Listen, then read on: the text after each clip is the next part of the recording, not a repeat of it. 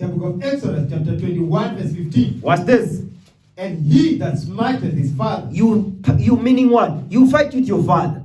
Physically. Because you see videos now. You see daughters, young sisters dragging their mothers with their hair. With their weave and all that. You understand that? And they even take a video of it and put it on TikTok and Facebook and Instagram. Like when we see that, we want you to die when you do stuff like that. You understand? You see young men, they fight with their fathers. You think whether you can fight with your fathers, you're going to die, man. You will die. You understand? Go ahead. The book of Exodus, chapter 21, verse 15. Watch this. And he that smiteth his father. Meaning you fight with your father. Go ahead. Or his mother. Or your mother. Read. Shall be surely put to death. No, we're going to rejoice. Shall be surely put to death. This is the Bible. You're going to die. You understand? You fight with your father, you're going to die, the Lord is saying. And we're going to be happy about that. Keep reading. No. Verse 17. That's it. Verse 17. Come on. The book of Exodus, chapter 21, verse 17. Watch this. And he that curseth his father. Stop. He that curseth his father. You know who this is talking about? He's talking about children when they get corrected by their mother or their father. They have something to say. When they say, why didn't you do that? But me, no, we don't want to hear you. What are you speaking for? Do you pay bills in the house? No. You don't pay bills. You're not working. You're not a man yet. You understand? But already you have so much to say. If your parent kicks you out, where are you going to go? Who are you going to cry to? Because I know some kids, when their parents correct them, you know where they go? They go to their grandmothers. Because the grandmothers, grandmothers, some grandmothers, they are no good. Some grandmothers, they actually make the situation worse. They add fuel to the fire. They say, no, don't worry, my son. You be here, right here. Just be here. Don't worry. If mama, whatever, don't know Zulu. So if your mother doesn't, deal right with you, come here. You come in here. Nah, that's what they say. You gonna die too. You and your grandmother. You gonna die. The Lord will smite you with a stroke and he will kill you with an STD. You need to understand, we're dealing with the God of heaven and earth. We're not dealing with white Jesus here, man.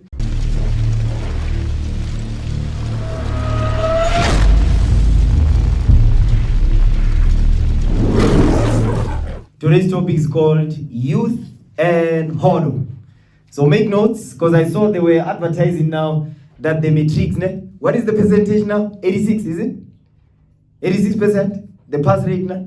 It wasn't. 86. Is it 86?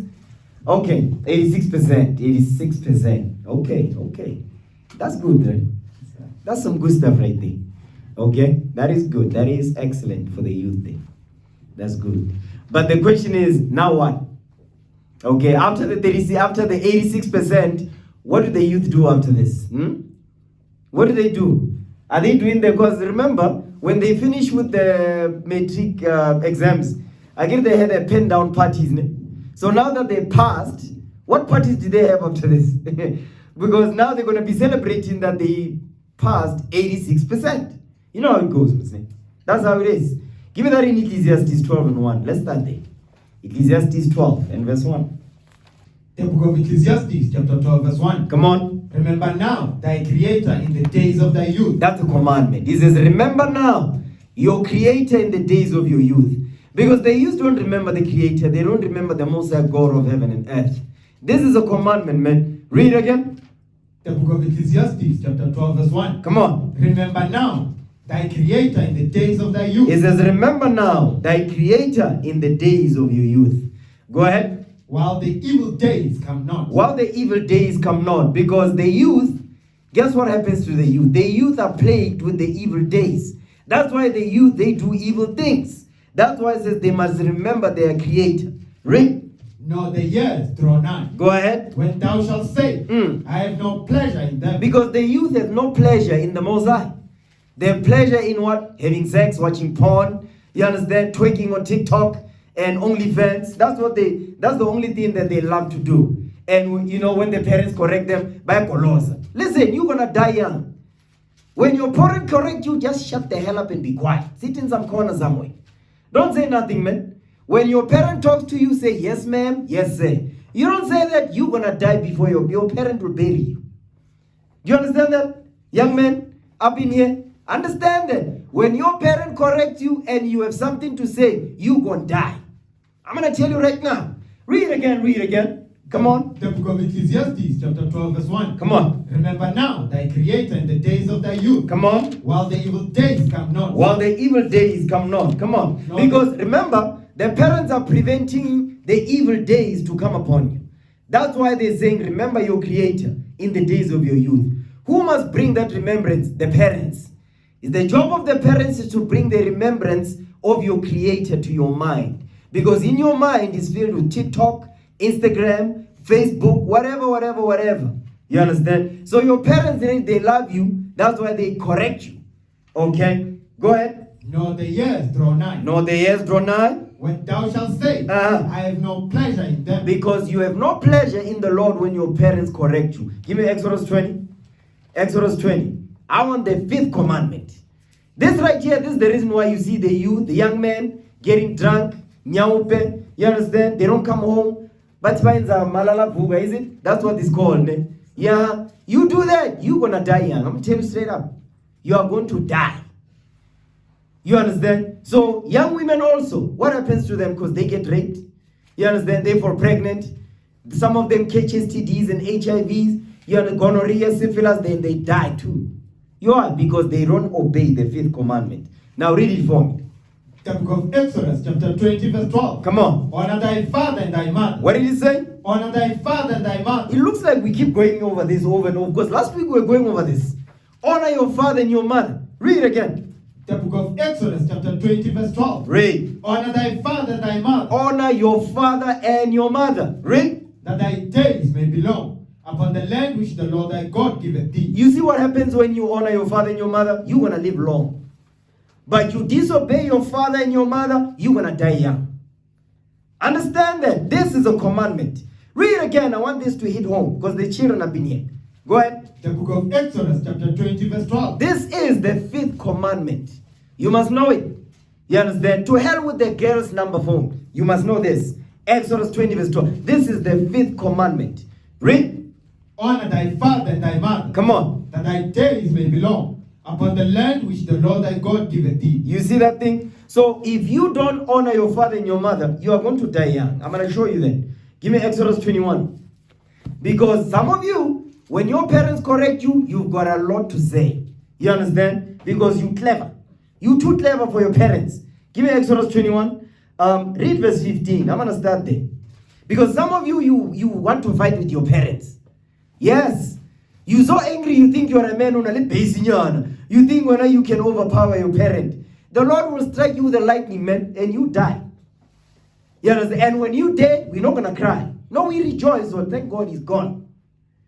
That's how we look at it, man. Don't think we're going to cry when you disrespect your parents. You disrespect your parents, you die, we rejoice. I'm telling you straight up. Yes. We're not, nobody up in here going to cry. We're going to rejoice. Now read the Bible. The book of Exodus, chapter 21, verse 15. Watch this. And he that smiteth his father. You meaning what? You fight with your father. Physically. Because you see videos now. You see daughters, young sisters dragging their mothers with their hair. With their weave and all that. You understand that? And they even take a video of it and put it on TikTok and Facebook and Instagram. Like when we see that, we want you to die when you do stuff like that. You understand? You see young men, they fight with their fathers. You think whether you can fight with your fathers, you're going to die, man. You will die. You understand? Go ahead. The book of Exodus, chapter 21, verse 15. Watch this. And he that smiteth his father. Meaning you fight with your father. Go ahead. Or his mother. Or your mother. Read. Shall be surely put to death. No. We're going to rejoice. Shall be surely put to death. This is the Bible. You're going to die. You understand? You fight with your father and your mother. You're going to die, the Lord is saying. And we're going to be happy about that. Keep reading. And he. No. Verse 17. That's it. Verse 17. Come on. The book of Exodus, chapter 21, verse 17. Watch this. And he that curseth his father. Stop. He that curseth his father. You know who this is talking about? He's talking about children when they get corrected by their mother or their father. They have something to say. When they say, why didn't you do that? But me, no. We don't want to hear you. What are you speaking for? Do you pay bills in the house? No. You don't pay bills. You're not working. You're not a man yet. You understand? But already you have so much to say. If your parent kicks you out, where are you going to go? Who are you going to cry to? Because I know some kids, when their parents correct them, you know where they go? They go to their grandmothers. Because the grandmothers, grandmothers, some grandmothers, they are no good. Some grandmothers, they actually make the situation worse. They add fuel to the fire. They say, no, don't worry, my son. You be here, right here. Just be here. Don't worry. If mama, whatever, I don't know Zulu. So if your mother doesn't, deal right with you, come here. You come in here. Nah, that's what they say. You gonna die too. You and your grandmother. You gonna die. The Lord will smite you with a stroke and he will kill you with an STD. You need to understand, we're dealing with the God of heaven and earth. We're not dealing with white Jesus here, man. Read again verse 17. Come on. The book of Exodus, chapter 21, verse 17. Read. And he that curseth his father. He that curseth his father, meaning we talk back. Go ahead. Or his mother. Or his mother. You talking back to your mother. Who do you think you are, man? You talking back to your mother, man?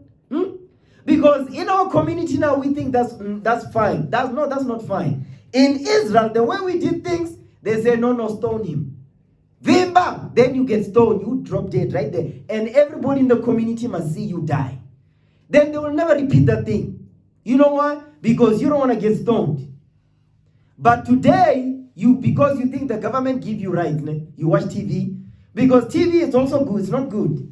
In the TV, you see shows where children, they argue with their parents.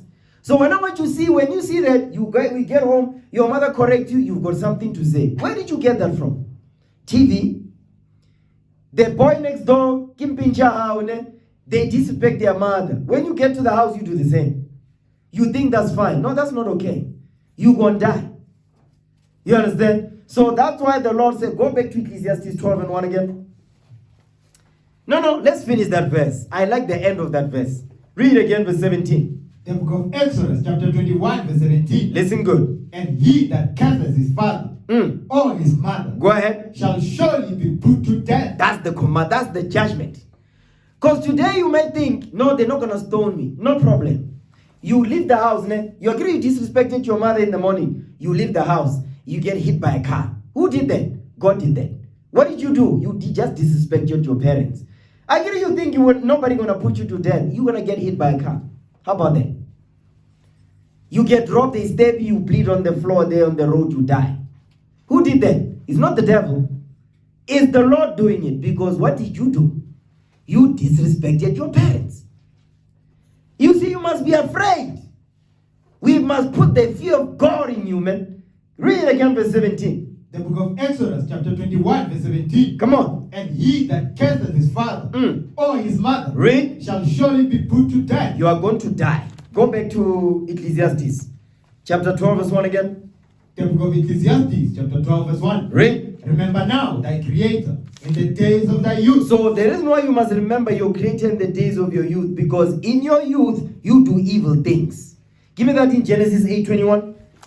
Because in your youth, you do evil things. Because the youth is evil, man. They keep saying the youth is our future. No, it's not. Not the youth of today. The youth of today is not the future. No. They are evil as hell. They don't listen to nobody. You understand? So, but with this Bible, you are going to obey and humble down. You have no choice. That's what you need to understand. I need you young men to understand this thing. You understand that? Oh, praises. Now read that. The book of Genesis, chapter 8, verse 21. Watch this. And the Lord smelled a sweet savor unto the Lord. And the Lord said in his heart, I will not again curse the ground any more for men's sake. Read. For the imagination of man's heart is evil from his youth. From his what? From his youth. You see the evil of men come from? The evil of the man come from his youth. When you are still young. Because when you are still young, you don't know anything. You understand? That's why you need your parents. You need somebody older to guide you. You're not going to do this by yourself. You'll not survive alone. You need a parent. You need a guardian. You understand? The other nations, by the way, they have that. It's only in our nation we don't have that thing. And we think it's okay. Okay, come on. The book of Genesis, chapter 8, verse 21. Read. And the Lord smelled the sweet savor And the Lord said in his heart, I will not again curse the ground anymore for men's sake. Read. For the imagination of man's heart is evil from his youth. It's evil from his youth when they are still young. Come on. Neither will I again smite anymore everything living as I have done. With the flood. Because now it's going to be with fire. So don't think the Lord is not going to judge the people on earth. He's still going to do it. But this time, he'll do it with fire. You will be swimming in the lake of fire. You'll be doing laps up in there, man. Swimming. Screaming your lungs out. And nobody will deliver you out of that lake of fire. Okay? Now, go back to Exodus 20 verse 12. We're still dealing with the 5th commandment, man. The book of Exodus chapter 20 verse 12. By the way, this is part of the 10 commandments. So, not only that, next week, listen up, young man. Next week, the young man, by the way, I want you must know every commandment in this chapter, Exodus 20. When I ask you what is the 7th commandment, you stand up, raise your hand, you answer the question. Because you sat down, you studied. You're not going to sit here and just be put to me. And, you must take notes. When you get home, you study. When your mother talks to you, you must say, yes, ma'am. Respect.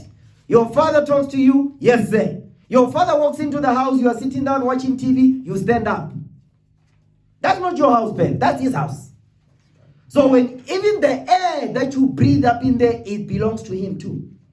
You don't belong to you. So when your father walks into the house, you don't sit down, be watching TV. You stand up. You reverence your father, you give your father honor. He put clothes on your back. He raised you. So when your father walks into the house, you don't be sitting, man. You don't sit. You stand up and reverence your father and give your father honor so that your days may be long upon this earth. Your father talks to you, you don't be busy holding your phone. That's disrespectful. Your father talks to you, you drop everything you're doing, you listen to him, you give him your full and undivided attention. Your mother talks to you, you don't be busy. Your mother cannot be calling you twice, man. Your mother calls you, you get up. Yes, ma'am. You're ready for service because you serve your parents. They're your masters. You understand? This thing of you children disrespect you, it ends today. I don't want to see that thing, man. You must remember the angel of the Lord is sitting there. You disrespect your parents, you must expect to die. When you must be afraid to even leave the house. You understand? You must be afraid to leave the house because you know, now because I just disrespected my father, my mother, I'm afraid now to leave the house now. Yes. Because you know, you can get robbed, you can get hit by a car, people can kidnap you, and you gone. All the way Pakistan over there. You see, you don't know what's going on. You've been playing with your parents, man, disrespecting them, thinking it's cool. Because when I'm all okay, we'll go grade 10, grade 11, grade 12. That don't mean nothing. It don't mean nothing. From this day forward, when you get home, your father walks into the house, you stand up. Your father talks to you, yes, say yes. Don't be talking back, man. You will never talk back to your father. Your father gives you something, do it speedily. Understand that. Read it again. Come on. Verse 12 again. The book of Exodus, chapter 20, verse 12. Read. Honor thy father and thy mother. Read. That thy days may be long upon the land which the Lord thy God giveth thee. Now give me that in Leviticus when it says, thou shalt rise up before the hoary head. Let's get there. Leviticus, is it 19? That's the one, right? Leviticus 19. Is that the one? Yep, verse 32. Read that. The book of Leviticus, chapter 19, verse 32. Come on. Thou shalt rise up before the hoary head. Read again. Thou shalt rise up before the hoary head. You see what the Bible is saying? It says, you shall rise up before the hoary head. Somebody who's in a position of authority, a leader, which is your parents in this instance, the congregation. We have leaders up in here. The leaders walk in, you stand up. This is a law. It's not a suggestion. You understand? So likewise, you get home, your parent walks in, you stand up. You don't be sitting, man. Because that's your parent, that's not your house, that's your parents' house. Everything they say, you do it. Because you honor them in the Lord. Read again verse 32. The book of Leviticus, chapter 19, verse 32. Come on. Thou shalt rise up before the hoary head. The hoary head is the people with gray hair, meaning you have wisdom. Just because you have gray hair don't mean you have wisdom. But it's talking about people that have wisdom of the Lord. Go ahead. And honor the face of the old man. Watch this. And fear thy God. And do what now? And fear thy God. There it is right there. And you fear the God. You fear the Most High God of heaven and earth. Read. I am the Lord. I am the Lord. He's letting you know, says, I'm the one saying this. You better be afraid. You better be scared for your life. You understand? You must be scared for your life. Give me that in Ephesians 6. These are the basics. I'm going over the basics, man. Very important stuff. Because this is a big one. Particularly because we talk about the youth. The youth are utterly disrespectful. And guess what? We must set the right example for them. This is how we do it. Now read that. Ephesians 6 and 1. The book of Ephesians, chapter 6, verse 1. Go ahead. Children. What? Whoa. No. What did it say? Children. What? Children. No. They are grown. Children. No. They are grown. Banally base. Children. You see, you're still a child. You're not a man yet, man. You're still a child. You understand? Let's get there. Hold that. Give me Numbers 1. Let me show you what a man looks like. Numbers chapter 1. The age of a man, this is where it begins. And just because you are 20 doesn't make you a man too. Watch this. Now read that. Numbers 1. You know what I want, right? Yes, sir. Read it. Numbers 1 and 3. Read that. The book of Numbers, chapter 1, verse 3. Come on. From 20 years old and upward. From what year? From 20 years old and upward. You 20 years. From 20 years old and upward, come on. All that are able to go forth to war in Israel. All that are able to go forth to war. In what? In Israel. In Israel. Come on. Thou and Aaron shall number them by their army. By their what? By their army. You see what makes an army? From 20 years and up. That's what makes God's army. Now, just because you are 20 doesn't mean by default you are a man. Give me that in 1 Kings 2. This is what makes you a man. Over and above this. 1 Kings chapter 2 verse 1. When King David was about to be called home, this is what he said. Read that. First book of Kings, chapter 2, verse 1. Come on. Now the days of David drew nigh. Because another thing also, remember, after class, I'm going to check everybody's notes. You better be making notes. I'm going to check if you're writing down notes. Now read that. Come on. First book of Kings, chapter 2, verse 1. Read. Now the days of David drew nigh, that he should die. That he should what? That he should die. Read. And he charged Solomon his son, He saying, commanded Solomon his son before he died. What did he say? I go the way of all the earth. Meaning I'm going to die. Go ahead. Be thou strong therefore, and show thyself a man. And show yourself a man. This is how you do it. This is how you show yourself a man. Keep reading. And keep the charge of the Lord thy God. That's the first thing. The first sign to show yourself a man, you must keep the charge of the Lord your God. You understand? Not how many sisters you can sleep with. You keep the charge of the Lord your God. Go ahead. To walk in his ways. To walk in the ways of the Lord. Read. To keep his statutes. To keep his statutes. And his commandments. And his what? And his commandments. Like saying what? Honor your father and your mother. That's a commandment. Read. And his judgments. And his judgment, meaning what? You must be afraid also of his judgments. You don't honor your father and your mother, you better be afraid. The judgments of the Lord will be upon you. Read. And his testimonies, as it is written in the law of Moses. Go ahead. That thou mayest prosper in all that thou doest. So if you want to be successful as a child, from your youth, even unto when you are your old age, this is what you do. You keep the commandments of the Lord. Like a parent like a child listening to their parent. Because King David here is a father.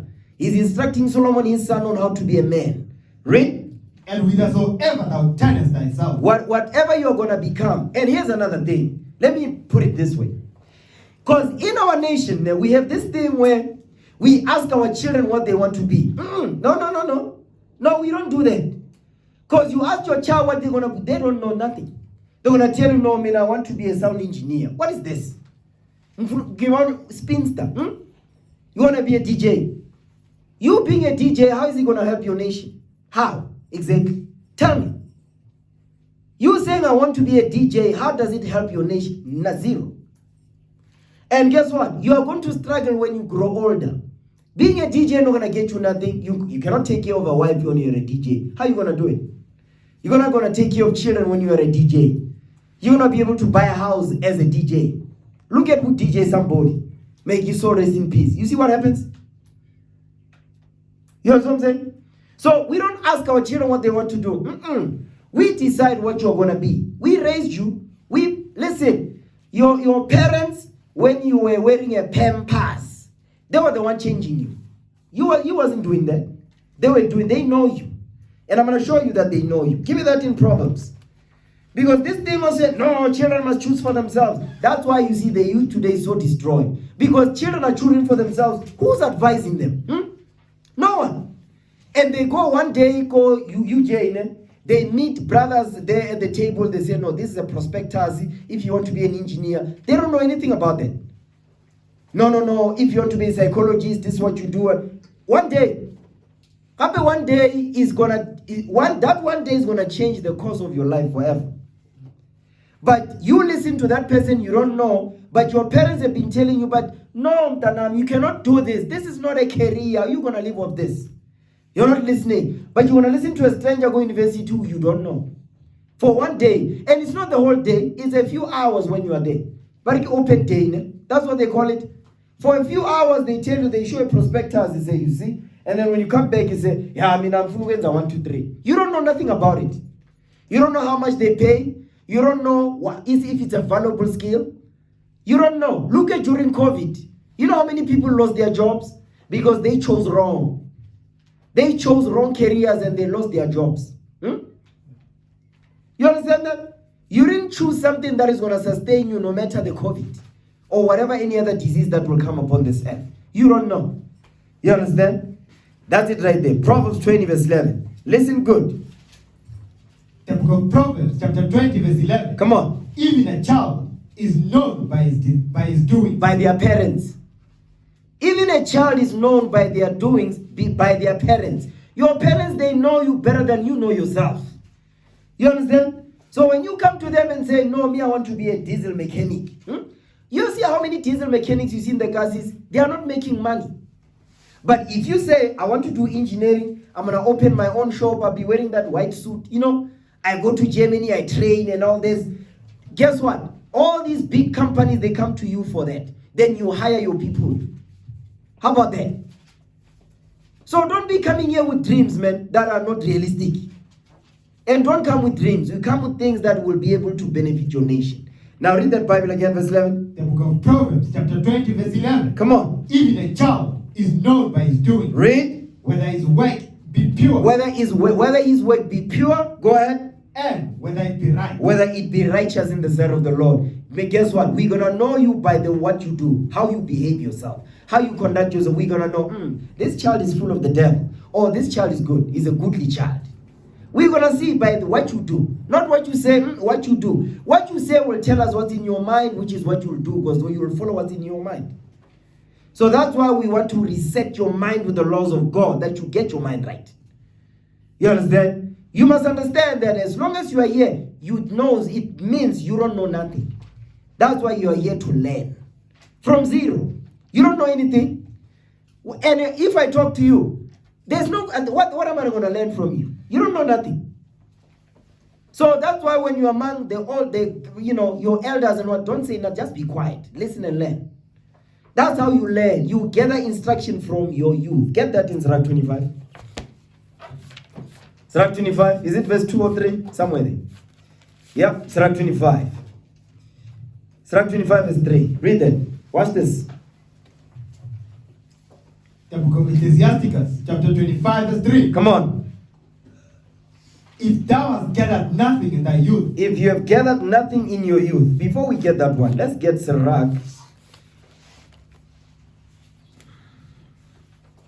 Yeah, Sirach 6 verse 18. Start there first.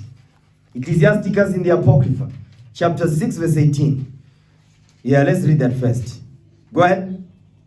The book of Ecclesiasticus, chapter 6 verse 18. Come on. My son, come on. Gather instruction from thy youth up. You see that? My son, gather instruction from your youth up. So the instruction that you're supposed to gather is not instruction about how Facebook works. It's about how to honor your father, how to stop lying. Because children lie, man. They lie. So how do you stop that? You teach them the laws of God for them to stop lying. So that when they do it, they know. And not only that, here's another thing. Because I've seen in our nation, parents want children to be their friends. No. My child is not my friend, man. I'm not friends with my children. No. We're not friends. I'm your parent. I'm your daddy. Shut the hell up and sit in some corner somewhere. We're not friends. That's it. So that's why, because if we're friends, how are you going to get an instruction from me? If you and I are friends. Again, we are equals. Because the minute you think we are friends, it means we are on the same level. So you're not going to listen to what I tell you. You understand that, right? Now read the Bible again, verse 18. The book of Ecclesiasticus, chapter 6, verse 18. Watch this. My son, gather instruction from thy youth up. Gather instruction from thy youth up. Go ahead. So shalt thou find wisdom till thine old age. Because when you grow older, you're going to have wisdom that you gathered when you were still young. But now, you are growing up, you don't listen to your parents. You don't listen to what the Bible is saying, nothing. When you grow older, you know what you're going to be? You're going to be an old fool. That's what you will become. An old fool who cannot teach nobody nothing. And people are going to talk about you. You understand that? Now watch this. Give me that in Romans 2. This is where we get the instruction. The instructions, you're going to get them from the laws of God. Romans chapter 2. Read verse 18. Watch this. Romans 2 verse 18. Yes, sir. The book of Romans, chapter 2, verse 18. Come on. And knoweth his will. You must know the will of the Father. Give me that in Psalms 40 verse 8. Let's see what the will of the Father is. The will of the Father is not for you to become a soccer player. That is not the will of the Father. You understand? The will of the Father is not for you to become an actor. You say, I want to be an actor. No, that's not a career, man.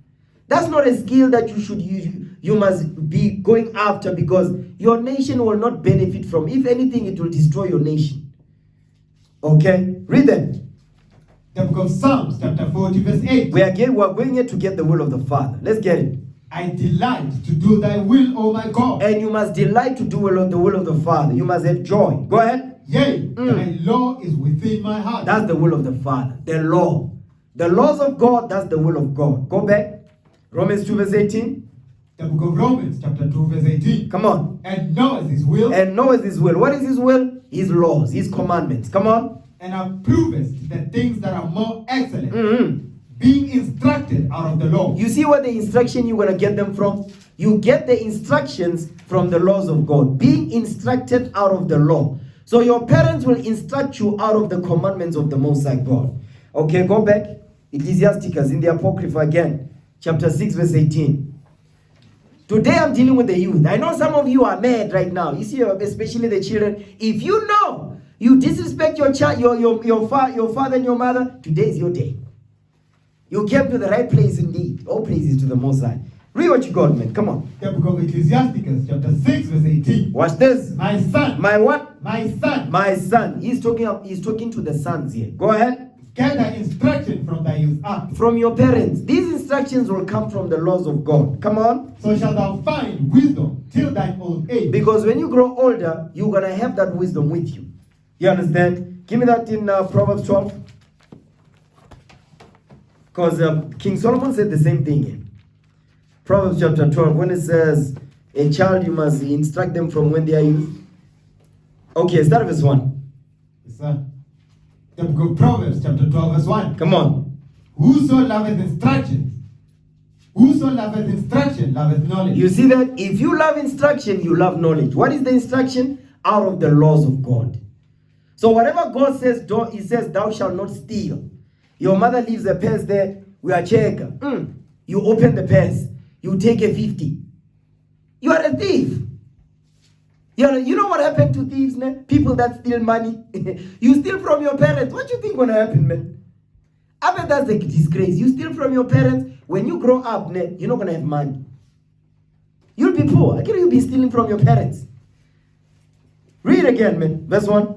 The book of Proverbs chapter 12, verse 1. Watch this. Whoso loveth instruction, loveth knowledge. Whosoever loveth instruction, loveth knowledge. Go ahead. But he that hateth reproof, he that hated correction, come on, is brutish is what now? Is brutish. Yeah, it's brutish, meaning what? They are like a beast. Islwan. You understand? That's what they say, right? Okay, give me the book of Sirach 20, Ecclesiasticus 20.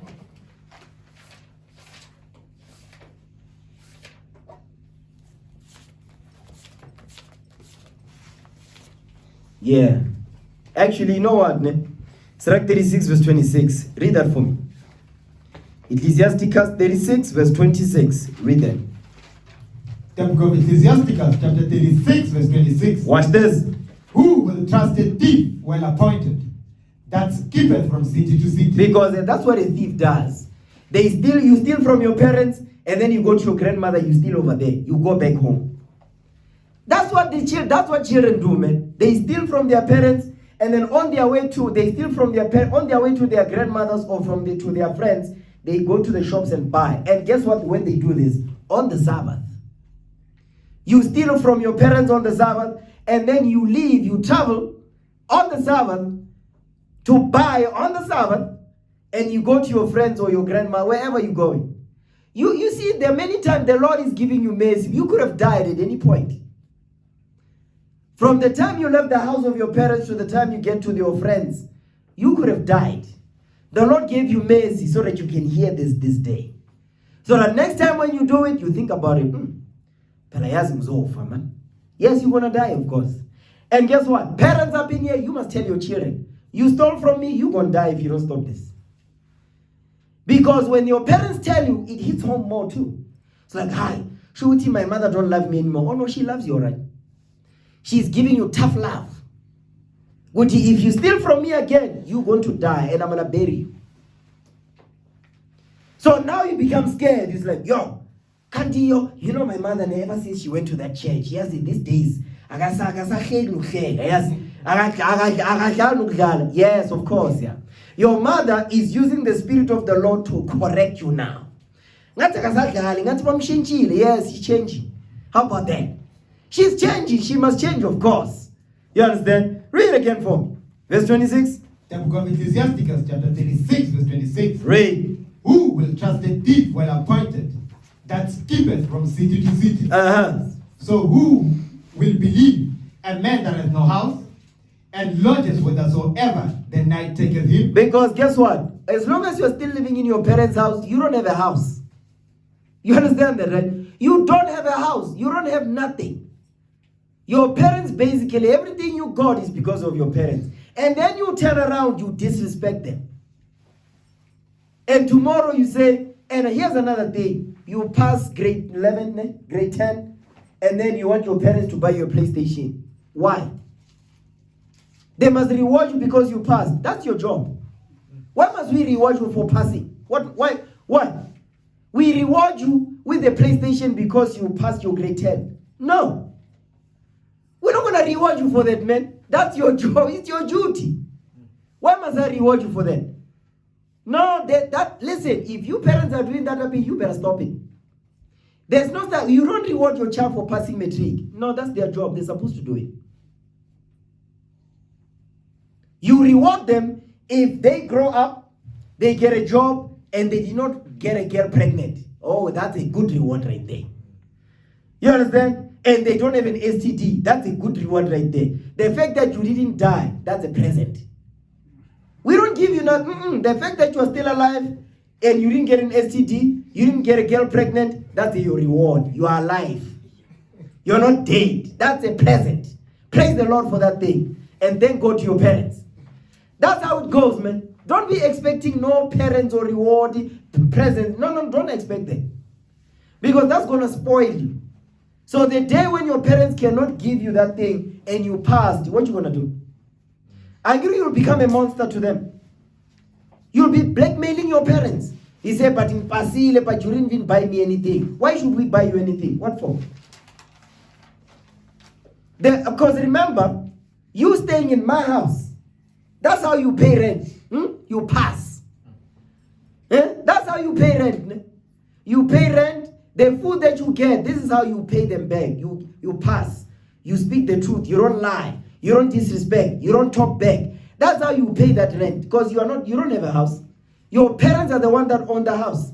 You don't own nothing. When you are in varsity, your parents are paying tuition. They are sending you pocket money. You still under your parents' roof. So guess what? You don't have nothing.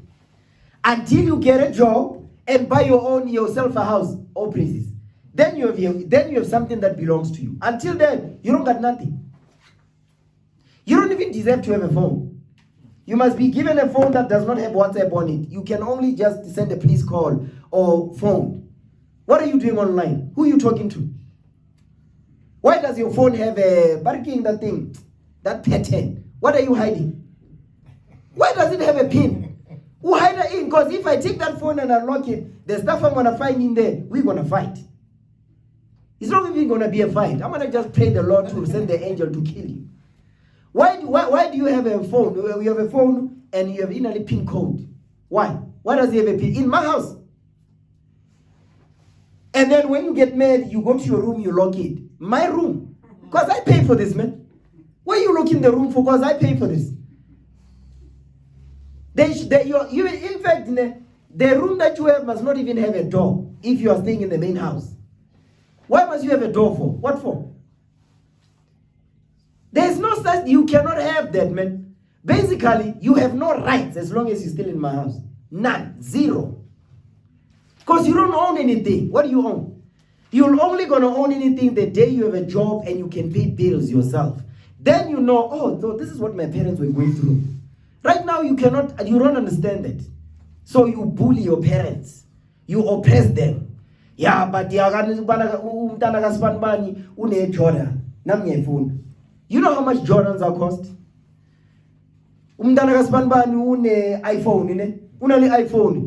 iPhone. You know how much iPhone is 25,000, man. You want an iPhone? You don't even know how much thing costs, man, but you're already asking, I want an iPhone. And they have access to the internet, they don't check how much these things are. They know. 25,000. So your parents is going to be going into debt because you're not passing metric, so you're blackmailing your parent with the iPhone. That's not happening, man. You know that 25,000 will help you when you are in varsity, when you need food and a place to stay and clothes on your back. That's what's going to help you. But you don't think about that. You must think about that from today on. Now read that Bible again for me. Come on. The book of Ecclesiastes, chapter 36, verse 26. No, that's it. Drop that. Go back to Sirach 25 now. Sirach 25, verse 3. Read that for me. The book of Ecclesiastes, chapter 25, verse 3. Go ahead. If thou hast gathered nothing in thy youth. If you gathering nothing in your youth, because you're supposed to gather instruction. But now in your youth, you're not gathering instruction. You don't listen to your parents. You don't pass metric. And if you do, it was about pushy. That's what they call it, man. You get, they pushed you. Now it's time for you to go university time. You choose whatever that you are choosing just so you can have something. But the day for you to get a job, you start to realize, actually, had I listened to my parents, I would be an engineer. I would be earning a little better. I would be able to help my parents. Now you can't because now you're starting to remember. It's too late. Now at that point. So now the time is now. You understand? And that goes for everybody. It's not just the young men, the children. No, everybody. Don't think I'm just dealing with the young men and the young women. Everybody. Verse 3 again. The book of Ecclesiastes, chapter 25, verse 3. Read. If thou hast gathered nothing in thy youth, read. How canst thou find anything in thine age? How are you going to find anything when you are older? Nothing. Because you're supposed to go in the wisdom to get the things that you're going to need to look after yourself when you are older. Because when you are older, it's very hard to get things when you are older. It's difficult. You understand? So, it's very important to listen to those things. Give me that in Proverbs chapter 4 now. Watch this. Proverbs chapter 2. Let's start with verse 1. Because actually, you know what? Let me talk about this also. Peer pressure. Because that's another thing. You see, peer pressure is dangerous, man. They make it seem like it's not a small thing. Peer pressure is the reason why the youth is demonic. Because our youth is demonic, man. And I'm going to tell you why. The main reason why the youth is the way that they are is because the laws of God are not being taught to them. And now parents are afraid of their children.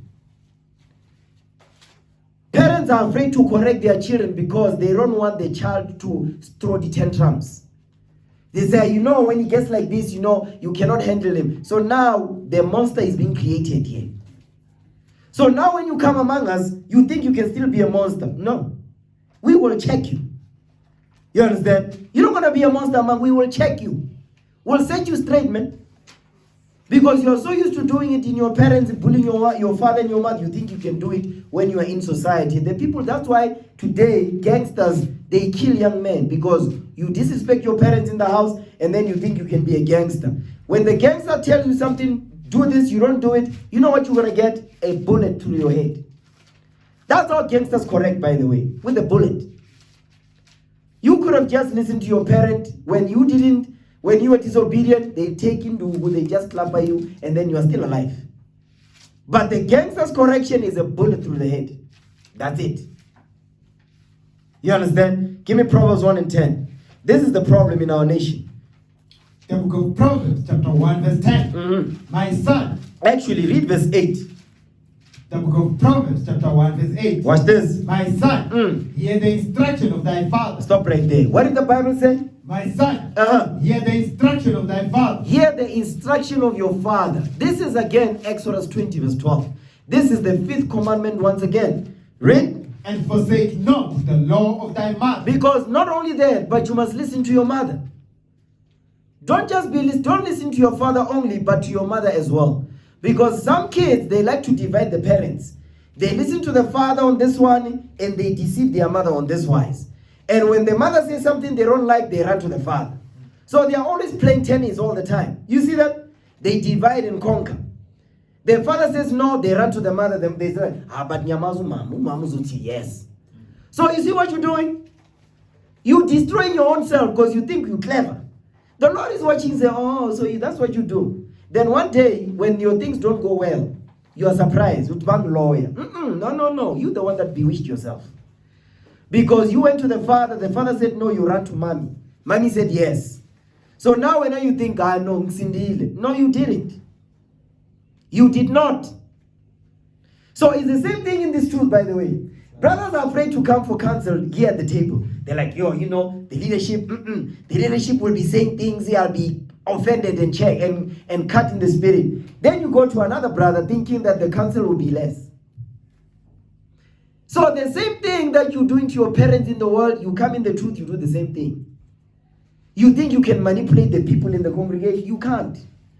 We see through it. So all you have to do, just get your mind right. Okay? Read verse 10 now. Watch this.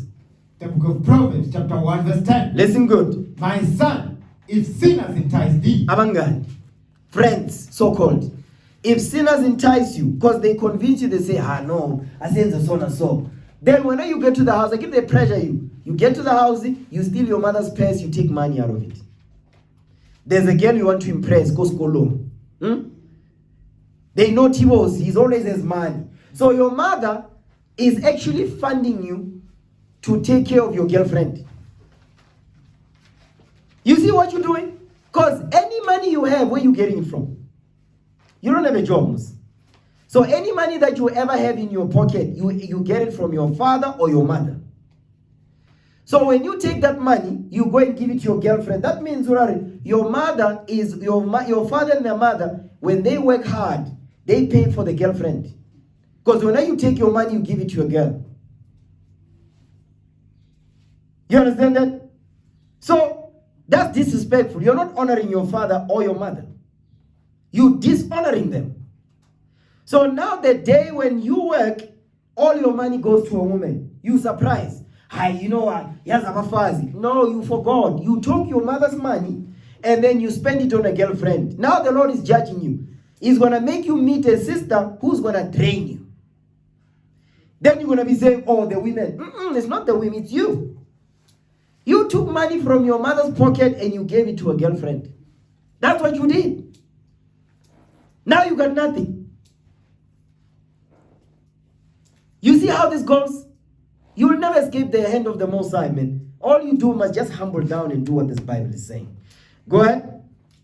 The book of Proverbs, chapter 1, verse 10. Come on. My son, if sin has enticed thee, Abangani, friends, go ahead. consent thou not. Ungavumi, don't consent. Don't say, yeah, yazi umama ubaba ubekile ukhunja bareking space ya hawivyamo. I know where he puts the money.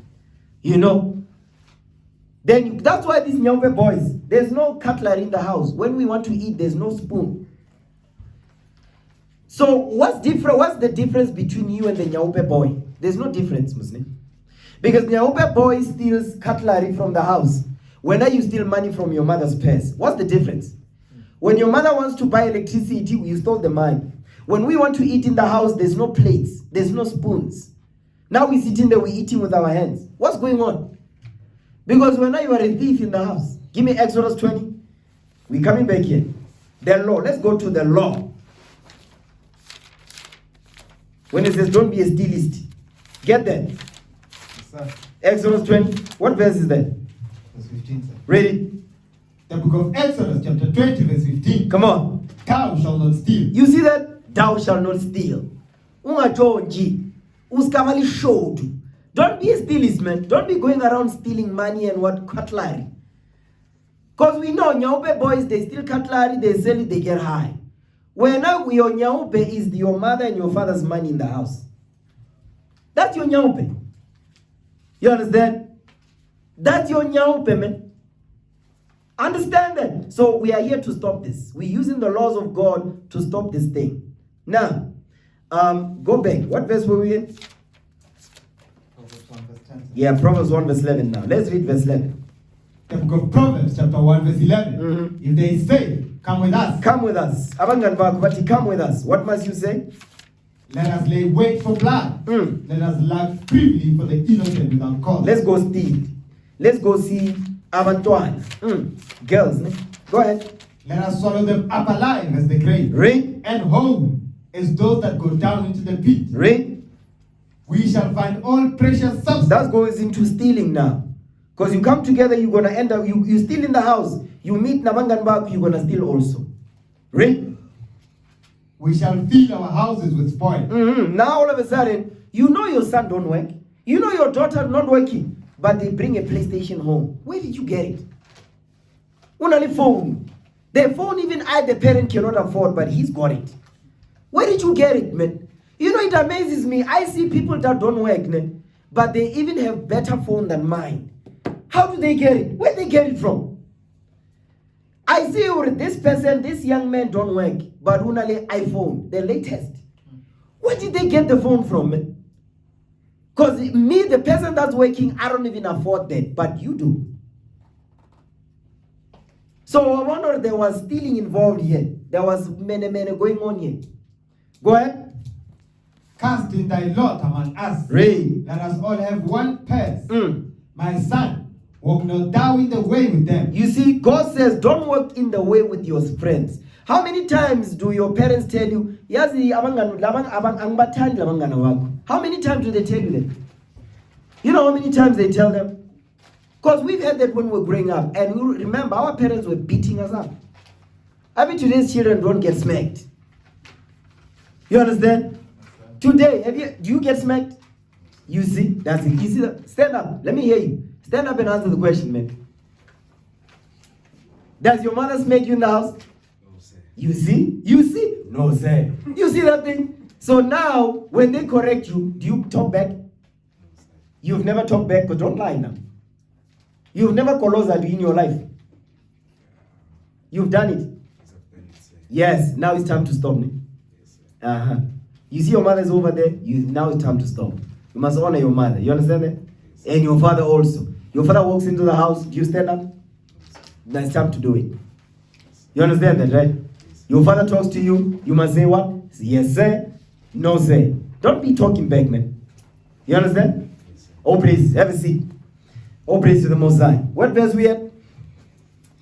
Verse 14, sir. Go ahead. The book of Proverbs, verse 15. Sir. Yes.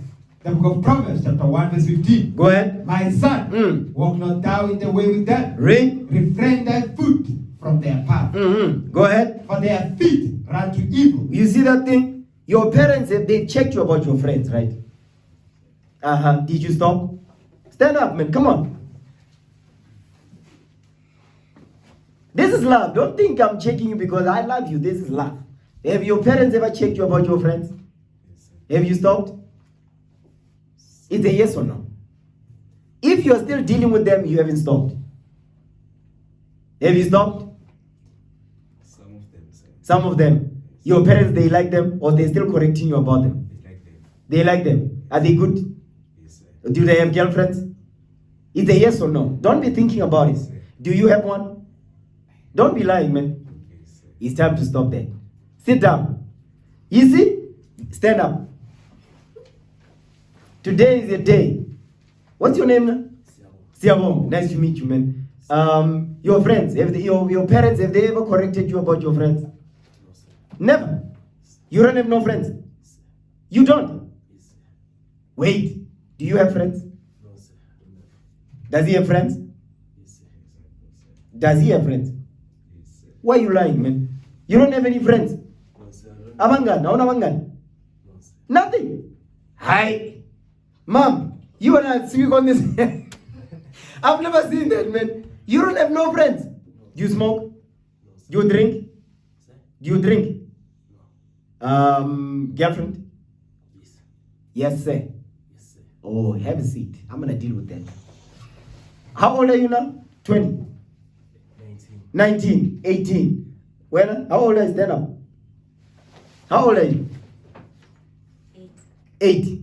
Okay, all praises. Daniel is how old? He's 8, sir. He's 8. Okay, so this is your same age group, same WhatsApp group. Ne? Okay, have a seat, young man. Have a seat. Okay, when are you old? Come on, man. How old are you? 17. 17. So he's 19. Yes, sir. 17. And your brother on the other, because he was sitting here. Where is he? 13. Is he fine? Okay, he's how old? 13. 13. Okay, so 19, 17, 13. When are you old? It's 8. Ne? And the young man over there, 4. All praises to the Most High. Have a seat, have a seat. Have a seat. Now read that for me. Come on. Proverbs 1. The book of Proverbs, chapter 1, verse 15. Come on. My son, walk not thou in the way with them. Read. Refrain thy foot from their path. Refrain thy foot from their path. Come on. For their feet run to evil. So if they have girlfriends, they hate their parents. You have a girlfriend, you hate your parents. Because if she falls pregnant, what you gonna do? Because that's what's gonna happen, right? Because you have a girlfriend. But you are not qualified to have one. Because you don't have a job. You don't. So you have a girlfriend, you are unqualified to have one. You don't have a job, you don't have a place to stay. If she falls pregnant, another thing, did you put money away for Lovola? Do you have it? No, don't be shaking your head, man. I'm talking to you. Exactly. Do you have it? No, sir. So what's the plan? Stand up and tell us the plan. Because you are 17, right? Yes, sir. Right. If she falls pregnant, what's the plan? I don't have a plan, sir. You don't have a plan. So let's say she's pregnant. What do? What's the next move? You don't know, ne? I don't know. So you see that's a problem. Yes. That's a big problem. Because if she falls pregnant, she cannot have an abortion. Because abortion, get that in Exodus, thou shalt not kill. You keep standing.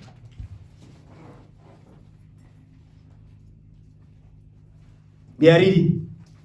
The book of Exodus, chapter 20, verse 18. Read. Thou shalt not kill. You see? Because if she falls pregnant and you say, go have an abortion, what is she doing? Just come in the way. That makes her a what? Amen. Exactly.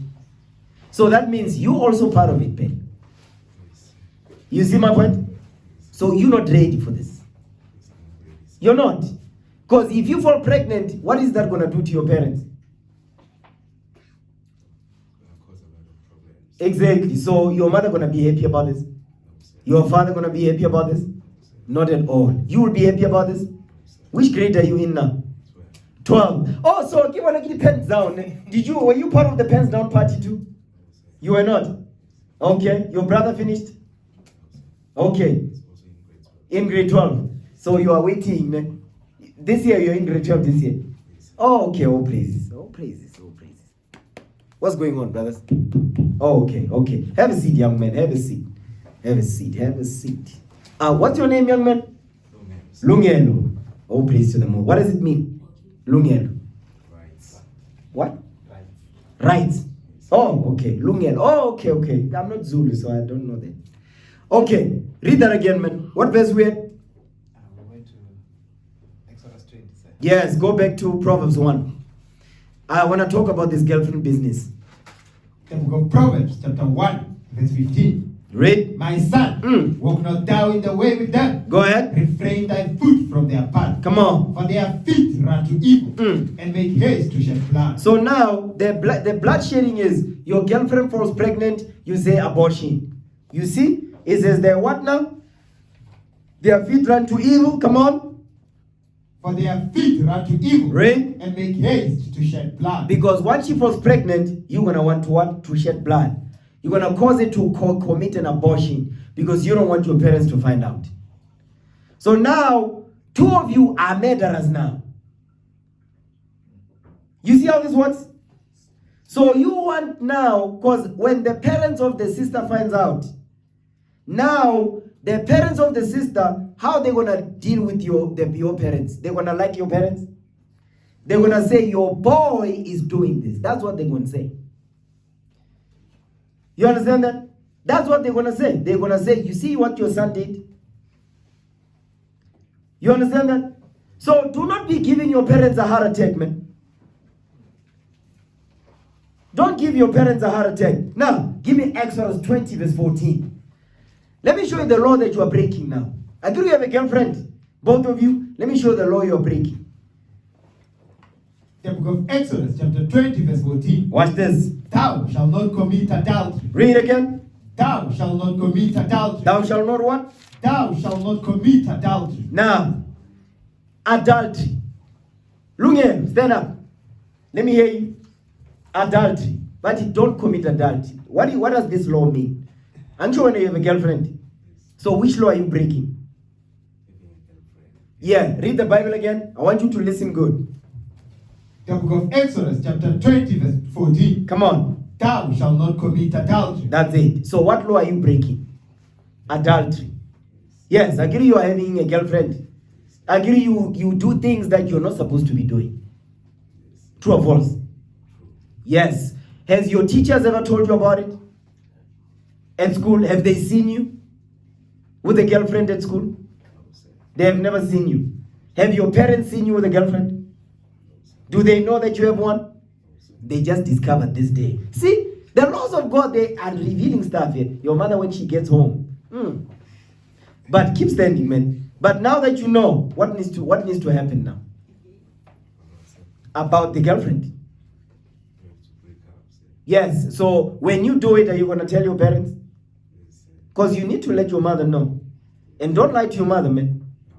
You must tell the girlfriend today, say, hey, Yazinine, this is ending. Okay? My parents are not happy about this. Neither am I happy. And God is not happy about it. You understand that? Because remember, you have a girlfriend, you're in matric. You think you're going to pass with flying colors? No. You trust yourself. That's the problem. You trust yourself. Why are you trusting yourself for? I don't trust you. Your parents don't trust you, man. Your girlfriend will distract you. She will, of course. She's going to be a distraction unto you. And when you fail, you're going to tell your parents that I was distracted by a girlfriend. What you want to say if you fail? I didn't study hard enough, ne? Exactly. But are you going to tell them, when you were not studying hard enough, what was you doing? And your friends, ne? Yeah, those are not friends. You know who your friends are? Your brothers. You see your brothers that you came with? Those are your friends. You see the men that you see up in here? These are your friends. Those out there, they are not your friends because they're not doing this. You understand that, right? You see these, my daughters here? They don't have friends like that outside. They are friends to each other. You understand that? Yeah, so it starts there. In the house. The people that you must prefer first and foremost is the child of your mother. In the house. Because you're friends, and when you're sitting together, you go over scriptures. You show each other, hey, let me show you what the law says. It says this. Because it's not just falling pregnant, it's catching a disease. Okay, now get that STD, herpes, is it? When that gets transmitted when you kiss? Because you thought it's only having sex. Oh no. There's a sexually transmitted disease that transmits when you kiss. Let's get it. Herpes, is it herpes 1? Have a seat. Let's get the definition of that thing. Through saliva. Because you think usindile. No, you haven't. You kissing a girl, you don't know if she's got a herpes. And all of a sudden you've got rashes and you don't know that's herpes. Yeah. You have an STD. Now get that. Come on, brothers. Put it on the screen. You got it? Is it herpes 1? Give me Deuteronomy 28 in the meantime while they are getting there. Deuteronomy 28. Let's get there. Deuteronomy chapter 28. Read verse. Start at verse 59. Start at verse 58. Let's start there. Watch this. The book of Deuteronomy, chapter 28, verse 58. Come on. If thou wilt not observe to do all the words of this law. If you don't do the words of this law, like you don't break up with a girlfriend, guess what's going to happen? Go ahead. That are written in this book. Okay, so we read it. We did not read. We read it also in Exodus 20, verse 14. Do you know where Exodus is? Okay, go to the beginning of the Bible. There's contents in there. Go to the beginning of the Bible. It'll show you all the books. Yes, now look at Exodus, the second book. Go to 20 now. And you see the page number where it is. Exodus is after Genesis. I'm going to wait for you.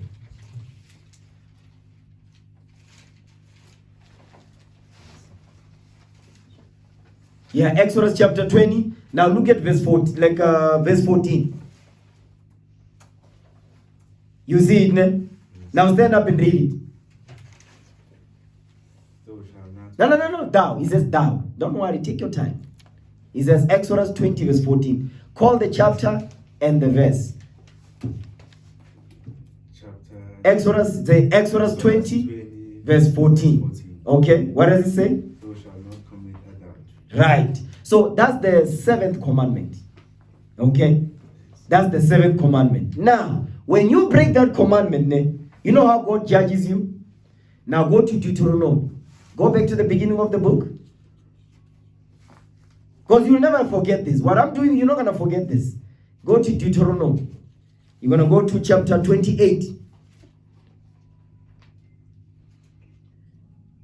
Because the more you read, your reading level is going to go high. Because I heard in South Africa, the reading levels of the youth is very bad. Eh? Yes, sir. You know that, right? Yes, sir. So, let me tell you, many of us, when we came into this truth, we were reading so terrible. Yes, sir. So now, because we read more and more, now we are very fluent in reading, man. We're still improving even unto this day. Yeah, Exodus, Deuteronomy 28, verse 58. Do you see that, right? Chapter 28, verse 58. Do you see verse 58? Okay, now have a seat. Now when we read it, I want you to follow along. Read the Bible again. The book of Deuteronomy, chapter 28, verse 58. Watch this. If thou wilt not observe to do all the words of this law. So we just read the words of this law. Where did we read them? Before this? In the book of what? Exodus. Speak louder, don't worry. Don't be afraid. We are a family here, man. Speak loud, speak loud. You understand? Speak like a man. Come on. The book of Deuteronomy, chapter 28, verse 58. Read. If thou wilt not observe to do all the words of this law. Go ahead. That are written in this book. Read. That thou mayest fear this glorious and fearful name. The Lord thy God. All praises. Go ahead. Verse 59. Now this is the judgment. When you break that law that we read in Exodus, this is the judgment. Go ahead. Then the Lord will make thy plagues wonderful. You see, God says he will make that disease wonderful. I mean, it's going to be bad. It's going to be bad that no medication is going to fix it. So you break this commandment and you don't stop. The Lord is going to, Anchungulukul is not going to come down here and shapa you with a stick. So how does he do it? Disease. He's going to clapper you with a disease. That's how he smacks you. So even if you hide it from your parents, he'll still clapper you with it. You understand what I'm saying? So you cannot hide from him. Go ahead.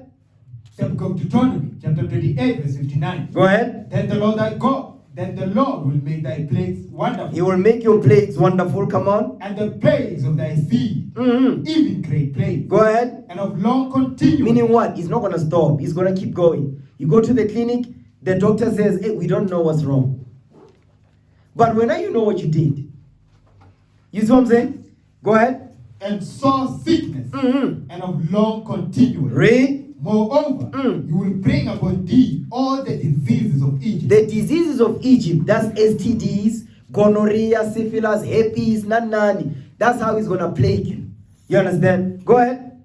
Which thou wast afraid of. And they shall cleave unto thee. They're going to cleave unto you. So they're going to hug you. An STD will hug you, man.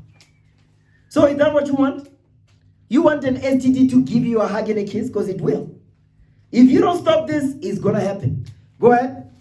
Also, every sickness. Every sickness. You know what a sickness is, Anish. Okay, go ahead. And every plague. And every plague, come on. Which is not written in the book of this law. Because when you read this Bible, you're not going to find HIV in here. You're not going to find gonorrhea in here. So God says the diseases that are not written in this book, you break that law, they're going to hug you. So whether you do it and your parent doesn't know, but God sees you. So your job is the part of you honoring your father and your mother, you must break up with that girlfriend of yours. Because she's not a woman, man. She's still a girl. You are not a man. You're still a boy. You're not ready for this, man. Go ahead. Also, every sickness and every plague, which is not written in this book of this law. Go ahead. Then will the Lord bring upon thee until thou be destroyed. Until you are dead. So if you don't stop, your parents will bury you. And when they investigate, but he was so young, nobody was having, he had a girlfriend. He was fooling around, so he caught a disease and he died. You want that? So stand up. Let me ask you a question now. Because you're the older one. I'm going to talk to you now this day. So, you have a girlfriend, right? So how long? How long have you had one? 5 months. 5 months.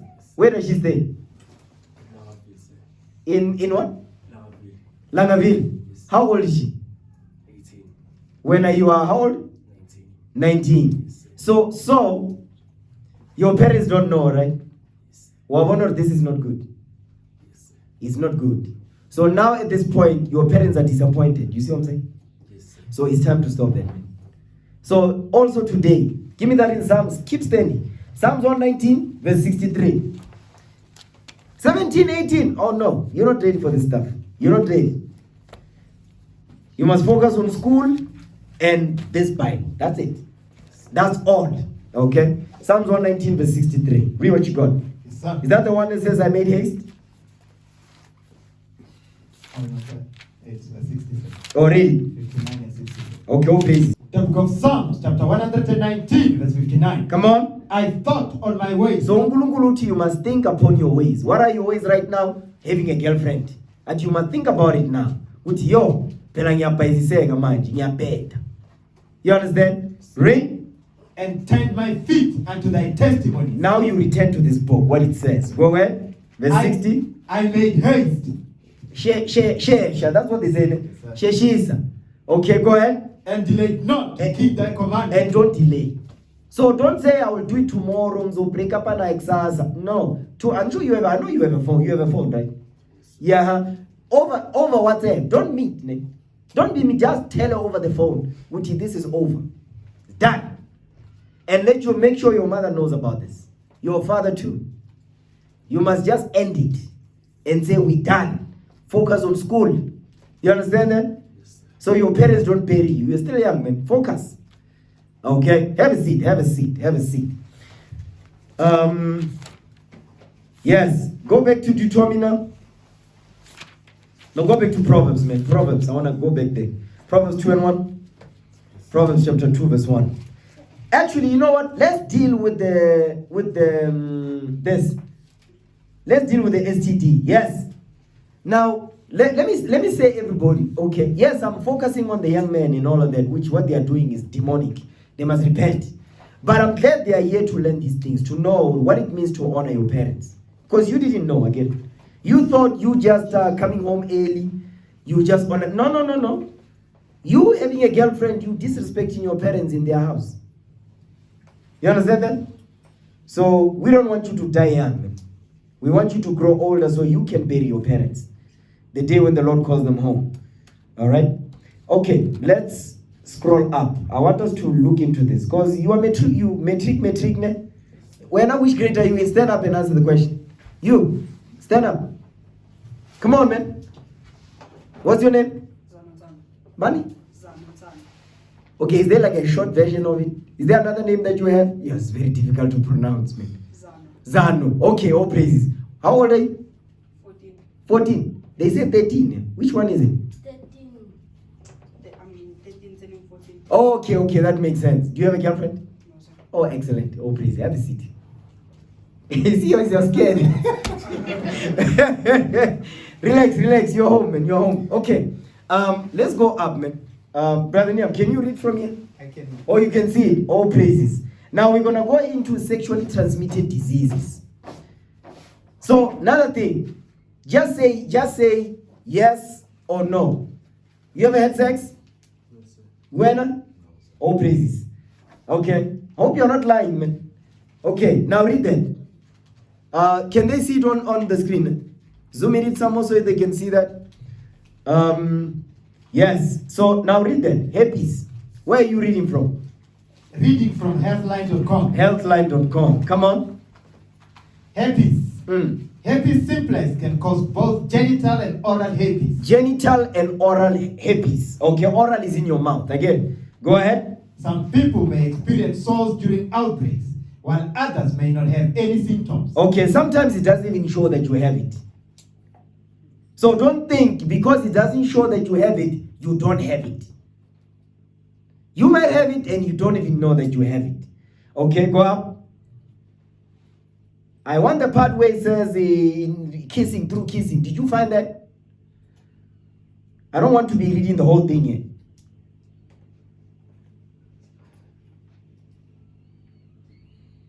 You can just control F and look for kiss there. Maybe it's there. Saliva or something like that.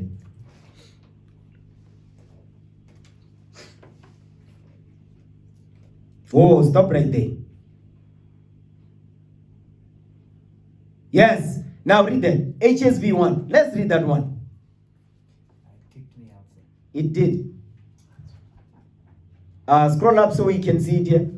Can you read from here? Can you see this? Yes, sir. Okay, I read it. What's the difference between herpes 1 and herpes 2? Go up. Zoom in so the people can see it properly, right? Okay, HSV1 is called, this is a STD, by the way. Okay, scroll up. Yes, now read it. HSV1. This type primarily causes oral herpes, characterized by cold sores or fever blisters that appear around your mouth or on your face. So, have you ever find yourself upume londa somewhere here on your mouth, but no petri flu? That you are sick. You get a flu and then you have a baseline on your mouth. You never had that? You never seen? Or have you seen anybody that had that? Yes, that's HSV1. It's not the flu. They are busy. See, they are busy by Kabuzana out there. They caught this. So just because you never had that paste on your mouth, don't mean you don't have it. Because if you go to the doctor and find out, they take your blood, they check what you have, you might find you have one. Now you're really going to be worried. Because you must go and find out. Your parents must go and take you to the clinic, take your blood, they come back after 14 days or 7. Yes. You work in the hospital, come on, man. Yes, sir. 7 or 14 days, the blood thing. I know, 24 hours, sir. It's 24 hours. It's no longer 14 days anymore. Your parents can take you to the doctor because you are busy with the girlfriends. So they must take you there to take your blood to see what you got. They find out, but you said you didn't have sex. How come the result says positive? You see my point? You see, he's going inside down. I hope you didn't do nothing, man. Okay, go up. Because he's pointing his head down, like, I must have done something. You better go check me. Go up. Yeah, we don't want that one. Is there anything where it says kissing or something like saliva somewhere there?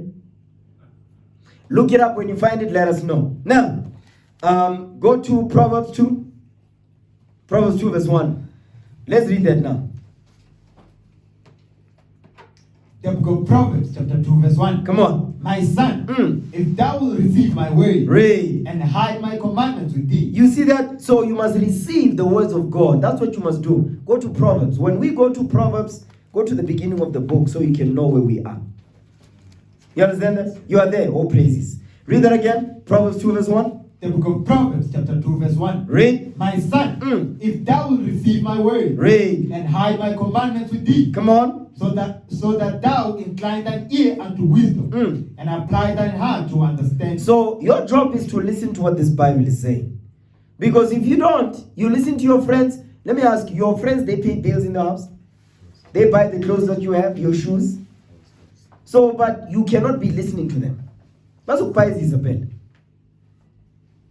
And when you catch that HSV one, you're going to be alone. So you telling me that you never come home late when after hours in the night? You've never done it? Stand up if you've done it. When? You've never done it? Stand up. I'm going to ask you a question.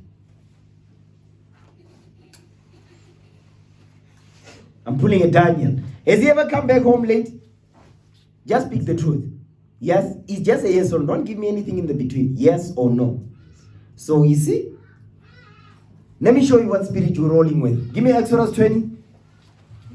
You keep stand up. Keep standing. So I know what's going on with you now. All praise to the Most High. This is medicine, man. You know sometimes medicine, mapuza, it's not nice. Ne? Have you ever drink medicine before? Medication. Maukula. What do you drink? You take medicine. Umuti. You take it. Ne? Is it always nice? Exactly. So this is medicine. It's not going to be nice. But it's good for you. Now read that. The lying spirit. Come on. Oh, praise God. The book of Exodus chapter 20 verse 16. Watch this. Thou shalt not bear false witness against thy neighbor. Read that again. Thou shalt not bear false witness against thy neighbor. So this is the 9th commandment. So go to that book right there. Exodus 20. Are you there? Stand up, man. Will you have a seat? You must participate. You can have a seat. Lungel, have a seat. Have a seat. I think there's somebody called Lungel up in here. Can't make this up. Exodus 20, verse 17. Is 16? Yeah, Exodus. Then go to Exodus 20, verse 16. Let me know when you got it. Yeah, Exodus chapter 20. Yeah, take your time. You'll find it. Yeah, verse 20. No, Exodus 20, chapter 20, verse 16. You see it? Okay, all praises. Now read that again. The book of Exodus chapter 20 verse 16. Read. Thou shalt not bear false witness against thy neighbor. So this commandment is the 9th one. I'm sure there's 10 commandments. That's number 9. So God says, don't lie. Don't be speaking lies. So when I ask you, have you ever come late home in the night? Just say yes. Don't say, no, never happened. Don't be saying that, man. So this is the struggle you have. Speaking not the truth. So that needs to change. Do you understand that? Oh, praise. Have a seat, man. Woo! Come on. What verse we at? Proverbs. Proverbs. Give me Proverbs 3 now. Proverbs chapter 3. Watch this. Proverbs chapter 3, start at verse 1. The book of Proverbs chapter 3 verse 1. Watch this. My son, forget not my law. You see what God is saying? Always remember, don't tell lies. Always tell the truth. You understand? Go ahead. But let thine heart keep my commandments. Read. For length of days. Because you're going to live longer. Read. And long life. Forever. You're going to live forever. Come on. And peace shall they add to thee. You see that? And peace shall they add to thee. So, girlfriends, boyfriends, girlfriends, they must go. You understand that, right? Yes, what? I must not have a girlfriend. Yes, don't have a girlfriend. It's time to break up now. The breakup. Watch that movie after you do it. Okay, now, watch this. Give me, give me the book of Psalms now. Yeah, give me Psalms 119 verse 9 now. Psalms 119 verse 9. Psalms 119 verse 9. This is how the youth can begin to fix their issues. Because these basic laws, when you apply these laws, you're going to be good. Okay?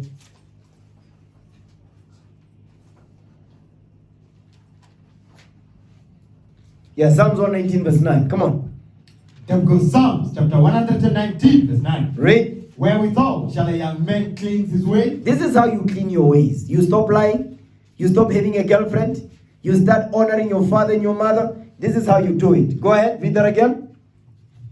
Then goes Psalms chapter 119 verse 9. Read. Wherewithal shall a young man cleanse his way? This is how you cleanse your way. This is how you clean up. Go ahead. By taking heed thereto, according to thy word. You keep the commandments of the Lord. Go back to Ephesians 6 and 1 now. Because that's where we were. Ephesians chapter 6 and verse 1. Watch this. Yes. All praises. They found it. Yeah? Let's read that thing again. You have it now? Yes, sir. The Hippies. HSV1. Remember the name of the STD. I'm sure you have a girlfriend. You've kissed them before. Yes? Okay. One girl when you were saying no. You've never done it. Have you ever kissed a girl? Yes, sir. It's time to stop that. Now let's see what is the judgment of kissing girl when you are not married. Now read the Bible. Read the article. Come on.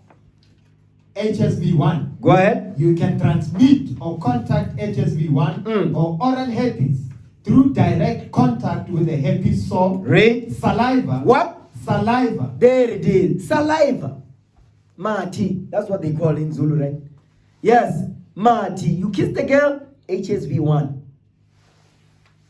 And guess what? You can die from this thing. So one day you sleep and you never wake up, HSV1. If you don't stop that girlfriend thing, you'll sleep and never wake up. You understand that, right? Go ahead. Or other bodily secretions during an episode. That episode, we know that episode is the episode. Go ahead. If you are shedding the virus, someone can contract it through direct contact with the site of infection. Go up, scroll up. Examples of direct contact include... Because some young men, they think or no, they say no, we never had sex. But they have oral sex too. Because they think that we don't know. We know you had sex. If it was kissing and other activities of having sex, but not the traditional, you had sex. See, they're looking down. See, you know what I'm talking about, right? Read the Bible, not the Bible, the article one more again. Come on. Examples of direct contact include... What now? Kissing. Kissing. So you can catch that STD via kissing. If the person has it, you catch it, you have it also. You see how easy it is to catch this? You see how easy it is to die? Very easy. Go ahead. Oral sex. Oral sex too. You understand? Go ahead. Other skin-to-skin contact. Skin-to-skin contact. Hugging. When the person has it, you catch it. Go ahead. In other words, if you touch a partner's cold sore and then touch your own face or genitals shortly afterward, you can contract the virus. How many times do they do that when they be having all these episodes? They do that, man. Because when you're kissing, what happens to your body? Something happens to your body, does it not? It's a yes or no. Don't explain nothing, just say yes or no. When you kiss, nothing happens to your body. How? No, they are not. Now I know you're lying, man. Something happens to your body. Stand up and answer the question, man. Yes or no? When now we say no, that lying spirit has jumped on you too. When kissing takes place, something happens to your body again. You don't have to tell me what it is, but you and I both know what that is, right? Something happens to your body. And obviously things can escalate. You know what I mean, right? Things can go to other places, right? So, Wamanori is so easy for you to catch a disease and drop dead and die. So this law is going to prevent you from dying. They're going to cause you to live. Do you understand that? Oh, please, have a seat, young man. Have a seat. Have a seat. That's it on that. That's it on that. Hey, what does that say? Put another way. What does it say? Scroll down. Yes. Read it. To put it another way. Read. If someone with a cold sore drank from a glass and immediately handed it to you, and you then put your mouth to the same place on the glass, you could potentially contract herpes. You see how dangerous this is, man? This is dangerous, man. Go ahead. But the chances of that happening are fairly low. Now Esau's lying. You see the white men be lying, man. You know how many times you see about scave? Scave. They smoke from the same plant. They share the same barking, the same stompy. You know that thing smelling? That thing smells from 2 kilometers away, man. Stompy. That thing smells. So if you know the stompy, kitty hunters dry, ne? They share. Yeah, you can catch it too. Because your boy, your friend, your boy, they say, hey, my dog, you're my boy. You find when you're drinking from the same bottle, he's got herpes. You want to catch you to drink from the same bottle too.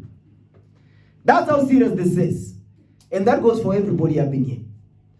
This is dangerous, man. And that's what the Lord does. These diseases are not written in the Bible. But guess what? The Lord says he's going to judge you with it. If you don't stop doing what you're doing. You understand? Now go back to Ephesians now. Ephesians 6:1. Ephesians chapter 6:1.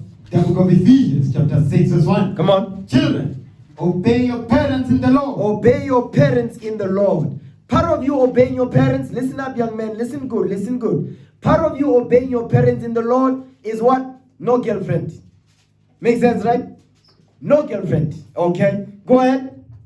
Children, obey your parents in the Lord. No talk back. Don't talk back to your parents.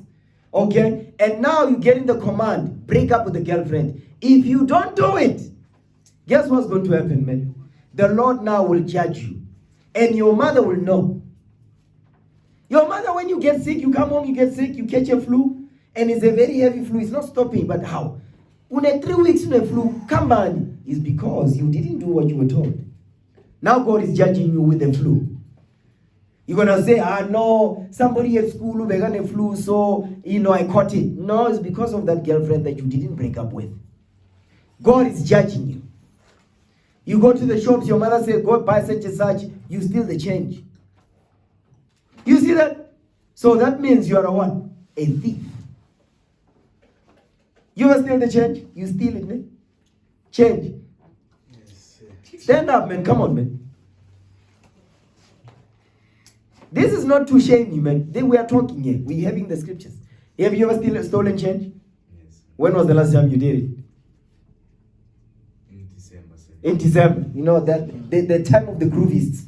That's the time of the groovies. Ne? Were you also groovies? No, sir. You don't groove? Doesn't allow us to go out at night. At night. But you do it anyway. Have you ever, your brother does it? Ne? He's ever come home at night? You said yes earlier on. Were you lying? Yes, He done it before. Ne? I'm not going to go to.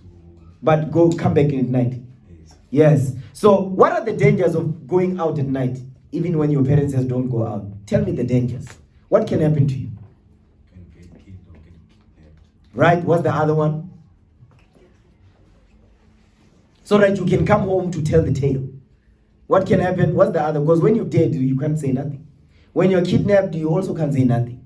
What's the other one? You can get injured. Again, they can injure you. And then you come home bleeding. And then they ask you, so what happened? No, they mugged me. But we told you don't go out. So now if your parents say to you, Baglaile, what you gonna say? They hate you? Yes, of course, they hate you. Why? Because it's a Bamila. Yeah, but it's not true. No, I'm asking. Is it not true? Good Baglaile. It's not true. Because let's look at the chain of events. Don't go out, right? You go out. So you break rule number 1. Ne? Then you're out there. You are not safe, right? Already in danger. Then they stab you, you come home bleeding. then by that time, where are you supposed to be according to the law that your parents told you? Right. So if you're at home, would that happen to you? Exactly. So when you come home, they say, but Laila, are they correct? Yes, they are correct, but Laila. So therefore, don't cry to your parents and say, hi, Pella. No, you fix it. You see how this works, ne? When they say about Laila, they're teaching you a lesson, but it was a painful one. It could have gotten you killed. So you wanted that to happen to you? Exactly. So likewise with the girlfriend. Have your parents never talked about not having girlfriends? Wait.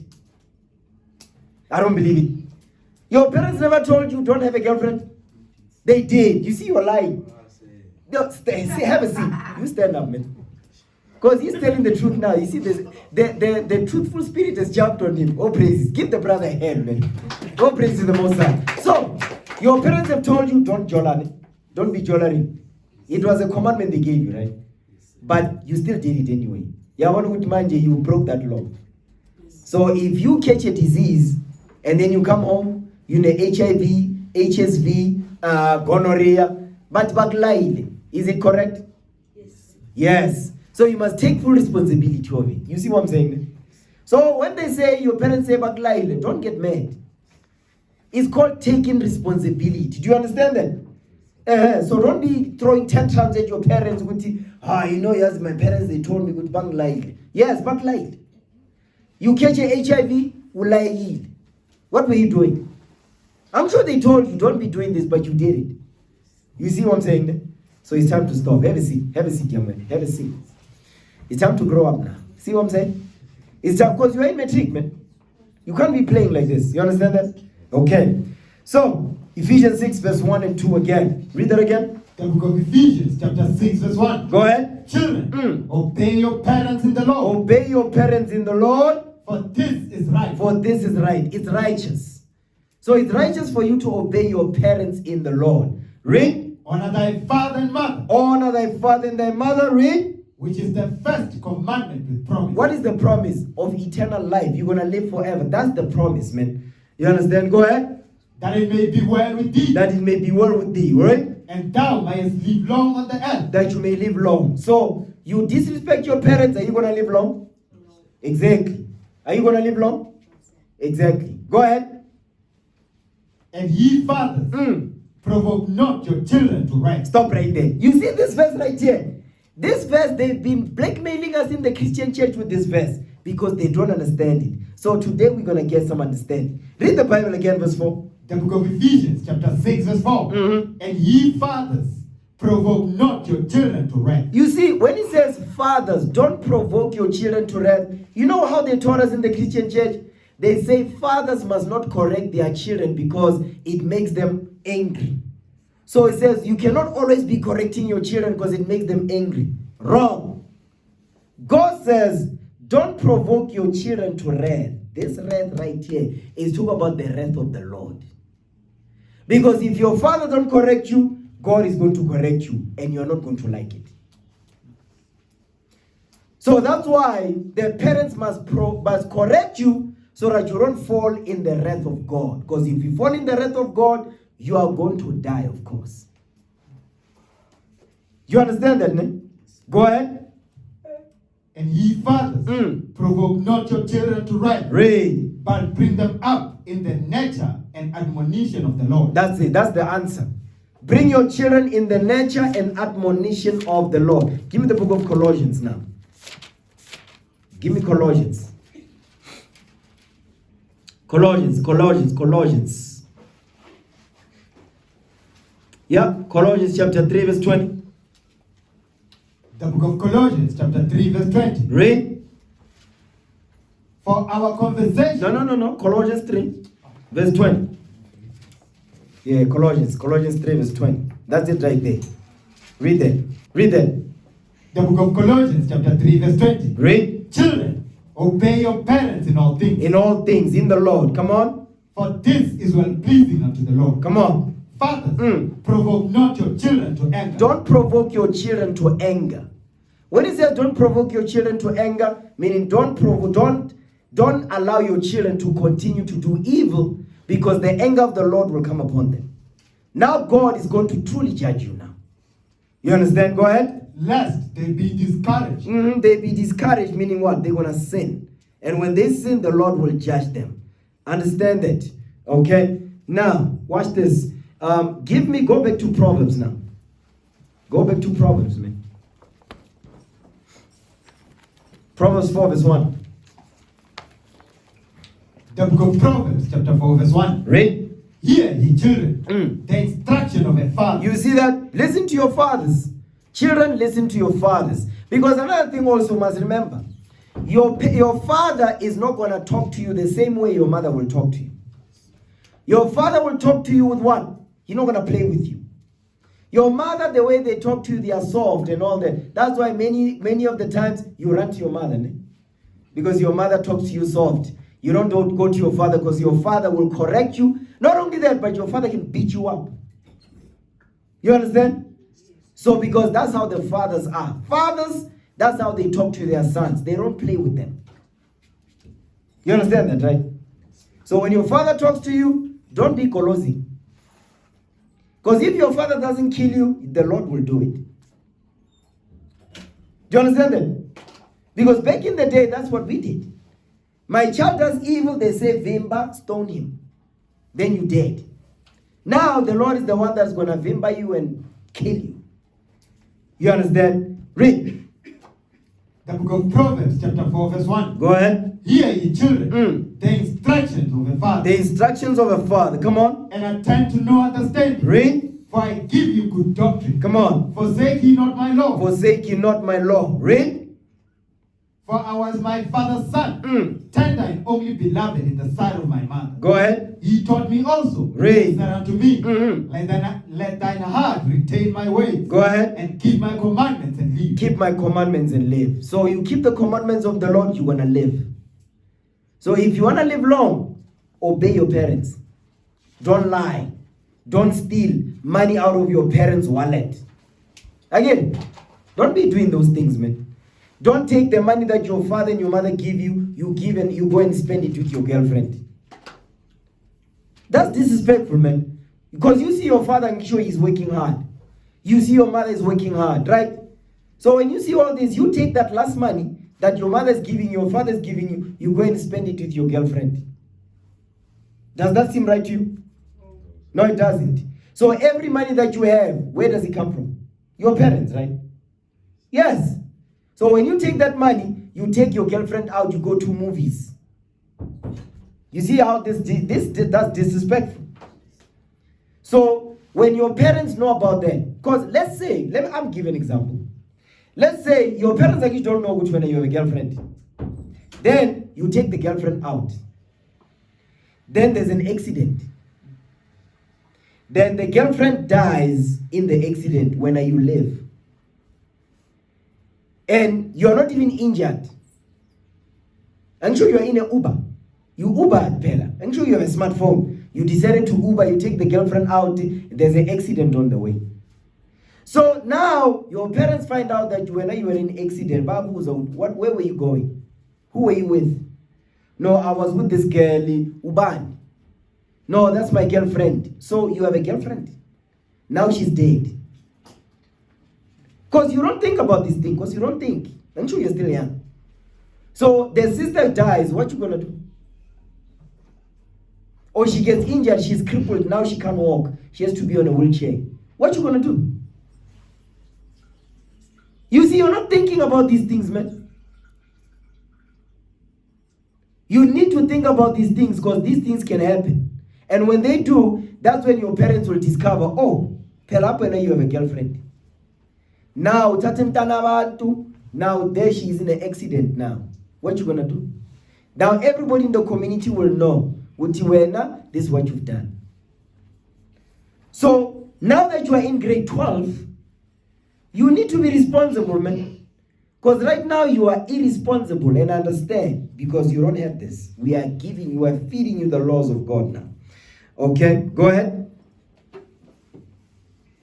Get wisdom. Get understanding. Go ahead. And forget it not. neither decline from the words of my mouth. Now watch this. Give me Proverbs 19 verse 18. Watch what the Bible is saying here. The book of Proverbs, chapter 19, verse 18. Go ahead. Chasten thy son. Correct your son. No, time out. Chasten thy son. There's no time out in the Bible. There's no such thing as detention in the Bible. There says chastise thy son. Go ahead. Chasten thy son. Read. While there is hope. Well, there's hope. Come on. And let not thy soul spare for his crying. You see that? He says, even when your child is crying, when you correct them, the Lord says, don't stop. Don't let their crying stop you from beating them up. The Lord says, correct them, well, especially when they cry. He says, smack them. You understand? Because them crying, they want you to stop. I'm sure when you cry, you want your mother to stop. That's why you cry. So God says, your mother mustn't stop. She must continue. Because you are trying to manipulate her. You are trying to make it to stop smacking you, because tomorrow you're going to do the same thing. I'm sure if they stop, they don't smack you today, Xasa, you'll repeat. Exactly. But when you get smacked, Xasa, you'll think about it before you do it again. Read again. The book of Proverbs, chapter 19, verse 18. Go ahead. Chasten thy son. Chastise the son. While there is hope. While there's hope. Come on. And let not thy soul spare for his crying. It says, don't spare his soul when he cries, because he's trying to manipulate you. Proverbs 29. Proverbs 29 verse 15. Watch this. The book of Proverbs, chapter 29, verse 15. Come on. The rod and reproof give wisdom. You see that? Indu. Go ahead. But a child left to himself. But if a child is left by themselves, this child don't get corrected, what's going to happen? Bringeth his mother to shame. You see that? He says going to bring the parent to shame. So if you disrespect your parents and they don't correct you, you're going to uzovashaza. That's what the Bible is saying. Read again. Verse 15 again. The book of Proverbs, chapter 29, verse 15. Go ahead. The rod and reproof give wisdom. Read. But a child left to himself bringeth his mother to shame. Verse 17 now, come on. Verse 17. Mm-hmm. Correct thy son. No, give him a timeout. Correct thy son. Correct thy son. No, detention. Correct thy son. Correct your son. Come on. And he shall give thee rest. And he's going to give you rest. Go ahead. Yea, he shall give delight unto thy soul. You will give delight unto thy soul. That's what the Bible is saying. Let's go to the book of Ecclesiasticus, man. Sirach chapter 3. No, Sirach 30. That's the one I want. Sirach 30. Let's start there. We're still dealing with obeying your parents, man. Okay? Read this. Sirach 30 verse 1. The book of Ecclesiasticus, chapter 30, verse 1. Come on. He that loveth his son causeth him up to feel the rod. So God says for parents, because I'm a parent, I've got children. There's parents have been here also. He's got a son. He's sitting over there. So that's his son right there. These are my daughters that you see here. So read again. Read that verse again. The book of Ecclesiasticus, chapter 30, verse 1. Watch this. He that loveth his son God says if you love your child, what must you do? causeth him up to feel the rod. He says you're gonna smack him often. If you love them. If your parents love you, they must correct you all the time. All the time. You understand? Especially when you colosa, they must correct you even more. And if you colosa more, when you think you are grown, they must kick you out of the house. Yes. And say, you are not going to come back here. Go sleep in the street or something. If you die, we don't care. That's how parents must be. So that their child do not manipulate them. Because children oppress their parents. You see it, man. I'm a parent. We know this. Children oppress their parents, man. Go ahead. That he may have joy of him in the end. Read. He that chasteneth his son shall have joy in him. You see that if you correct your son, you're going to have joy in them. Read. And shall rejoice of him among his acquaintance. Read. Watch this. He that teacheth his son. Because that's the job of the fathers. The job of the fathers is to teach their sons. The job of the mothers is to set an example for their daughters. Read. He that teacheth his son. Go ahead. Grieveth the enemy. They grieve the enemy. Because the reason why you see the other nations, they are able to teach their children, because they know we don't teach ours. And they corrupt ours with television and TikTok and social media. Read. And before his friends, he shall rejoice of him. Go ahead. Though his father died, yet he is as though he were not dead. Because guess what? You're going to do what your father did. to follow the commandments, to be honorable in the sight of the Lord. Read. For he has left one behind him that is like himself. You see that thing? Now watch this. Jump down to verse 8. The book of Ecclesiasticus chapter 30 verse 8. Yeah, no, read verse 7. Here's the thing. Go ahead. The book of Ecclesiasticus chapter 30 verse 7. Watch this. He that maketh too much of his son. Stop. You see, this is the sickness we have in our nation, right here. When you make too much of your children, meaning your child can never do wrong. You ever hear those parents? When the next door neighbor says, but mtanako yaziwenza so, yeah, bed. Hi, mtanami, hi, no, not my son. You see, the Lord says you're making too much of your son. Read. He that maketh too much of his son, Read. shall bind up his wound. Because every time when you hear uthi mtanako wenza so and so, you must be the one now to go and stand up for them. Every wrong they do, you must pay for it. That's what God is saying. Read. And his bowels will be troubled at every cry. Meaning every time when you cry, your child does wrong. I'm sure you never taught your child to do right. Whenever they do wrong, you have to be there. Read. And horse not broken becometh strong. So a horse okay. If he's what now? And a horse not broken, Meaning a horse must be broken when he's still young. Read. becometh strong. It becomes stubborn. Read. And a child left to himself. A child that is left to themselves, meaning what? Your parents, they leave you to yourself. When you are by yourself, what do? You do evil. Ne? Exactly. Yes, sir. Don't be amen. Sit up straight. What the hell is wrong with you? Stay straight. Yes. I know you're not used to this. This is the Bible. It's time to change. I need you to, when you get home, they must see new children. You understand? Your father must be calling and say, hey, where did you go? Yeah? They must ask, Kati, what happened? Which place did you take me? Read the Bible again, man. Come on. The book of Ecclesiasticus chapter 30 verse 8. Read. And horse not broken. And horse not broken. Becometh strong. Becometh strong. Read. And a child left to himself. Read. Will be willful. Will be willful. They're gonna be hard-headed and stubborn and rebellious. Read. Conquer thy child. He says, play with your child. You see, a lot of the times, many parents in our nation, they make friends with their children. You ever seen that movie? There's a show called The Gilmore Girls. You can't tell who's the mother. You can't, because you was very too young. That's why you don't know that. Go ahead. The newest one is what? The Kardashian. Yes. You see the Kardashians, ne? You see the parents?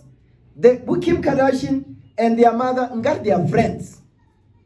They are on the same level. They don't honor their parents at all. They're always speaking against their mother all the time because those are disrespectful children. You understand? Read. Conquer thy child, and he shall make thee afraid. That's why now today parents are afraid of their children because what? They play with them.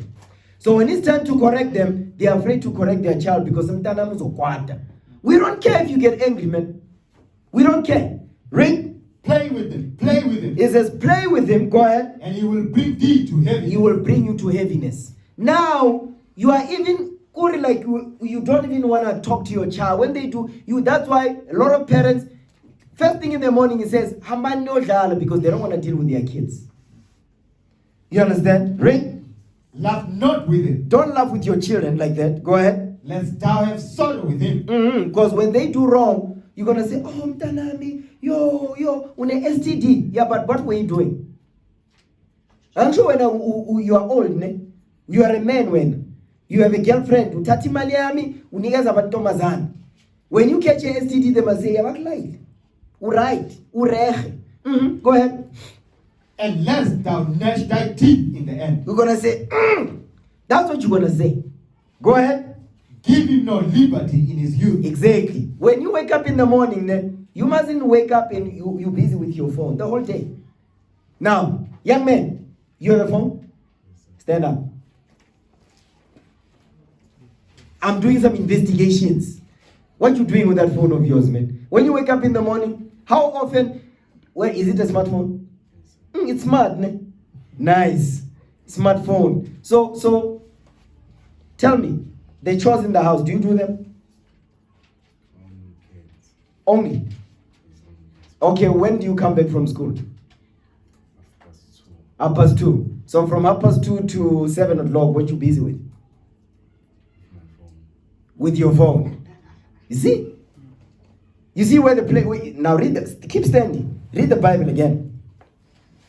The book of Ecclesiasticus, chapter 30, verse 11. Watch this. Give him no liberty in his youth. So, mom, he must not have liberty with his phone in his. When he come home, in fact, when you're at school, you must not be having your phone, man.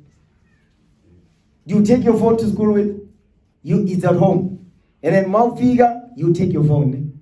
You're ready to check your messages. Right? Speak louder, man. Right? Okay, so do you have a jar? Is there space for a jar where you can do chores, like physical things, like fixing up the roof is leaking, and you do all that? You don't have none of that? You don't? Oh, that's nice. Okay, but you do have the Bible now, right? You can go over this. You have a timetable for your schoolwork? Or do you do it only before you write the exams? Before the exams? Or you have it throughout the year? Okay, do you have a timetable, yes or no? Right now, do you have one? Okay, so how is it that you have a timetable, but from 2:30 to 7 you're on your phone? So when do you apply the timetable? Never. Ne? You're only going to start studying when it's time to write an exam or a test. So when do you use the timetable? When I'm bored. I understand. No, don't be laughing at your brother, man. So when you're bored, right? So now, here, that timetable is to replace the boredom. You understand? I agree you made a timetable. Why did you make it? Not fully called. No, I'm saying, but why did you create the timetable? What for? What was the purpose of the timetable? To do what with it? So I can gain more information. With your studies, ne? Okay. So, but you are not applying the timetable that you made, ne? You see that, right? So that means that, are you a man of your word? Because it's your word on the timetable, is it not? It is. Right, but you're not following your own word that you put on the timetable. What is called being irresponsible. You understand that? So for you to be responsible, what must you do?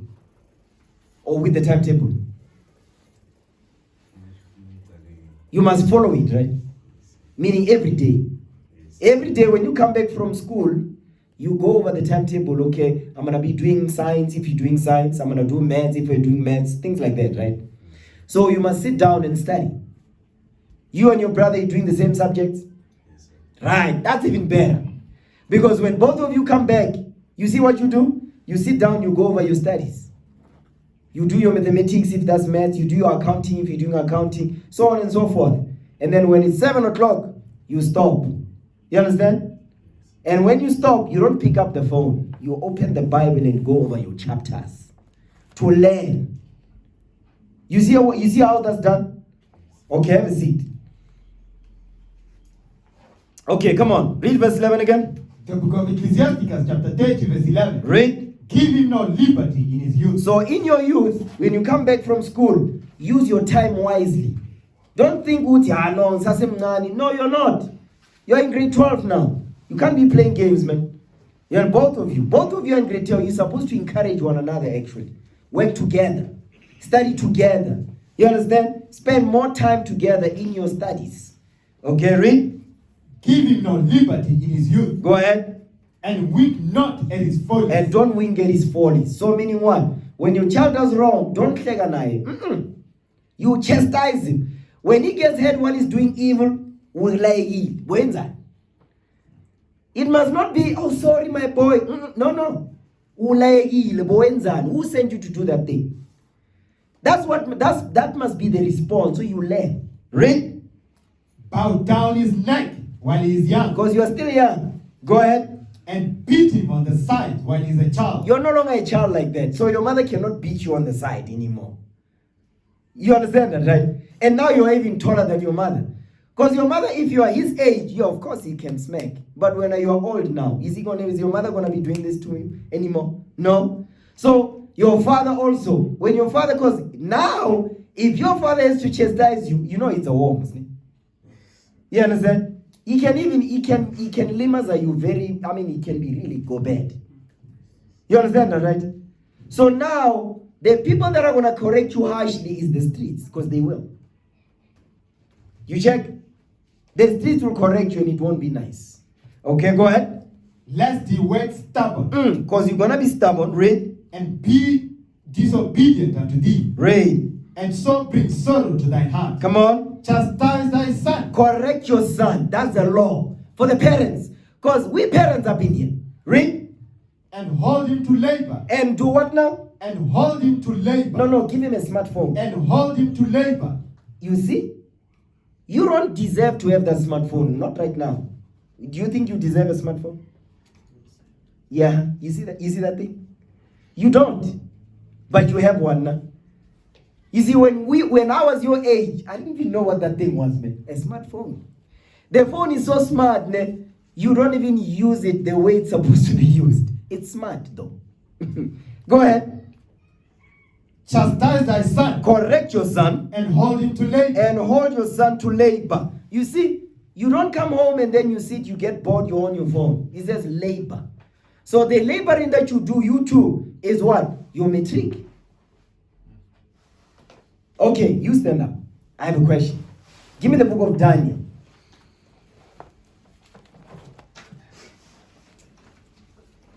So which subjects are you doing? Are you doing accounting or science? Technical, sir.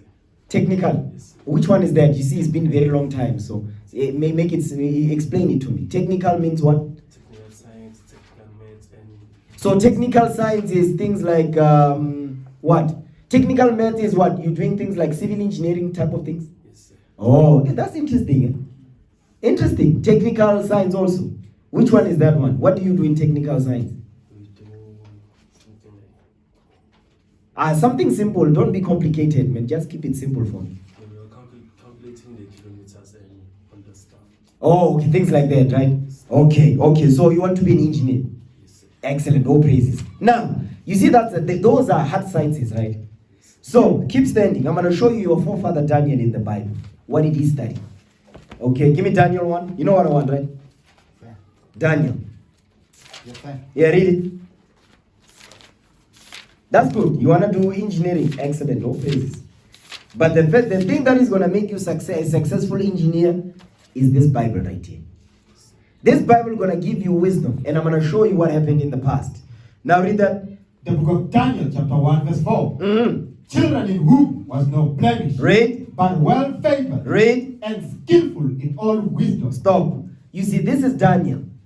Daniel was skillful in all wisdom. Meaning what? This Bible. So he obeyed his parents. Thou shalt not steal. He didn't steal. Thou shalt not lie. He was not a liar, right? He was not a thief. You understand? Go ahead.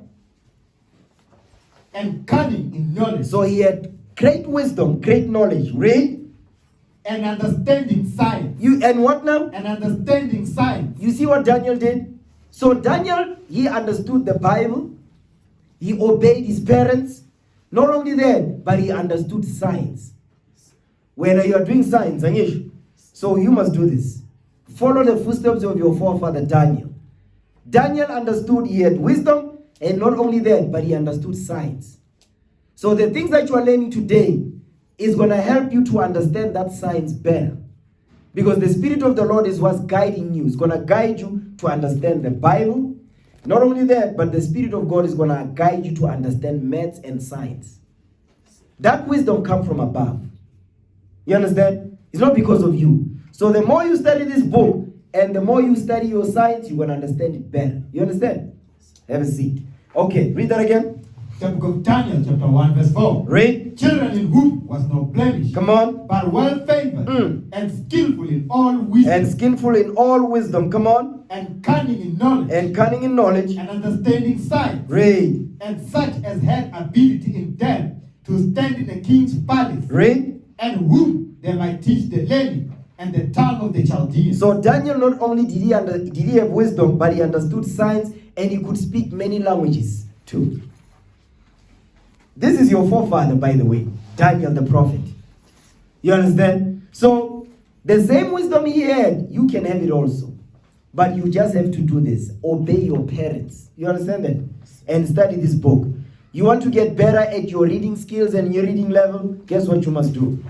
Give me Deuteronomy 6. Actually, you know what? Give me 2 Timothy. Let's get there.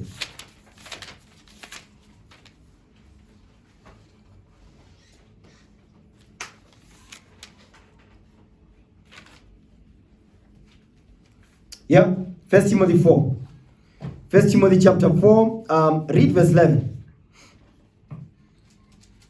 First book of Timothy, chapter 4, verse 11. What's this? These things command and teach. Let no man despise thy youth. It says, let no man despise thy youth. Because you are a youth. You understand? So today, the youth, they say youth is unemployed, youth is, the youth is no longer the future. You see the youth how it is, isn't it? It's bad, right? Okay. So if you want to change that, this is what you do. You do this. Go ahead. Let no man despise thy youth. Come on. But be thou an example of the believer. I'm sure you have friends. So the friends in the world that you have, you must be an example to them. The way you become an example, you start saying, Mina, I don't want a girlfriend anymore. I'm cutting it. You say, hey, me, I love my parents. And I want to pass matric. You see, these are responsible things to say. You understand that? Okay, come on. In word. In word, meaning in word. Be a man of your word. You tell them, I don't want a girlfriend anymore. Let it be it. If you want to be my friend like that, I don't want no girlfriend. If we come in together, are they also doing signs? Oh, that's even better. So you see how you come together? You use the Bible and you use those books, your science and technical maths, you study together. You understand? Then you have more knowledge. Read. In conversation. In conversation, meaning the things you talk about. Don't be talking about girlfriends, man. When they talk about girlfriends, mention HSV1. They say you're going to get sick. You're going to get it through kabuzana. Show them. I'm sure you know you have a smartphone. You can look it up. Google it and say HSV1 and say, you see, phone. Exactly. Go ahead. In charity. In charity, go ahead. In spirit. Read. In faith. In purity. Read. Till I come. Give attendance to reading. You say you must spend time in reading. That's a law. It's a commandment. Give attendance to reading. Go ahead. To exhortation. To exhortation. Read. To doctrine. Come on. Neglect not the gift that is in thee, which was given thee by prophecy. Go ahead. With the laying of on the hands of the presbytery. Okay, that's it on that. Jump down to verse 16.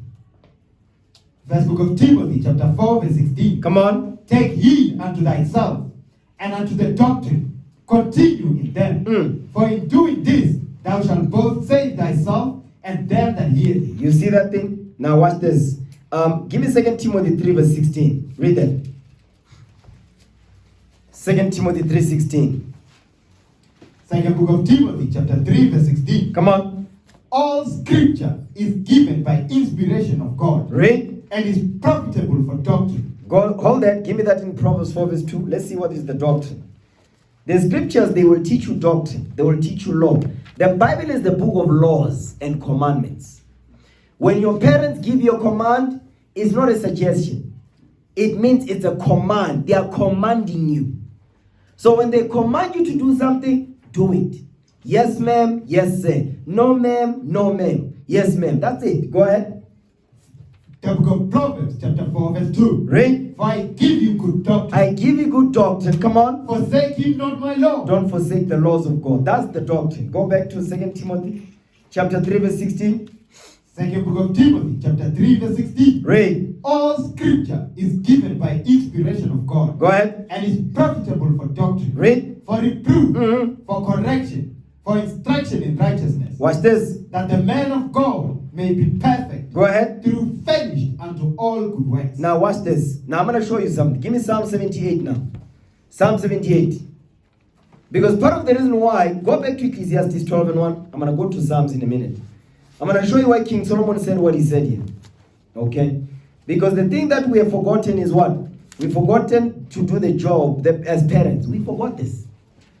You understand? Read that. Ecclesiastes 12 and 1. The book of Ecclesiastes, chapter 12, verse 1. Go ahead. Remember now thy creator in the days of thy youth. Remember now your creator in the days of your youth. When you are still young, youth. Go ahead. While the evil days come not, While the evil days come not, come on. nor the years draw nigh. When thou shalt say, I have no pleasure in them. You see that thing? So the only way for you to remember your Creator, your parents must teach you the laws of God. You understand that?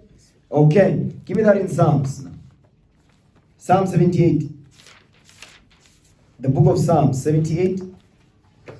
Psalm 78. Okay. Start verse 5. You know what? Start verse 1. Let's start there. The book of Psalms, chapter 78, verse 1. Read. Give ear, O my people, to my law. To my what? To my law. Read. Incline your ears to the words of my mouth. Because the laws of God is the words of the Lord's mouth. Okay, go ahead. I will open my mouth in a parable. I will utter dark sayings of old. Read. Which we have heard and known, and our fathers have told us. And our what? And our fathers have told us. So our fathers, the job of the fathers is to teach the nation. That is the job of the fathers. Starting with their sons, and not only that, but teaching their whole family. That's the job of the fathers. The job of the fathers also is to lead the community. How do they do it? They use the laws of God to do it. They go to the streets, they teach. Okay, come on. We will not hide them from their children. So as fathers, we are supposed to not hide the laws of God from our children. That's why now the Lord says, remember now thy Creator in the days of your youth. Because that's the job of the fathers, to bring to the children's remembrance the laws of God. Read. Showing to the generation to come the praises of the Lord. So it's the job of the fathers to do that. Come on. And his strength and his wonderful works that he has done. I'm going to give an example of that. Go back, give me Exodus now. I have not forgotten where I wanted to go, but let's go to Exodus now. Exodus. It says, when your children ask you in the last days, what meaneth thee by this? This is what you must tell them. Give me that in Exodus 13, read verse 8. Exodus 13, verse 8. Read that. The book of Exodus, chapter 13, verse 8. Read. And thou shalt show thy son in that day. So this is regarding the Passover as an example, which is upcoming. Not Easter, the Passover, 7 days celebration. Okay, go ahead. This is done because of that which the Lord did unto me when I came forth out of Egypt. Read. And it shall be for a sign unto thee upon thine hand, and for a memorial between thine eyes, that the Lord's law may be in thy mouth. Read. For with a strong hand hath the Lord brought thee out of Egypt. Come on. Thou shalt therefore keep this ordinance in its season from year to year. So this law, the Lord says you must make sure your children know about. Because, let me ask you a question. Yeah, you young men, stand up.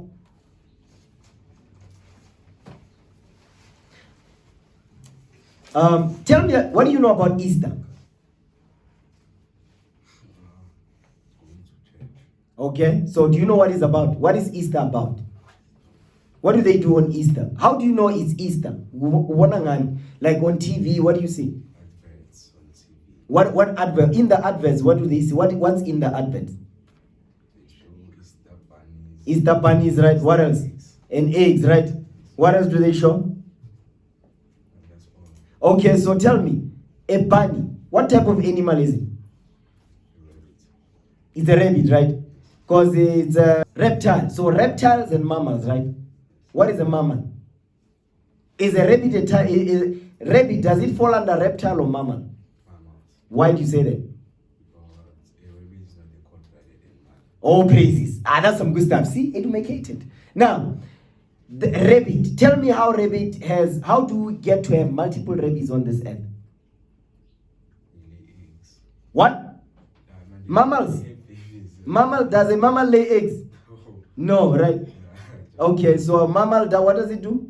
They fall pregnant. Right, like a goat. Right? So, when you see on TV, you know you have this knowledge, right? That I just asked you about. That mammals don't lay eggs again. They fall pregnant. Now, let's go back to the advent. Tell me about the advent of Easter. Easter bunnies bouncing around. With what? And what else do they show? Eggs. Eggs. So, you thought rabbit did what? Right, but what you just told me, do they lay eggs? So what is that what you see on TV? Is it the truth or a lie? Lie. So, but now you see you have this knowledge. You see what I'm saying? Because you go to school again. Right, so is the thing that's going to give you the wisdom to see these things, to question them, the only thing that's going to help you is this Bible. That's why now, you can now know, but a bunny doesn't lay eggs. But on TV, they show a bunny with eggs. Now you think a bunny lays eggs, but according to what you learn in school, does it lay eggs? No. So you see, that's wrong. You see what I'm saying? So what do you need? That's called what? Common what? Knowledge and what? Sense. Common what? Common language and sense. Common sense. I'm sure it's common sense to know a bunny doesn't lay eggs. But was that sense common when I asked you? It wasn't, right? Okay. So, give me Nehemiah 8 verse 8. You stay right there where you are. You are being educated this day. Now read it.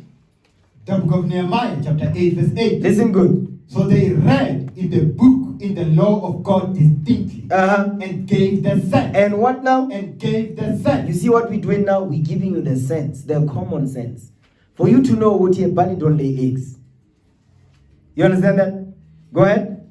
And cause them to understand the reading. Now we're causing you to understand the reading. You understand that? Have a seat. Now, the reason why I'm going over this is because in Exodus, the 13th chapter, they talk about the Passover. Not Easter, the Passover. The Passover is when God delivered us out of Egypt because we were slaves. You understand? Do you know about June 16? Stand up. I'm going to ask you about June 16. So, what do you know about June 16? It's what day? June 16, I know, But he is... this guy is killing people. yes, and then it's what? A youth day. Yes, youth day. So, on youth day, what does the youth do? When's that? On June 16? When's one? No, I'm saying today. The youth, when's that in Amtrak? How do they celebrate it? What else are they doing? Yeah, outside, besides wearing uniforms, what do they do also? They drink, they party, they smoke happily. Am I wrong? Yes. So Wamonuguti, the youth is destroyed. Because on Youth Day, there is the youth doing what the youth of June 16, 1976 was doing? No. They are not. You understand that? So the thing I want to show you is that youth is important to, is not just important to you, but it's important to the Lord, your youth. But your youth, the only way your youth will develop is through this Bible right here. That's how you become a man, from a boy to a man, from a youth into a man. You use the Bible. June 16 is not going to do that for you. You understand? So on June 16, you know what needs to happen? You need to be teaching the youth on June 16. Because you know where we go on June 16? We are in Soweto. We teach the Bible to show our people what the youth was doing. So on June 16, I don't want to be teaching on June 16. When we go to war, you must be teaching. Because you are a youth. And teach the youth. You see how this works? So now that means when you are here, you learn. You learn this Bible. You learn your history. You understand what happened to your people in the past. When we hit the streets, we go to Soweto on June 16. This coming June 16. I'm not going to be teaching. You teach. You see what it means? That's how you build your nation. You become... You don't want to do that? You're going to do that. Oh, praises. Have a seat. Oh, give the young man a hand, man. Oh, praise to the Most High. Have a seat, have a seat. You understand? I want to see you on the streets teaching, man. I want to see you raising up your nation, man. I want to see that thing. Now, what verse we at? Exodus. We're in Exodus, ne? Exodus 13, sir. Right. Okay. In Psalm 78, sir. Yes. Now, jump down to Exodus 13. Read verse 14 now. Yes, sir. The book of Exodus, chapter 13, verse 14. Watch this. And it shall be when thy son asketh thee in time to come. When your son asks you, why do you celebrate the Passover and not Easter? This is what we must tell you. Go ahead. Say, what is this that thou say unto him? That thou say unto him, by strength of hand the Lord brought us out from Egypt, from the house of bondage. Read. And it came to pass, when Pharaoh would hardly let us go, that the Lord slew all the firstborn in the land of Egypt, both the firstborn of man and the firstborn of beast. Therefore I sacrifice to the Lord all that openeth the matrix, being males, but all the firstborn of my children I redeem. You see, the Lord redeemed us out of Egypt. Now, let me ask you a question, because you got some correction about how you must behave. Now let me ask you a question now. You stand up. Actually, you know what? You stand up. You stand up. Let me ask you, what is the color of Jesus Christ? Black. How do you know? From the Bible. Which verse? So I don't know that verse. Okay. Young man, stand up.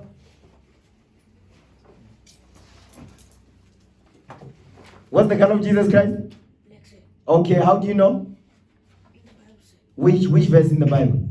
Psalm chapter 1 verse 5, sir. He's being deep. He's being deep. Why are you being deep, man? Daniel. No, now, have a seat, young man. So, I'm going to show you, put the picture of the Messiah on the screen. You got it? Okay, read it loud and strong. Let me hear it. Revelation 1 verse 14. Uh-huh. His head and his hair His hairs. were white like wool. Stop. Don't be rushing. Read it again. His head and his hairs were white like wool. Stop. Now look at the picture right there. The picture on the screen. You see the picture you're looking at on the screen? Yes, sir. Now read the Bible again. His head and his hairs were white like wool. Stop. He says his what? His head. Ne? Yes, sir. And his what? Hairs. What is hairs? His shoot. The hair. Yes, sir. Yes. It says what color was it? White. White. Ne? Was what color is that hair? It's white. Okay. And then what? Sir?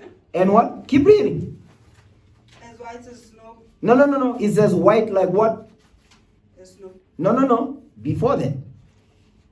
White like wool. Like wool. So that hair, what color, what type of hair is there?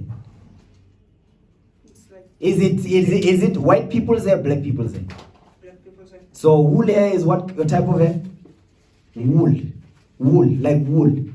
Have you seen a sheep? Yes, sir. What type of hair does it have? Kelly. Curly, like your hair. Ne? Yes, sir. Keep going. As white as snow. As white as snow, meaning what? His hair was what color? White as White as snow. Again, you've seen snow before, right? No, sir. You've never seen it? Not even on TV? No, sir. You've never seen a snow? Okay, what color is it? I know it's white. Right, okay, keep going. And his eyes were as flame of fire. As a what? Flame of fire. No, read it right, because I need you to read all the words in there. What does it say? And his eyes were as flame of fire. Whereas, right? Yes, sir. Meaning when it says as, what does it mean? As. They looked like Oh, praises. Like what now? flame of fire. What is the color of a flame? It's red, orange. Red, ne, orange, ne, reddish. Okay, so you see the eyes of Christ, what color are they? They are Zoom it out a little bit. Zoom it out, because now is a bit. Yes, they are what color? They are red. Ne? yes, sir. The whites of his eyes. You see they are red. Yes, sir. Okay, keep going. Keep reading. Verse 15. Mm-hmm. And his feet looked unto fine brass. Okay, read it again. Read it slow. And his feet look unto fine brass. Like unto. He says like unto. Read it again. And his feet like unto fine brass. Stop. So, do you know what brass is? No, sir. Do you know a 5 cent? 5 cents. Yes. Is the person? No, 5 cent. Pay attention, man. 5 cent. I know you are too clever. He's too clever. 5 cent. What color is 5 cent? It's brown. It's brown. It's bronze. Look at that on the screen. Yeah. It's okay, I see. You see what the color of 5 cent? That's the color of 5 cent. You see that, right? Yes. Okay, keep reading. Read the verse again. That part right there that you just read. And his feet like unto fine brass. Go ahead. As if they burned in A furnace. So, a furnace is a fire. So, when you take the 5 cent, you burn it. What color will it be? I've never burned a 5 cent. Okay, but now I want you to think. What grade are you in? 9. Yes, sir. Okay, so when you burn anything, what color does it turn? Sir, it turns Yeah, it turns what color? black. Right. So the brass, when you burn it, what color will it be? Black. Black. So read the verse again. Sir, should I start? Yeah, start over. And his feet like unto fine brass, Uh-huh. as if they bent into furnace. Is they burn, as if they what? They bent into furnace. No, read that right. You're not reading it right. Look at the words. Read it again. Revelation 1:14. You see it? Read 15. I guess that's where you were. Yes, sir. Okay, read it. Yes, someone. I wanna read. Okay, give him a Bible. Give him that one. Yeah, that one. Yeah, Revelation 1:15. Last book of the Bible. Yeah. Chapter 1, verse 14. I like this young man. Read that. Revelation 1:15, Revelation 1. verse 15. Yeah, read it. Can you see it now? Yes, sir. Okay, let's go. And his feet like unto fine brass, Mm-hmm. as if they were bent into a. Bent in a furnace. Yes, sir. Okay, keep going.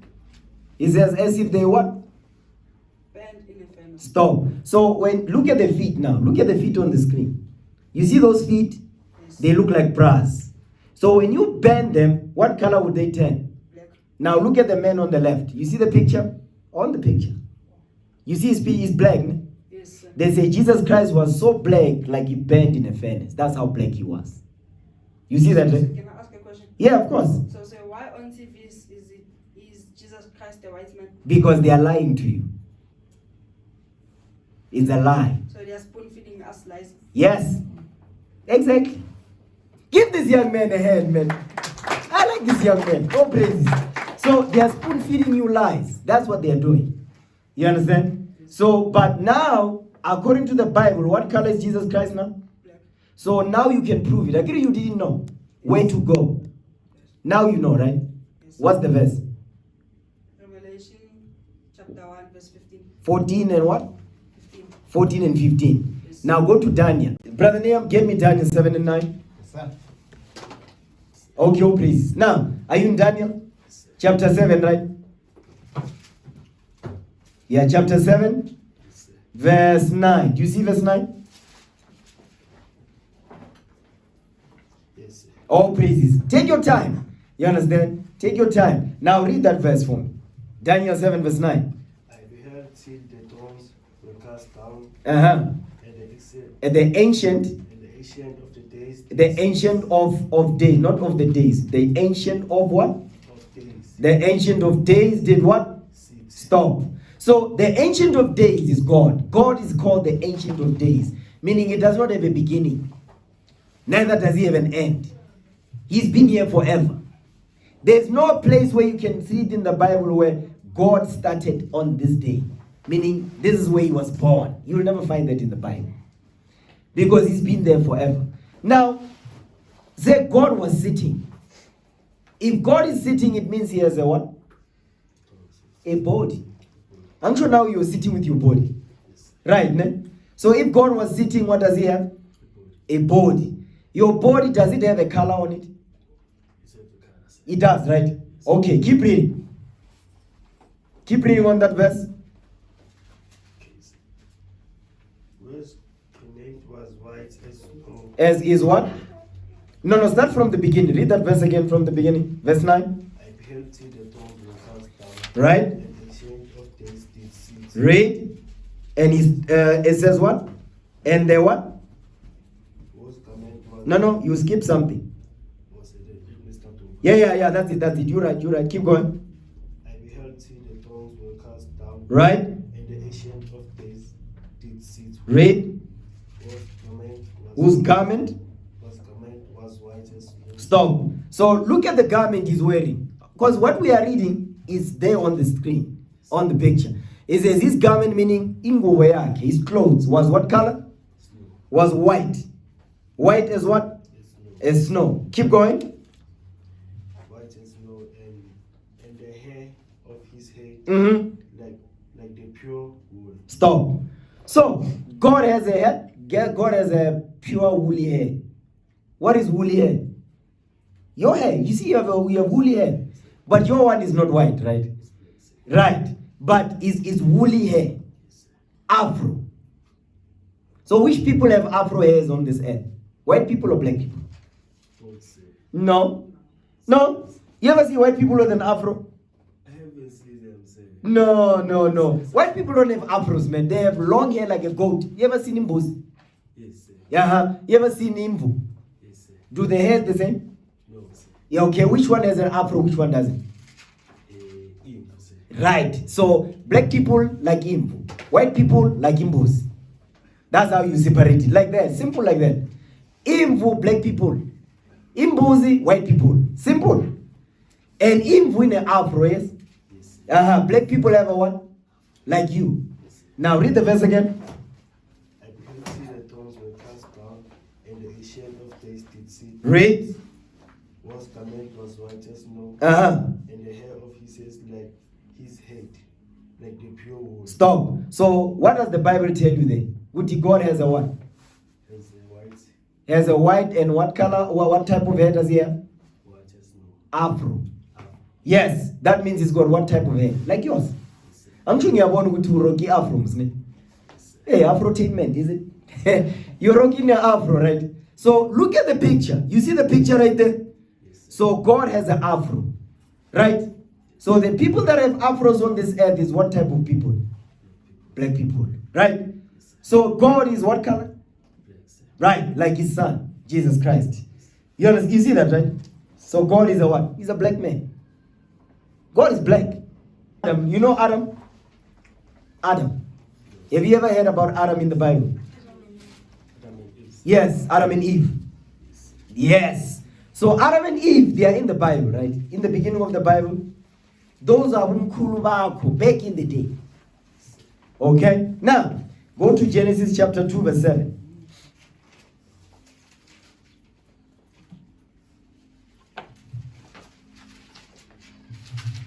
Genesis 2, verse 7. Okay, read it. And the Lord God formed and No, not call the chapter and verse.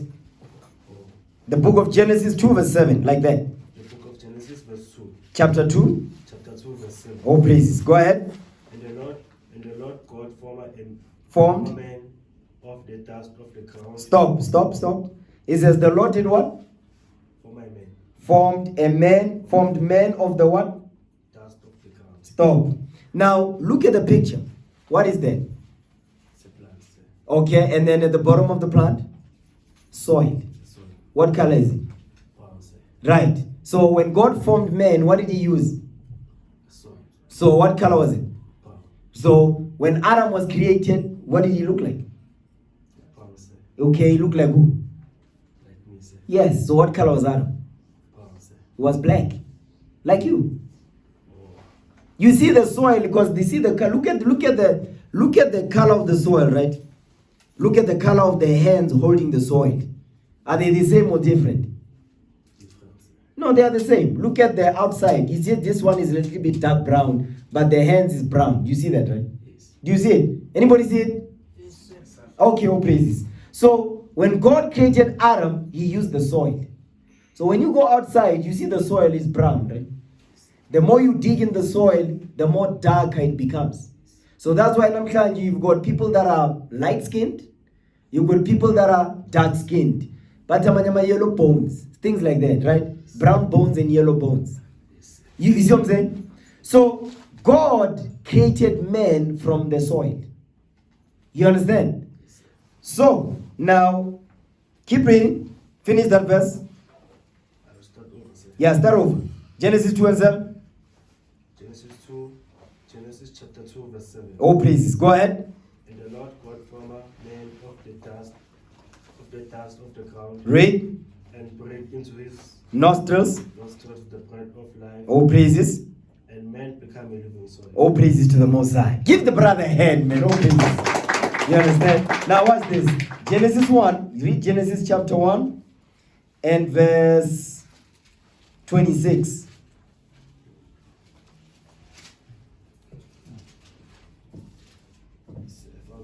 Oh, please read it. And God said, Call the chapter. Genesis chapter 1, verse 26. Read it.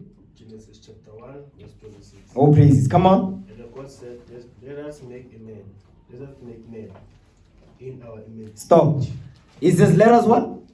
Make man. In what?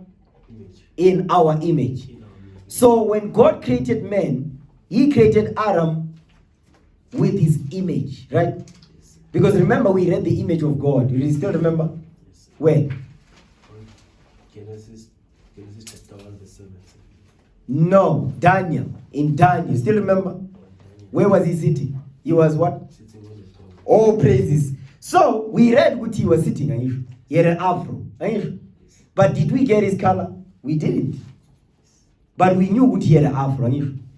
But here we read what Adam what was color? In Genesis chapter 2, Genesis chapter 2. verse 7. Yeah, right there where he was, not far. Genesis chapter 2, verse 7. He created man from the what? From the ground, sir. From the dust, right, of the ground. Dust.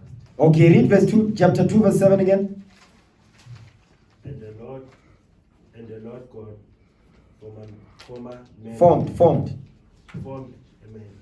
Okay, let me start with this. It's all praises. Call the chapter and verse. Genesis chapter 2, verse 7. All praises. And the Lord God formed man of the dust of the ground. Stop. Yeah, only that one. That's all we want for now. Genesis 2, verse 7 says, and the Lord God formed man of the what? The dust of the ground, right? Meaning the soil. Anish? Yes. Right. So in Genesis chapter 1, verse 26, read it now. What does it say? Chapter 1, verse 26. And God said, let us make man in our image. Stop. So that means when God created man from the soil, he created him using his what? Image. Right. All praises. So now, what type of image did God have to use the soil? Oh, give the brother a hand, man. You see, you caught it. So now, since God created man in his own image and he used the soil, what color is God now? So that means God looks like who? Who does God look like? God look like. Yes, look like you. So God is what kind of man he is? A black man. So all the movies you've watched, they always said God is what color?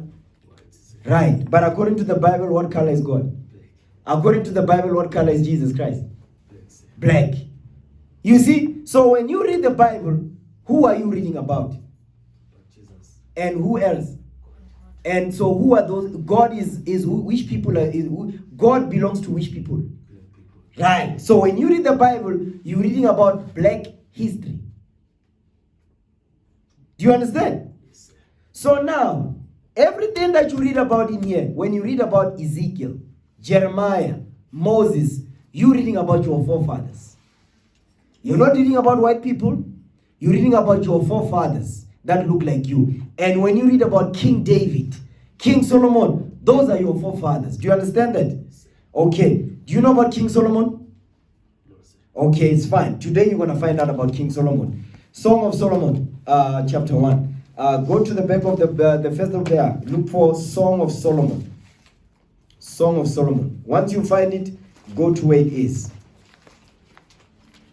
Song of Solomon, chapter 1, verse 5. You let me know when you got it, right? Oh, praises.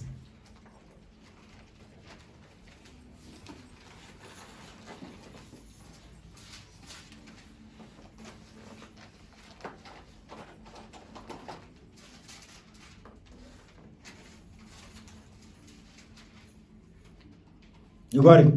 Yes, sir. Take your time.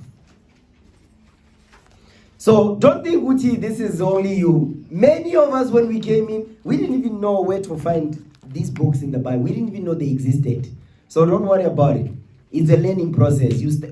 We all have to start somewhere. So don't be worried. Don't feel ashamed. I cannot find this thing. Don't worry about that. We've all been there. You understand? Okay. So do you find it now? I need the chapter, sir. Okay, Song of Solomon chapter 1. Yes. Okay, you got it? Yes. Okay, chapter 1, verse 5. You see it? Yes. Okay, read it. Read it loud, man. Song of Solomon. Song of Solomon. Uh-huh. Chapter 1, verse 5. Read. I am black. Stop. What did he say? I am black. So, what did King Solomon look like? Black. So he looked like you. So he's your forefather. And by the way, King Solomon was the wisest man ever walked on this earth. Ever.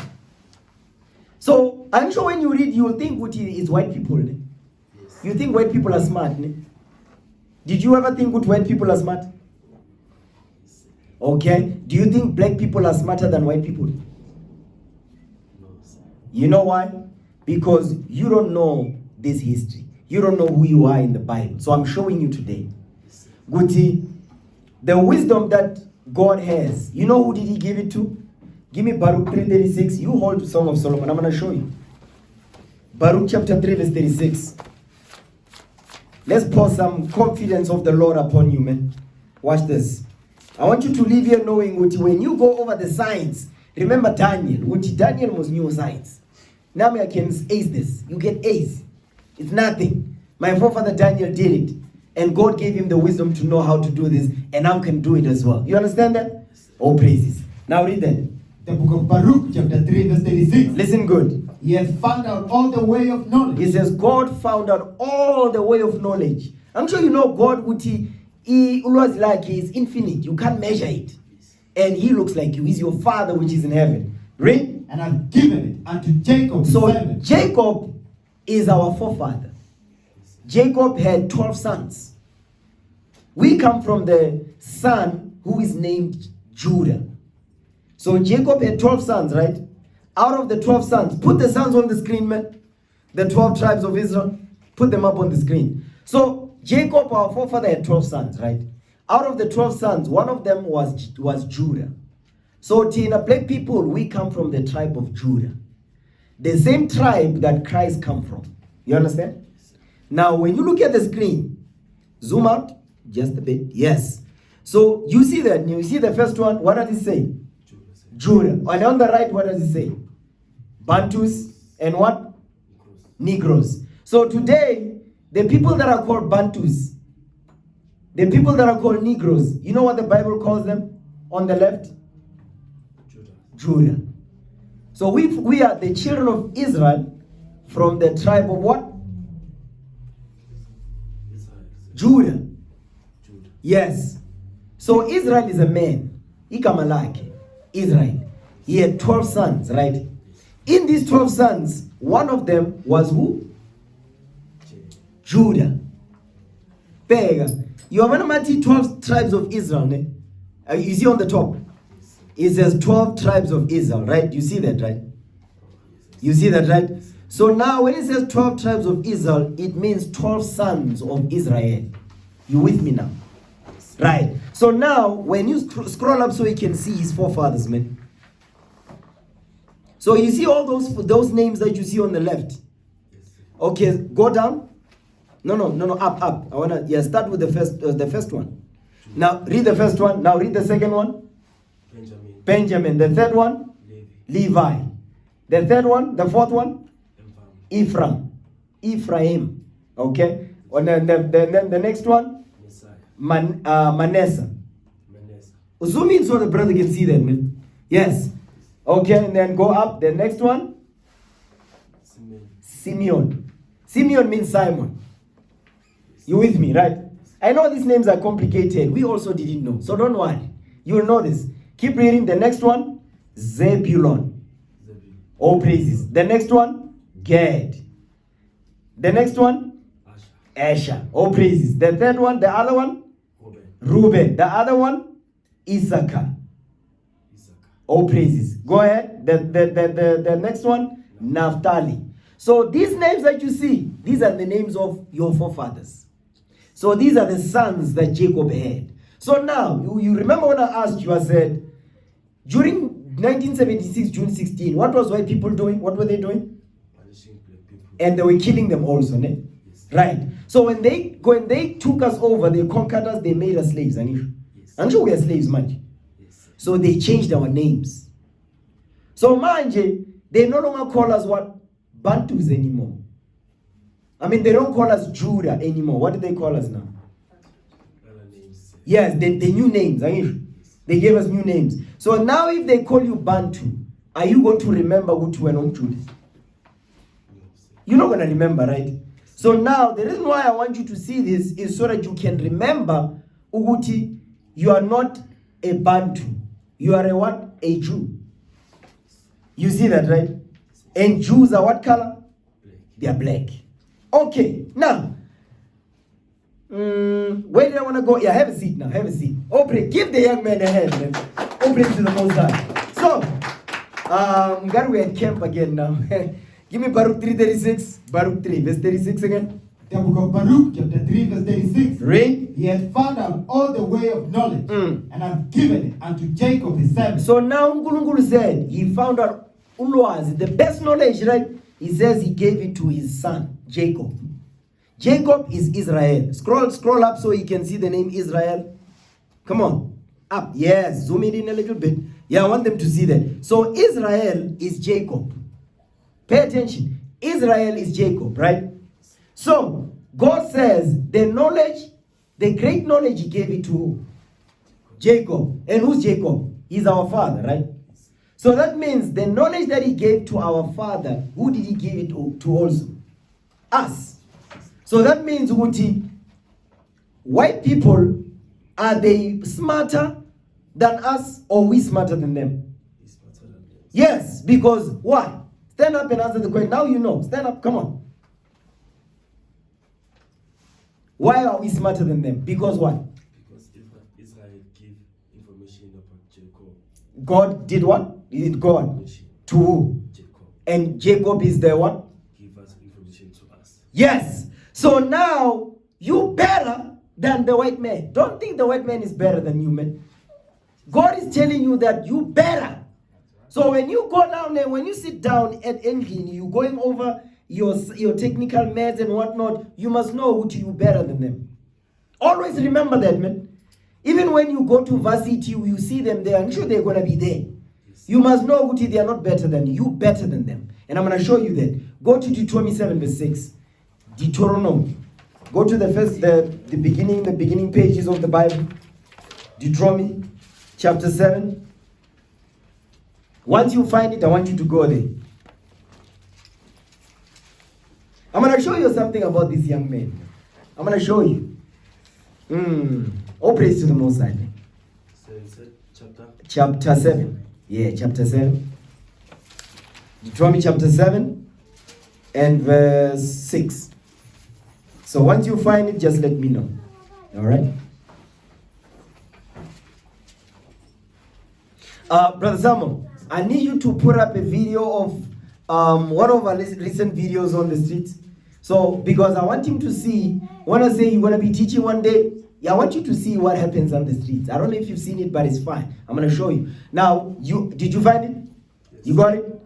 All praises. Now, I want you to read that. And you remember, I asked you, I said, are white people better than us or we better than them? Now you know what we better than them, right? Right? Chapter 7, sir. Yeah, chapter 7, verse 6. Verse 6. You got it? Yes, sir. Okay, before you read it, remember what was the question? I said, are white people better than us or not? You said they were better. Then we went over the scripture. Now you know we are the better ones, right? Yes, sir. Right, and we smarter too. Yes, sir. Right. Then I'm going to show you why. Also, I'm sure I gave you one reason. Good God gave us the greatest knowledge. There's more. Now read Deuteronomy 7 verse 6. I want you to read it. Deuteronomy chapter 7 verse 6. Yes. For thou, you see, when you see that word, THOU, it means thou, means you. So the word thou, when you see it, means you. Okay, you're gonna get it, don't worry. It's beginning stages. Go ahead. For thou. Art. The word art means are. When it says for thou art, meaning you are. So when you see that thou art means you are. You understand, right? Yes, sir. Oh, please. Go ahead. For thou art a holy people Unto unto the Lord thy God. Thy God, the Lord thy God, hath chosen chosen thee. The word thee means you. Again, it says that the Lord thy God has chosen thee, meaning has chosen you. You get it, right? Go ahead. Chosen thee to a special people Unto himself. Stop. So it says, the Lord thy God has chosen thee to be a what? Special. A special people unto himself. So God says we are special to him. That's why we're better than all nations on earth. Indians, Chinese, Japan, we're better than them all. Always remember that, man. Keep going. Above all people that are upon the face of the earth. That's it. You hear what God is saying? God says are you equal or you are better than everyone? Better than them. So when you see a white man, a Chinese man, God says we're better than them. We're smarter than them. So whenever you are around them, never feel small. Always remember that you are always better than them because God gave us this knowledge. You understand? Oh, praise it to the Most High. Give the young man a hand, man. Oh, praise. Let me show you something about this young man, man. Give me Sirach chapter 11. Sirach chapter 11 verse 12. Have a seat, have a seat. Sirach 11 verse 12. Watch this.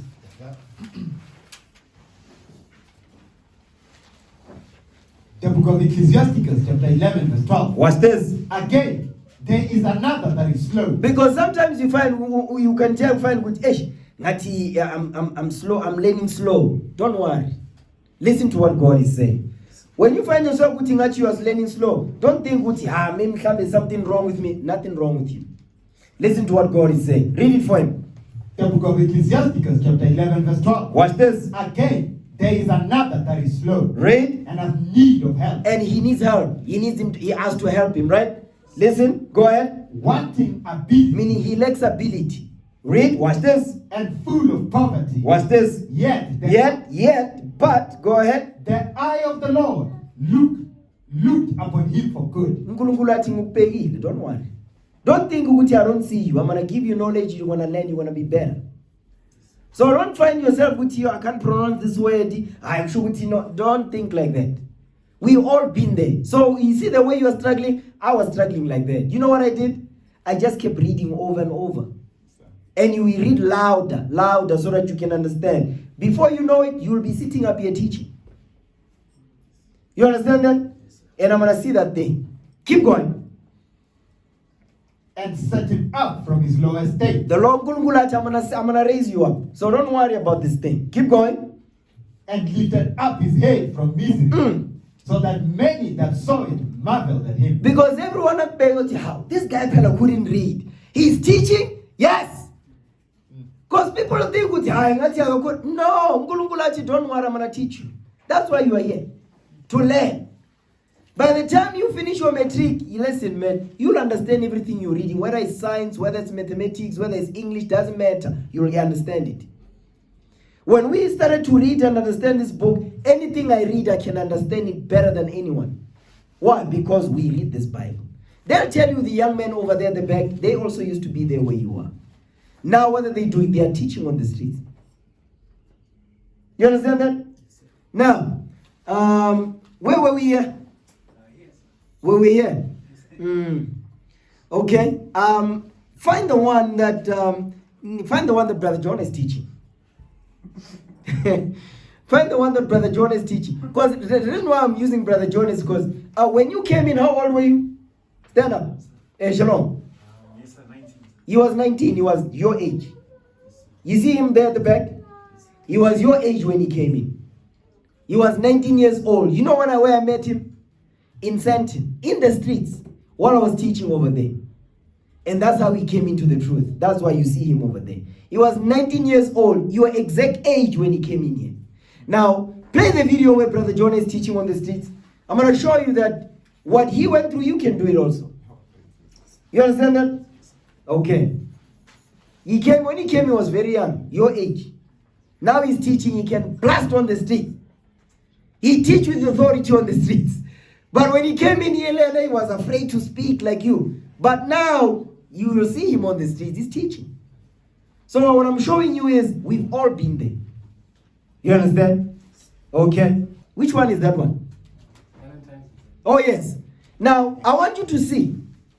Okay? You see, he's got a notebook in his hand. He's teaching. Now wait before you play it. Now you see who's reading here? Who's reading? The brother over here. He's the one that's reading. You understand? Day, you are worshiping the woman. Because who is Valentine's Day for? Valentine's Day, you find black men exhausting their credit cards, exhausting the last money they have, buying roses they don't even afford, trying to celebrate the woman as a boyfriend, not a real man. That's what boyfriends do, and you need to repent from the top of school. The book of Genesis, chapter 24, verse 67. You see who's teaching here? Brother John over there at the back. Who's reading? Brother Nahum. So what I'm telling you is, he came in your age exactly. You see what he's doing on the streets? He's teaching. So June 16, man, you better be holding the mic. I want to see you out there in the streets and waking up your people and teaching them to repent, to come into this truth, so we can rule the nations on earth. Aren't you tired of staying in the castles? We are poor. We are poor. Are we not poor? We're poor. As a people, are we ruling as a people? Are we ruling? No. So therefore we are what? We're poor. It doesn't matter if you have a BMW, that don't mean nothing. We're poor. I get white people have money. Do we have money like them? No. You know why? Because we broke the laws of this Bible. When we begin to start keeping the laws in this Bible, you know what God is going to do for us? He's going to give us the kingdom. We're going to rule all nations on earth. And we're going to live forever. That wasn't given to anybody on this earth, but it was given to us. You understand that? Oh, praises. Okay, you can take that off the screen. When you want to watch it, go to you have a smartphone. You can go to SOC Pretoria and see what young men of your age, what they were doing. So you can do the same. You understand? Okay. Sheesh. Yeah, we did go on. Eh? Song of Solomon 1 and 5. Read that again for me.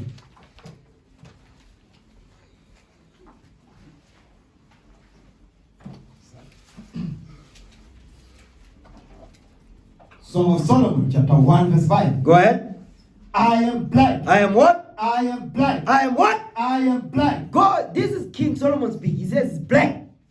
So the people that you read about in this book, our forefathers, King David, King Solomon, Joshua, those were warriors, man. These are your forefathers. These are not white people. These are black people up in here. Abraham was a black man. These were men of honor, and guess what? These were superheroes. You ever seen superhero movies before? Okay. Which one can I use? Yes. Thor. Yeah, Thor. You've seen Thor? Right. Stand up. Let me ask you about Thor. So what is the thing that you know about Thor? That movie that you know about? What do you know about it? He says people. What does he use? A hammer, right? So you see that hammer right there that he's using to throw it, to be killing people with that thing? Many people about it. You know what that thing they get it from? The Bible. They get it from the Bible. There's a man in the Bible, your forefather is called Samson. Samson was a black man. And Samson, he killed 1,000 men with the jaw of a donkey. 1,000. Who does that? That's a superhero, man. He killed 1,000 men with the jaw of a donkey. Who can do that? That's some superhero stuff, right? But Thor is using a hammer. He didn't use no hammer. He used the jaw of a donkey. Mhlati. The jaw of a donkey. He killed 1,000 men by himself. So what you see Thor doing is not because the white men thought of, no, they get it from the Bible. You understand? And who are they copying? Your forefathers. Yes. Now, you can play it on the plate so that you have a seat. Play it so we can see. Did you find the right one? Yeah, play it.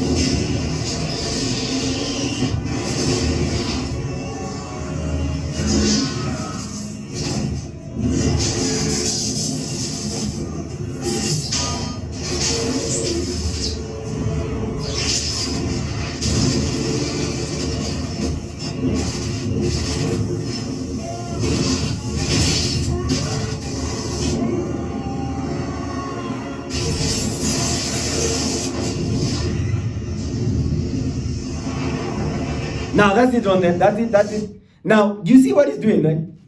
Agree, you see what he's capable of doing? Now, the white man is doing that so that when you go to movies, when you talk about superheroes, you talk about him. You understand?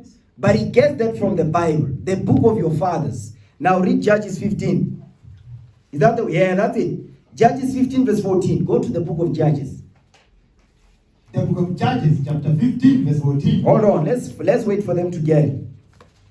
Looks like I'm not gonna go over angels and devils here, man.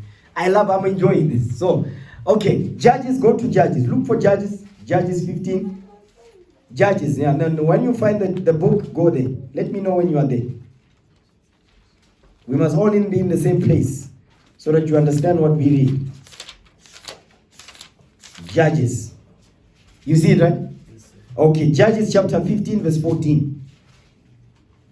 Let's go there to the book of Judges. Watch this. The book of Judges. Let's go there.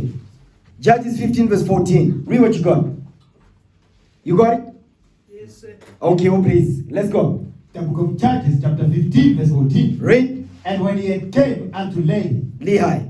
when he had came unto Lehi, Read. the Philistines shouted against him, and the Spirit of the Lord came mightily upon him, and the cords that were upon his arms became as flax that was burned with fire, and his bands loosed from off his hands. Watch this. And he found a new jawbone of an ass. So now they say Samson found the jawbone, umhlati, of a donkey.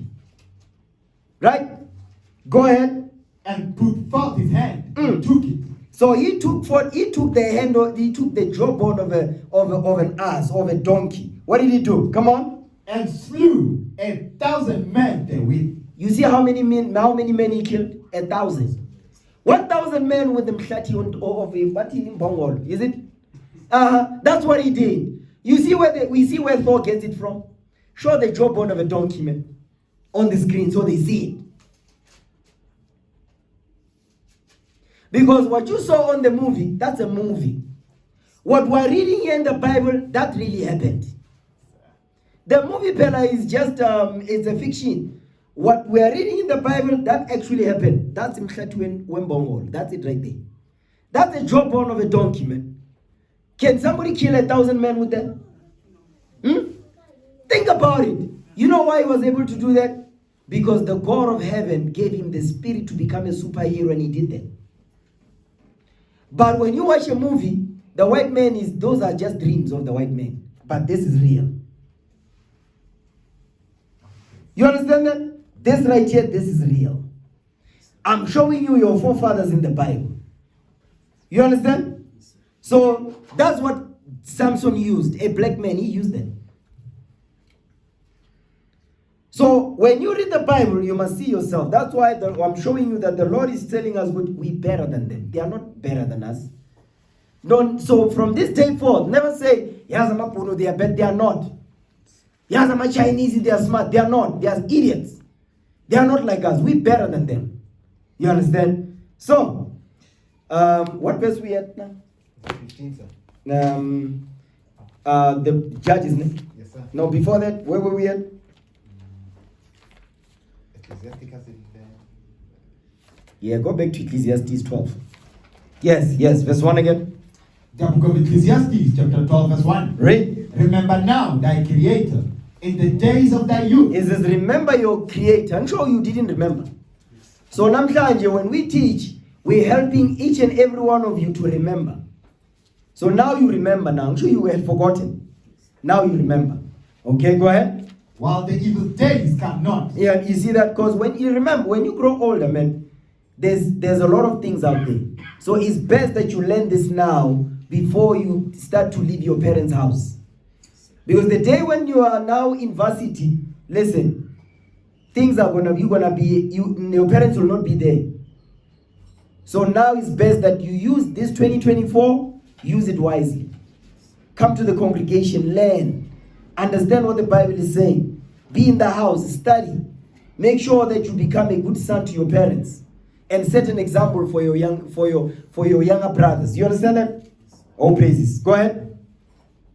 While the evil days come not. While the evil days come not, come on. Nor the years draw nigh. Read. When thou shalt say, Uh-huh. I have no pleasure in them. I have no pleasure in them. Because the youth don't have pleasure in the Bible. They don't. Because we go to the things we teach, they don't love this book. So now we showing them, we using the things that they like in the world to show them, Guti, those things are wrong. This is right. You understand that, right? Okay. So go back to Psalms 119 verse 9 now. Psalms 119 verse 9.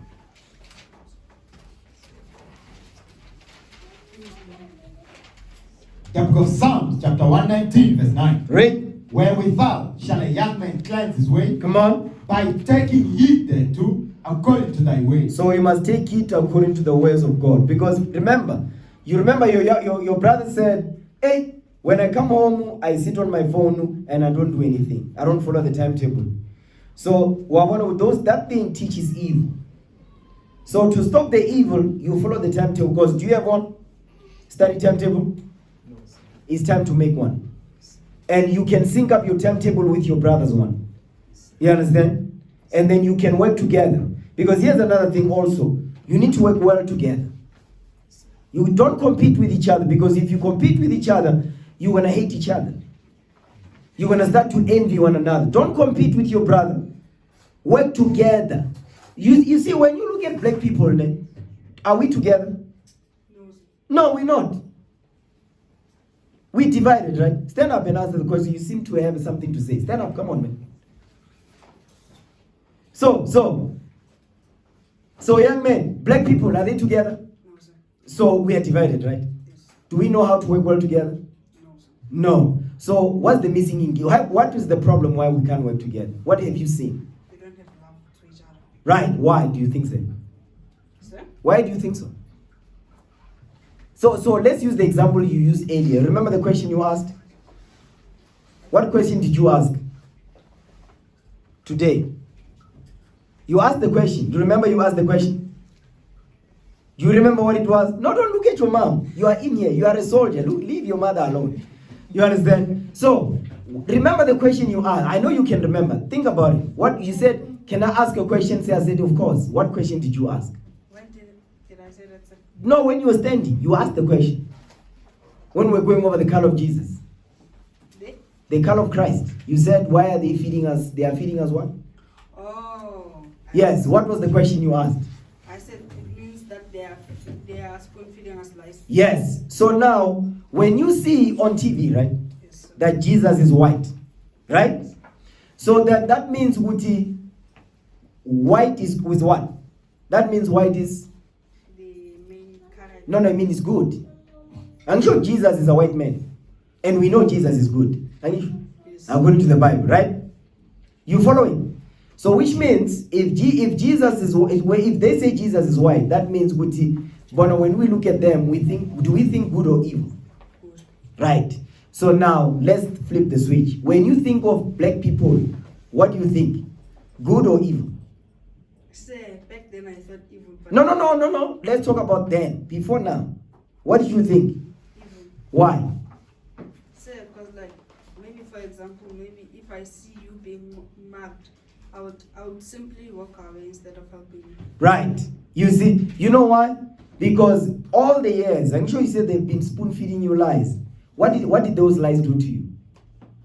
They corrupted our minds. Right. And the mind was corrupted such that you think white is what? Right. And black is what? Is bad. So if you think black is bad, right? And you look at your brother, you think bad, right? Right? No, stay with me. You agree? You say we don't have love for each other, which you are right. Wait, stay with me. Stay in the spirit, man. So I agree with you. We think white is good, black is evil, right? Okay, and it's come from years of brainwashing. I get it. So now, when you look at somebody that look like you, right? It doesn't have to be your brother here. It can be anybody that is black. I agree. You already think black is bad. Right? So when you look yourself in the mirror, do you gonna think black is good? Yes, sir. No, but you're not following the logic. I get they say black is bad, Yes. right? And when you see outside, do we hate each other or love each other? Yes. Right. So the hate comes from the fact that if you hate yourself, are you gonna love me? No. Yes? You gonna love me? No, sir. Right. So now when you look at black, it's bad, right? Yes, sir. When you look at yourself in the mirror, you see what color? Black. And you already think what black is what? Bad. So when you see yourself in the mirror, what do you think? Black is bad. Right. That's what I mean. So now, when you look at yourself in the mirror, you see black. Therefore, it's what? Bad, according to what they taught us. Now that you are learning Uti, black is beautiful and not bad.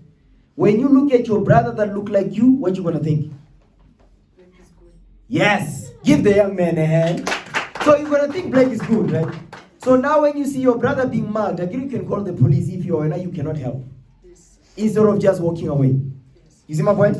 Yes. All praises. Have a seat. Okay. All praise to the Most High. Where were we going, Brother Niam? We were at Psalms 119 verse 9. Sir. Yes, read it. The book of Psalms, chapter 119, verse 9. Read. Wherewithal shall a young man cleanse his way? Come on. By taking heed thereto, according to thy word. You see that? So now you must take heed to the laws of God. Whenever your mother says Aktuma somewhere, you must go. You understand? Yes, sir. Don't talk back. Your father corrects you. Don't talk back to your father. Be quiet and listen to what he's correcting you about. So next time, you don't repeat the same mistake. You understand that? Yes, sir. It's called growing up. Okay, taking responsibility. You understand? So now, give me the book of Psalms. I think it's 25 what I want. Yeah. Psalms 25, I believe is verse 3. Psalm 25 verse 7. Read that. The book of Psalms, chapter 25, verse 7. Come on. Remember not the sins of my youth. So now, when you cleanse your way, you ask the Lord not to remember the foolish things that you did when you were in your youth. You ask the Lord to forgive you of your sins. Read that again. Remember not the sins of my youth. Remember not the sins of my youth. Go ahead. Nor my transgression. Mm-hmm. According to thy mercy. Read. Remember thou me for thy goodness sake, O Lord. You see that? So now, like I was saying, you have brothers again. You have young brothers that come after you. So your job is to be an example to them when you are with them. You understand? And when you are in the house, you follow the example of your parents. You understand? Your father, your mother. So, but you two don't compete with each other. That's why black people, we fail at everything because we don't know how to work well together. So when you see your brother's got something that you don't know, but you can learn from it, don't envy him.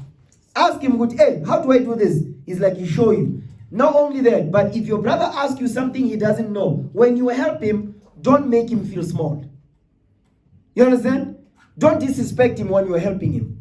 Show him and say, hey, you know, like this thing is so and so. Oh, I ain't born a mind. Next time, guess what? You're not going to know nothing. Now he's going to show you with, no, here's the young blood. This is what you do, young brother. Do this, do this, do this. And that's it. And now here's another thing. Both of you stand up. I have a question. So, your name again? Wena? Siabong. Okay. When you address your brother, what do you say? How do you call him? You see? Wrong. He's your brother. He's older than you. Ne? So what must you do when you call him? What must you say? Or Puti? Puti Siabong. Yeah, don't say just say Siabong. What the hell is this? You must say Puti Siabong. It's called you honoring your brother, man. Yes, because when you just call him by his name, you are just disrespecting. He's older than you, man. You understand what I'm saying? So the same one, the same way. What's his name again? Sandil. Okay, it's the same thing. He's older than you, right? When you call him, how do you call him? Stand up. When you call him, what do you say? When you call him? Lungen. So what must you say going forward? Yes, that's how you say. Going forward, that's what you must say. Don't be saying Lungelo. No, man. Put Lungelo. You understand what I'm saying? So now you feel like a big brother. You see what I'm saying? Because I'm sure when you didn't, it feels strange when I said call your brother Siyabonga, put Siyabonga. It didn't feel right? But now, when he says it to you, does it feel right? Exactly. You see how this works? So you can appreciate it when your young brother calls you put Lungelo, but it doesn't feel good or right when you call your older brother put Siyabonga. That's what you must say. And when he doesn't say it, you must correct him. You say, hey, why don't disrespect me, man? And don't let it go. You must tell him, hey, don't say Siyabonga, say put Siyabonga. I'm your older brother. So don't disrespect me like that. You understand? Going forward, don't be calling your brother by his name like that, man. You must honor him. He's your brother. He's your big brother. You understand? That's how you begin to love your neighbor as yourself. Leviticus 19:17. Have a seat. Have a seat. Have a seat. Leviticus 19:17.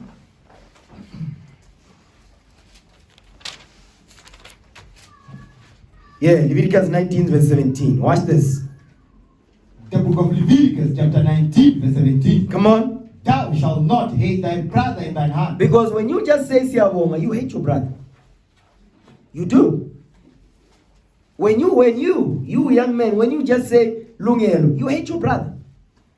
Going forward, when you call your brother, don't say Siyabonga like that. No, say put Siyabonga. That's how it goes. Put Lungelo. That's how it goes. Don't be disrespecting your brother, man. Read that again. The book of Leviticus chapter 19 verse 17. Read. Thou shalt not hate thy brother in thine heart. Don't hate your brother in your heart. Go ahead. Thou shalt in any wise rebuke thy neighbor. So put Siyabonga. When you hear him saying Siyabonga, God says you must correct him. You don't say, it's fine. It's not fine. He must honor you. Just like the young ones will honor him, he must honor you as well. That's how it goes. That's how you love your neighbor as yourself. Don't care whether you run like mother, correct and something, say yes, say. Don't be saying, yeah, but no. Don't say, well. When you talk to your brother, say yes, sir. You hear how the brothers address each other up in here? Yes, sir. It's called honor. We don't do that in the black community, man. It's time to do it. Read again. The book of Leviticus chapter 19 verse 17. Come on. Thou shalt not hate thy brother in thine heart. Don't hate your brother in your heart. You say put Siyabonga, put Lungelo. That's how it goes. You understand that? Yes, sir. All praises. Go ahead. Thou shalt in any wise rebuke thy neighbor. Read. And not suffer sin upon him. Watch this. Go ahead. Thou shalt not avenge. Don't avenge. Let's say your brother does something to you and you don't like it. Instead of saying, yes, hey, when what you do is you revenge because you are angry. That's hatred. God says you hate your brother when you do that. Don't do that. Don't revenge. Just talk to your brother and don't disrespect him when you talk to him either. He's your big brother. Go ahead. Thou shalt not avenge, nor bear any grudge. Don't hold a grudge. What do they call it in Zulu? Come on. Ikubu. Yeah. Whew, that's some deep stuff. You understand? So much ikubu. Don't be having ikubu, man. You understand? Towards your brother. Your brother does something or your brother corrects you. But when instead of saying, yes, sir, I understand, I'm sorry, you hold ikubu. You see that? Yeah, don't do that, man. You must just say, yes, sir, I'm sorry, I'll fix it. When your brother corrects you, don't say, there is more. No, just say, yes, sir, I'll fix it. We don't want to hear that. When you hear somebody telling you your stories, let's read that. Ecclesiastes 5:3. You know that, mom. If you want something, but you tell a long story, you must know how to buy this. Read that, Ecclesiastes. Ecclesiastes chapter 5. Read verse 3. Watch this. The book of Ecclesiastes chapter 5 verse 3. Go ahead. For a thief cometh through the multitude of business. Go ahead. And a fool's voice is known by multitude of ways. You see that? Meaning what? When someone something, they don't say yes or no. They give you a long story before they say yes. You must know they are trying to deceive you. So when your brother corrects you about something, just take the correction. That's it. So when you correct your brother over there, guess what? He must just say yes, sir, and fix it. But you show him how to fix it and he fixes it and we move on. But when he corrects you, don't get mad. Don't get angry at your brother. Because I see you get mad. Don't get mad, man. Don't be in your emotions. Because the minute you cry, it means you're in your emotions. Men are not supposed to be emotional. You can't be emotional, man. When you get corrected, don't be you can't even eat. That's crazy. You understand? You get corrected, take the food and go sit somewhere and eat. You understand? Your brother corrects you, you mad at him the whole day. You hate your brother. He corrected you because you did something wrong. So therefore, you fix the wrong and then we move on. That's it. Okay?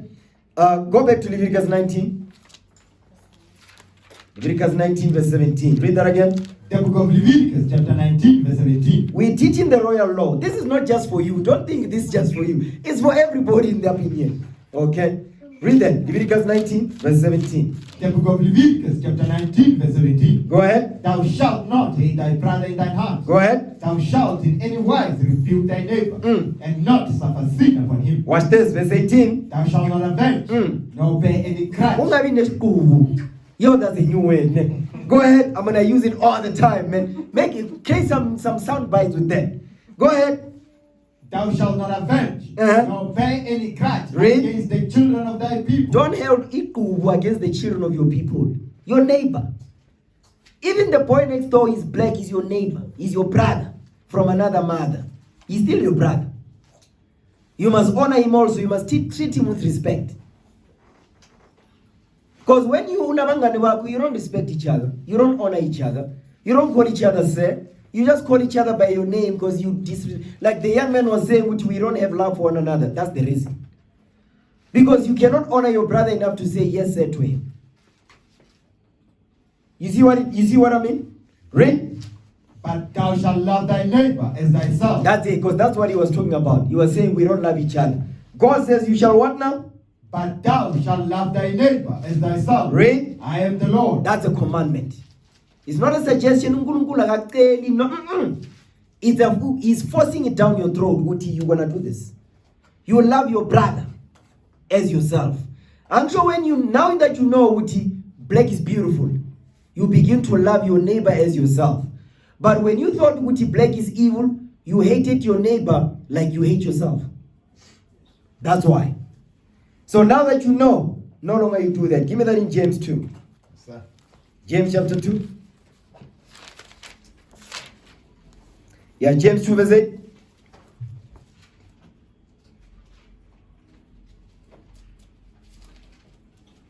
The book of James chapter 2 verse 8. Go ahead. If ye fulfill the royal law. If you fulfill the royal law. Because the royal law means we are royalty. Because we are born from kings. Our forefathers were kings on this earth. We ruled all nations during the time of King Solomon. We ruled all nations during the time of King David. We ruled all nations on earth. All nations bowed down at the feet of our forefathers. So we are royalty. That's why we must treat each other like royalty, because we are. Go ahead. The book of James chapter 2 verse 8. Come on. If ye fulfill the royal law. If you fulfill the royal law, come on. According to the scripture. According to the scripture that we just read in Leviticus 19, come on. Thou shalt love thy neighbor as thyself. Ye do well. You see that? When you love your neighbor as yourself, you do well according to the laws of God. Understand that? You understand that? Yes. All praises. Now, excuse me. Okay, there's a verse I want to go to real quick. Give me the book of Proverbs. Actually, you know what, man?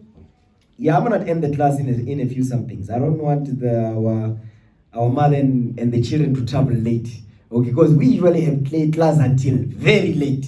Okay, so you travel fast. So it's at 4:30 now. Can't believe it, man. Wow. Okay, I'm going to show you a young youth. So, because there's a lot of youth up in here. Even at the back, there's youth. There's a brother over there, he's a young youth. Brother Jonah is still a youth. Brother Samuel over there is still a youth. He also is still a youth. So don't think he's still a youth. Don't be confused by these big beards. Now, here's the thing. Let me show you something, right? I'm going to show you what a youth does. Because today, when you look at today's youth, They don't know what the hell they're doing. They're doing evil. But I'm going to show you an example of, as a youth, how you're supposed to carry yourself. You follow me? Pay close attention. Now, go to the book of, the history of Susanna. Go to the history of Susanna. You know what? Actually, give me 1 Samuel 17. I'm going to use that one. The book of 1 Samuel. Yeah, go to the beginning of the book, the Bible, you'll see 1 Samuel, 1 Samuel. 1 Samuel 17. 1 Samuel chapter 17. Verse 18. Let's start there. First book of Samuel, chapter 17, verse 18. Watch this. And the 3 eldest sons of Jesse. Jesse is the father of King David. Okay, give me Matthew 1, real quick. I wanted to go over deep things. I'm not doing that this day. No, basics. 1 Samuel 17. No, Matthew 1, verse 1. Yes, sir. Yes. Matthew 1 and 1. The book of Matthew, chapter 1, verse 1. Pay close attention. Make notes. Go ahead. The book of the generation of Jesus Christ. Read. The son of David. Mm. The son of Abraham. Come on. Abraham begat Isaac. Mm. And Isaac begat Jacob. Read. And Jacob begat Judah and his brethren. Judah and his brethren. So you see those Judah? You see that's Judah right there. Look at the screen. Come on, pay attention. You see the screen right there? You see Judah right there? So it says Jacob begat Judah, meaning Jacob is the father of Judah and his what? And his brethren. Now when you scroll up, you see Judah and his brethren. You see the names on the left? That's Judah and his brethren. Judah and 11 brothers. So now that's Yabonga and what? 4 brothers, right? Right. Now, not only do you have 4 brothers, you see how many brothers you have up in here? Many. You're not only that, but you've got young brothers. Not only that, but you've got sisters too. You see how this works? We are the children of one man, which is Jacob. One second, young man, 1 second. I know you are very zealous this day. Give me Matthew 1 verse 6 now. Watch this. The book of Matthew, chapter 1, verse 6. Come on. And Jesse begat David the king. Jesse was the father of King David. Go ahead. And David the king begat Solomon, of her that had been the wife of Uriah. Read. And Solomon begat Rehoboam. And Rehoboam begat Abiah. And Abiah begat Asa. That's King Asa. So now these are the forefathers not only of Jesus Christ, but the forefathers of King David, Jesse. So Jesse had sons, right? Now, go back to 1 Samuel. I'm going to show you as a youth, this is where your mind must be. 1 Samuel chapter 17. Read verse 13. First book of Samuel, chapter 17, verse 18. Start of verse 12. First book of Samuel, chapter 17, verse 12. Come on. Now David was the son of Ephrathite. Of that Ephrathite. Of of Bethlehem, Judah. Read. Whose name was Jesse. That's the same thing we read. Read. And he had 8 sons. How many sons did he have? And he had 8 sons. You see that? 8. That's nothing. Jacob had 12. Go ahead. And the men went among men, for an old man in the days of Saul. In the days of Saul. This is King Saul from the tribe of Benjamin. Read on. And the 3 eldest sons of Jesse went and followed Saul to the battle. So the sons of Jesse went to war. You following me? This is a story. This is your history. Pay attention. Go ahead. And the names of his 3 sons that went to the battle were Eliab, the firstborn. Go ahead. And next unto Eliab was the firstborn, like Siabonga, the firstborn. Go ahead. And the next unto him, Abinadab. Okay, like Lungel, or the secondborn, right? Read. And the third, Shammah. What was the third? And the third, Shammah. Start with an S. When your name starts with an S, right? That's not? The second name starts with an S. What is it? Sandy. Sandy. Okay. See? We're almost close. Go ahead. And David was the youngest. And David was the youngest. Who's the youngest? There's the name of the young man. Zaninkosi. Okay. So Zaninkosi will be David on this instance. So he's the youngest one. Okay, go ahead. And the 3 eldest followed Saul. Read. But David went and returned from Saul to feed his father's sheep at Bethlehem. Go ahead. And the Philistines drew near. Morning and evening, and presented himself 40 days. Go ahead. And Jesse said unto David his son, take now thy brethren an ephah of this parched corn, and these 10 loaves, and run to the camp to thy brethren. So they told David, he was the youngest son, they say, go and give bread and food to your brothers that went to war. Go ahead, watch this. And carry these 10 cheeses unto the captain of their 1,000. That's what is that? Abner. Go ahead. And look how thy brethren fare, and take their pledge. Read. Now Saul and they and all the men of Israel were in the valley of Elah, fighting with the Philistines. So now they are at war with the Philistines. And you remember, we have enemies as a nation. Who are our enemies? White people, Chinese people, Indian people, Arabs, and all these other nations, they are our enemies. Read. And David rose up early in the morning and left the sheep with the keeper. So what was David's job? What was he? He was a shepherd. That's why it says the Lord is my shepherd, because he was a shepherd of sheep. You understand? So David was a shepherd. He didn't go to war. He was the youngest. So he was not at war. He was a shepherd. Read. And took and went as Jesse commanded him. His father. So David obeyed his father, because who was David's father? Jesse. So Jesse, the father of David, told David, hey, go to war. Go to give your brothers the food. You following, right? Read. And he came to the trench as the host was going forth to the fight. Read. And shouted for the battle. What verse you at? Verse 27. Go ahead. Verse 21. For Israel and the Philistines had put the battle in array, army against army. You see that? So they were in battle array going to war. Read. And David left his carriage in the hand of the keeper of the carriage and ran into the army. You see, no, King David is running into the army. Because King David, he was a young youth, but he loved his people. So he was not occupied with Facebook, TikTok, and Instagram, or a girlfriend. The only thing that caused, when he was not at war, where was he? He was looking after sheep. So right now, in your case, you cannot be on Facebook and Instagram, TikToking. You must be following the timetable that you put together to study. So you can be and help to your mother and father. You understand that? Read. And came and saluted his brethren. What did he do? And came and saluted his brethren. He saluted his brethren because he loved his nation. Keep reading. Go ahead. And as he talked with them, behold, they came up the champion. They came up the champion. Go ahead. The Philistine of Gath. Goliath by name. Go what now? Goliath by name. So when you hear the story when it says David beat Goliath, this is the story. Goliath was tall. You understand? And David was short like us. Go ahead. Out of the armies of the Philistines. Read. And spake according to the same way. Watch this. Listen to what it says. And David had them. And all the men of Israel, when they saw the man, fled from him and were so afraid. So when they saw Goliath, he's tall, they ran. So now David is there. Let's see what King David does. Go ahead. And the men of Israel said, have ye seen this man that is come up?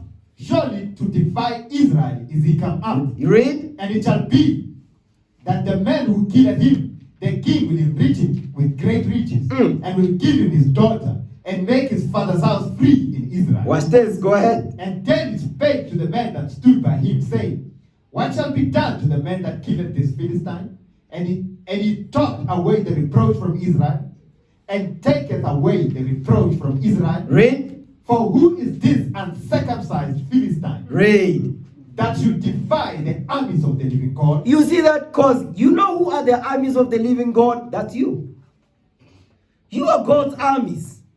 So when another nation come and speak evil of black people, they are defying God's army. You understand that? When you hear somebody speaking evil against your nation, you don't sit there and keep quiet and say it's fine. It's not. Because if they are speaking against black people and you are sitting in the midst, you are right there listening to you say nothing, that means you think they're fine. It's fine what they are saying about your people. You understand that? It is not fine. An injury to one is an injury to all of us. Understand that? Read. And the people answering after this manner, say, so shall it be done to the man that killed him. What's this? And Eliab his eldest brother, heard when he spake unto the men. Go ahead. And Eliab's anger was kindled against David. And he said, Read. Why camest thou down hither? Why did you come here, man? But he was sent by his father. Read. And with whom hast thou left those few sheep in the wilderness? Because they know David's job was to look after sheep. You understand? Read. I know thy pride Read. and the naughtiness of thine heart. You see, they said David was chachara, they are saying. Go ahead. For thou art come down, that thou mightest see the battle. Because he wanted to be in the midst of the war. It's like, why are you leaving me behind, man? I want to be in part of the action. You understand? Go ahead. And David said, what have I now done? Is there not a cause? Read. And he turned from him toward another, and spake after the manner. Read. And the people answered him again, the former manner. Because they knew how David was. You ever seen your brother who's always talkative all the time? David was like that. You understand? And they hated David. But don't hate your brother, man. The Spirit of the Lord is in him. I know the one, the talkative one. I've already seen who's talkative. Go ahead, read. And when the words were heard which David spake, read. They rehearsed them before Saul. What's this? And he sent for him. And David said to Saul, let no man's heart fall because of him. Thy servant will go and fight with the Philistines. So David had faith in him. He's like, I'm gonna go and fight I'm gonna fight for Israel. I'm gonna fight this Philistine for my people. Then my point is this: when you think about June 16, there was a young youth during those days. His name was Tsietsi Mashinini. Do you know about him? No, sir. Right. Tsietsi Mashinini was a young man. He's the reason why there was toy-toying in 1976, June 16. Because Tsietsi Mashinini loved his people so much that he got the people together to go and toy-toy to say, we don't want to be carrying tongue passes everywhere and be called kafirs and be taught in Afrikaans in the schools. So the reason why today you don't see Afrikaans in the schools is not because of the government or ANC. No, it's because of Tsietsi Mashinini, what he did. So when you are online, on YouTube and look up Tsietsi Mashinini, he was young like you. So now we are reading King David here. He was a young youth. He also cared about his people. So Tsietsi Mashinini was following the footsteps of his forefathers, King David. So today, don't be following Caspanyo Vest. Those are idiots. They are not the leaders of the nation. Those are not role models to follow. Don't be following. Who's the other ones? Come on, you know them, Muslim. Why are you quiet? Come on. These are other celebrities who are, causing problems in the nation. Bukwesta, what's the other ones? Maybe Blondie Miriri. Come on, maybe the blondes. That's them. Who's the other one? Stand up, come on, tell us. What's the other one? Nesty C. You know that brother, man? He said, he don't know anything about apartheid, racism. Is he correct? No. He's talking nonsense, man. There's no racism in South Africa. Yeah? Are we not discriminated against? So, Nesty C says, he never experienced it. And he said the same thing that Lil Wayne said, right? Because Lil Wayne said, there's no racism in America.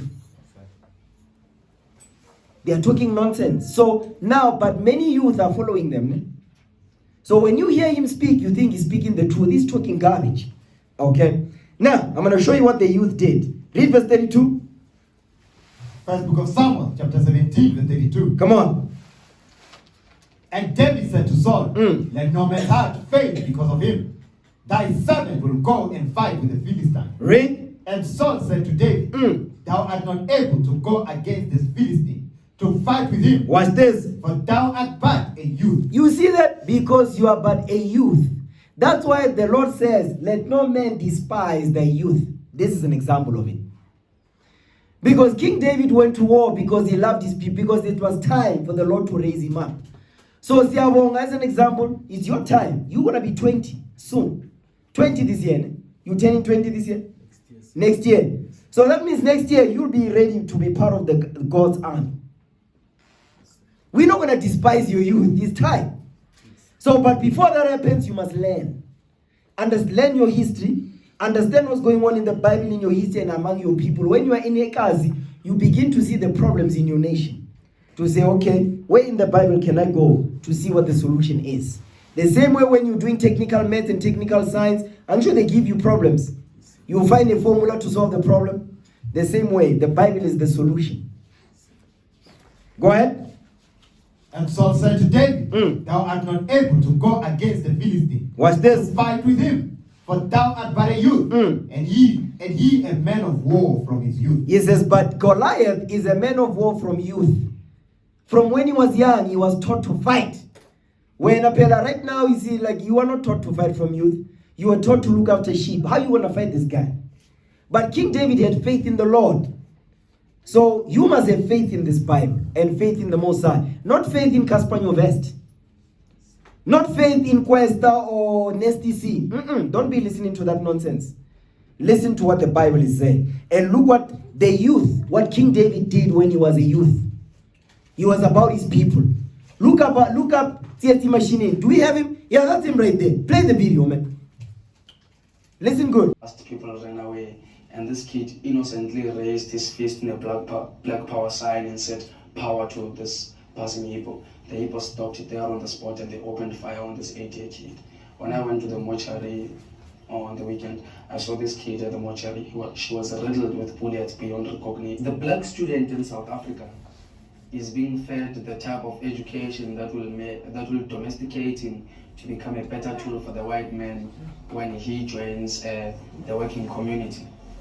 School libraries, school books, they've got nothing to do with civics or anything that is affiliated in any manner to politics. What happens is we are fed a lot of fiction stories. I could quote so many authors and fictitious writers that you would be surprised where I get them. Even our libraries are ill-equipped. You don't get much works on, say, democracy, communism, fascism, capitalism, and all that. We only know these things as concepts and something not within our world. It's more than likely, Tsetse, that you're being described up and down the country at the moment as a communist. There is no truth in that as far as I'm concerned. It is just that in South Africa, if you're not doing what the government expects you to do, then you are a communist, of course. As we interviewed Tsietsi Mashinini, the news came in of how successful the students' plan had been. It makes me very happy, very happy. What is it actually achieving there?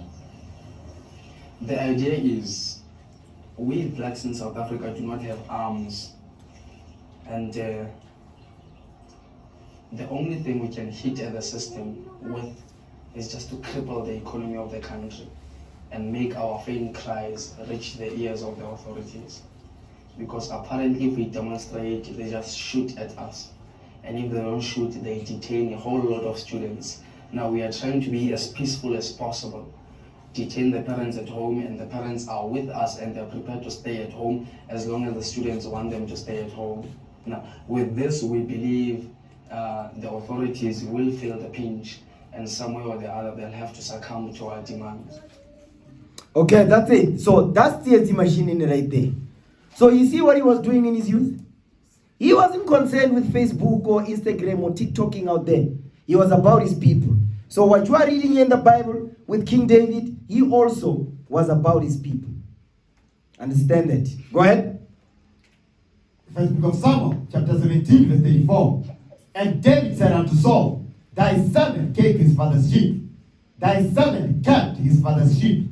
And there came a lion and a bear. So a lion and a bear. Go ahead. And took a lamb out of the flock. Remember, King David is looking after sheep. Here comes a bear and a lion. What does a bear and a lion do to a flock of sheep? They eat them. Go ahead. And I went out after him and smote him. Stop. So King David went after a lion. Who does that? So King David was so powerful, the Lord put the spirit on him to get a lion and rip his hair off. A lion and a bear. This really happened, man. This is your history, black man. See, when you think about your forefathers, stop thinking about Superman and all that. No, that's nothing. And that's a movie. This is real. Read. And delivered it out of his mouth. And when he arose against me, I caught him by his beard and smote him and slew him. You see what he did to the lion, man? He caught the lion with a beard and killed the lion. This is King David, man. Read. Thy servant slew both the lion and the bear. And this uncircumcised Philistine shall be as one of them. Read. Seeing he has defiled the armies of the living God. You see that? So King David knew that black men, we are the armies of the living God. We are God's armies. So when you're thinking, how are we going to go to war? Because we go to war, we teach on the streets. Right? You see, we teach on the streets, right? So when we go out there, we go as an army. So an army needs what? Needs structure, needs rank. In the army, you don't hear somebody say, just say yes. Yes, sir. That's an army, because that's how we were. When we came out of Egypt, we were an army. You understand? And an army protects the nation. Who's the nation we're protecting? Women and children up in here. So we use the word of God to go out there and defend our nation. This is the weapon of choice we use. Not guns, because idiots carry guns. You understand? Idiots carry knives and all that. We carry the Bible. And when we carry the Bible, men want to shoot at us on the streets. Carrying the Bible. You see how powerful this book is? This book is powerful, man. Go ahead. Verse 37. David said, moreover, the Lord that delivered me out of the paw of the lion. That means the lion tried to clap at David with a paw. You understand? You couldn't. Go ahead. And out of the paw of the bear, you will deliver me out of the hand of these Philistines. Read. And Saul said unto David, go, and the Lord be with thee. Read. And Saul armed David with his armor. So Saul took his armor and put it on David. Go ahead. And he put an helmet of brass upon his head. Also, he armed him with a coat of mail. Chain mail. That's chain mail. Go ahead.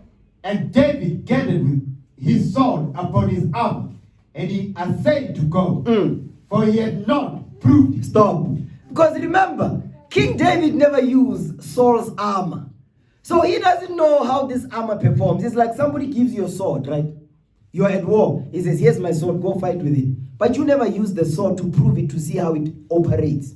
Are you going to win out there? No. And sure you must prove to see if you can hold it, if it's not heavy, it's too heavy for you to carry. Right? Okay, go ahead. And David said unto Saul, I cannot go with thee, for I have not proved them. Read. And David put them off him. Watch this. He took them off. Come on. And he took his staff in his hand, and chose him 5 smooth stones out of the brook. So remember, David is a shepherd. So he's using the weapons he knows. Stones. And you know when he's shepherding sheep, when the sheep go astray, he throws the stone, the sheep goes to the right place. So he's using the weapons he always uses. Stones. Read. And put them in a shepherd's bag, which he had. Go ahead. Even in a scrip. Watch this. And his sling. And his sling. What do they call it in this vernacular? What? Ikiti. What? Keti. Hey. Yeah, okay, you're not that one. Go ahead. And his sling was in his hand. And he drew near to the Philistine. Watch this. And the Philistine came on and drew near unto David. And the men that bare the shield went before him. And when the Philistine looked about and saw David, he disdained him. So the Philistine hated David. Meaning Goliath hated David when he saw him. Right? For he was but a youth. He was what now? For he was but a youth. He was a youth. Go ahead. And ruddy. And ruddy meaning what? Beautiful. And black and beautiful. Go ahead. And of a fair countenance. Watch this. And the Philistine said unto David, I am a dog. It says, am I? What did he say? First book of Samuel, chapter 17, verse 43. What's this? And the Philistine said unto David, am I a dog? Because yes, of course he was a dog. The other nations, God says they are dogs. Understand that? That's what God calls them. They are just dogs here. Go ahead. That thou comest to me with staves, and the Philistine cast David by his God. His idols. Come on. And the Philistine said to David, come to me. I will give thy flesh unto the fowls of the air, and to the beasts of the field. He says, I'm going to take your flesh, I'm going to feed it to the birds. Go ahead. Watch this. Then said David to the Philistine, thou comest thou comest to me with a sword, Read. and with a spear, Mm. and with a shield. Watch this. But I come to thee in the name of the Lord of hosts. All praises. He says it's coming to you in the name of the Lord. Because today, what is the youth? Youth be carrying knives, ne? And guns. Yes, they do. Because, I mean, where do you stay? I mean, what place you stay? What under you living under a rock? You don't read the news. You're on the phone, Muslim. You check the news. I forgot. On TikTok, you don't watch those things, man. You don't watch the news. You need to watch the news, man, and see what the youth is doing. That's why you're saying no, because you don't know what's going on, but you're online. It's time to actually start watching the news to see what's going on. At this age, you cannot be ignorant of the things that are happening around you in your community. You see that the youth was killed at night when he was traveling. You don't know. When you're watching, black women twerking on TikTok. Because I know what you'll be watching, man. They be watching those things, mom, by the way. These smartphones, they must be taken away from the hell is this. Can't be walking around with a smartphone, you're watching big booty on the phone. No. Go ahead.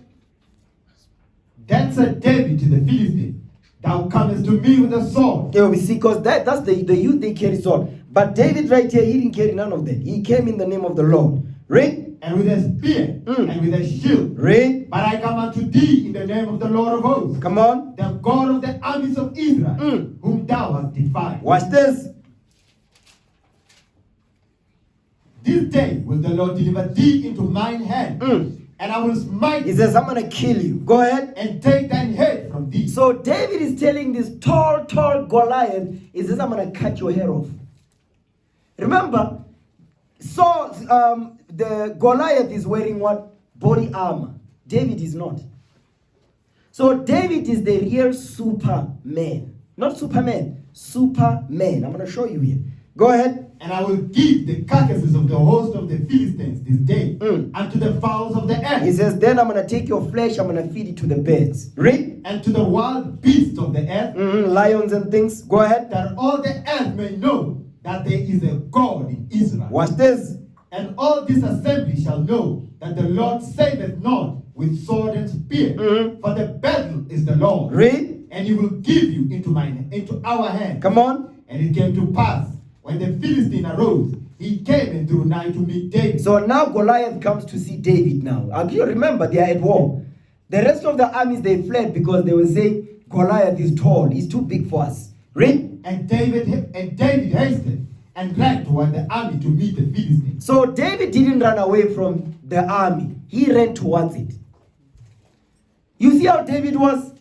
So David loved his people. Read. And David put his hand in his bag and took thence a stone and slang it and smote the Philistine in his forehead, that the stone sank into his forehead. Stop right there.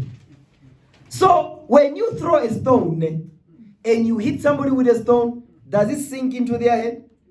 It just hits and then it falls, right? So, but David threw the stone and then it sank into the head of the Philistines. Who did that? The Lord did that. So that means the Lord gave David an arm that was so powerful that it was able to what? To take the stone and sink it into the head of the Philistine. That's a superhero. Only a superhero does that, man. Read. And David put his hand in his bag and took thence a stone and slang it and smote the Philistine in his forehead. Go ahead. That the stone sank into his forehead and he fell upon his face to the earth. Read. He dropped to the floor. Come on. So David prevailed over the Philistine with a sling and with a stone and smote the Philistine and slew him. But there was no sword in the hand of David. So David didn't have a sword. So what did he do with the sword of Goliath? Watch this. Read. Therefore David ran and stood upon the Philistine. He sat on top of it.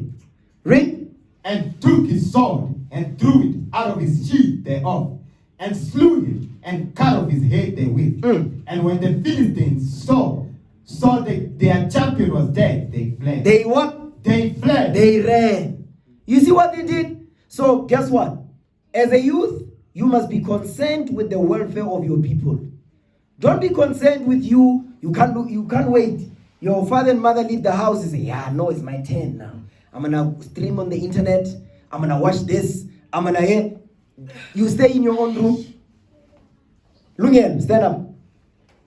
Because you are falling asleep. I know you don't fall asleep when you are going over TikTok videos. I've never heard that. So, do you have your own room? Yes, sir. You sleep by yourself? Yes, sir. Dangerous business, you see.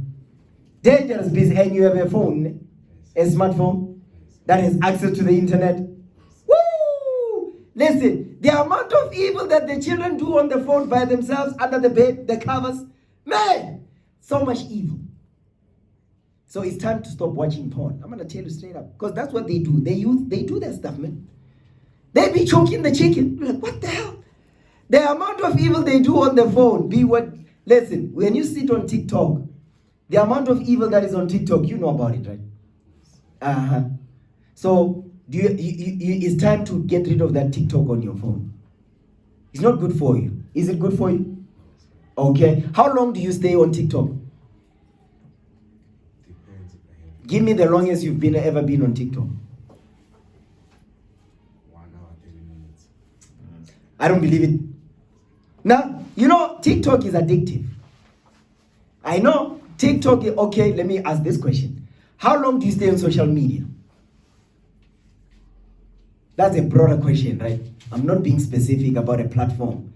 How long do you stay on social media? Almost all day. That's it. See how it goes? So it's not 1 hour, 30 minutes, man. It's long because your attention is divided between Facebook, Instagram, TikTok, Facebook walls. And do they still have those? You know, old school. Those things. So imagine the whole day you're on social media. What has happened to your mind? It's gone. It's finished. Because you are what you eat. You know that, right? Whatever you eat, that's what you become. So the more you spend a whole day on social media, everything that you see there, it's in your mind. You don't even know it.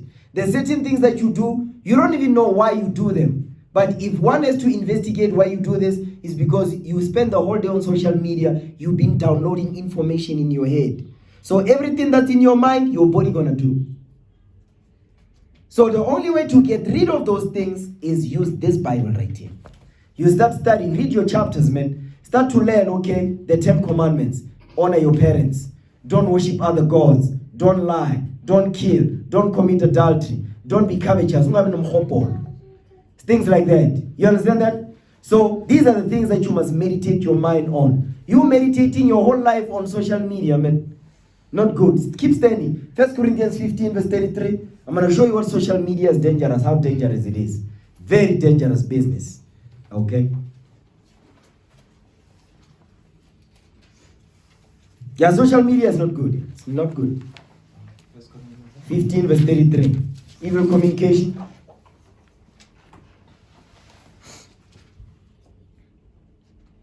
First book of Corinthians, chapter 15, verse 33. Listen good. Be not deceived. So when you're on social media the whole day, you are being deceived. Go ahead. Evil communications corrupt good manners. Because the communication on social media, is it good or evil? It's evil. So now that evil communication, it says it corrupts good manners.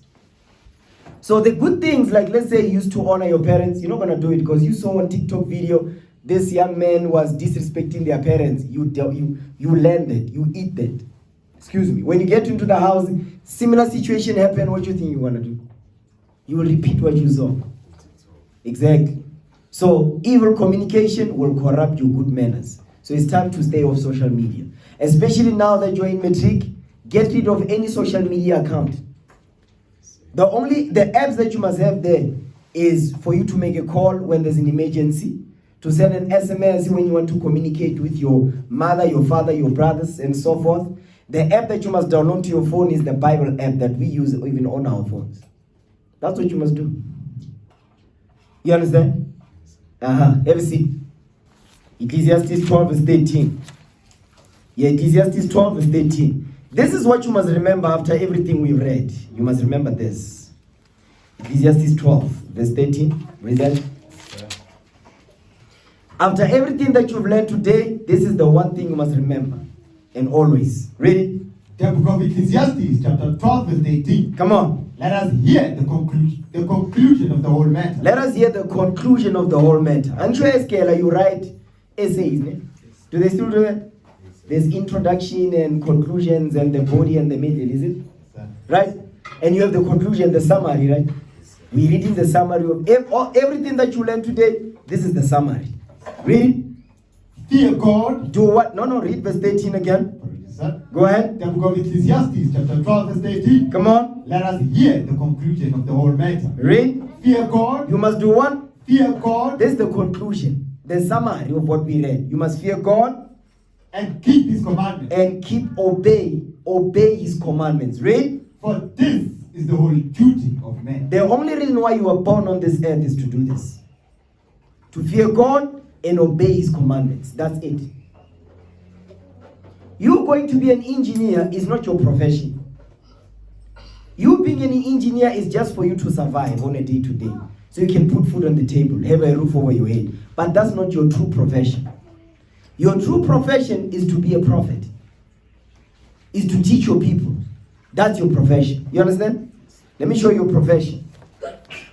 Hebrews chapter, is it 10?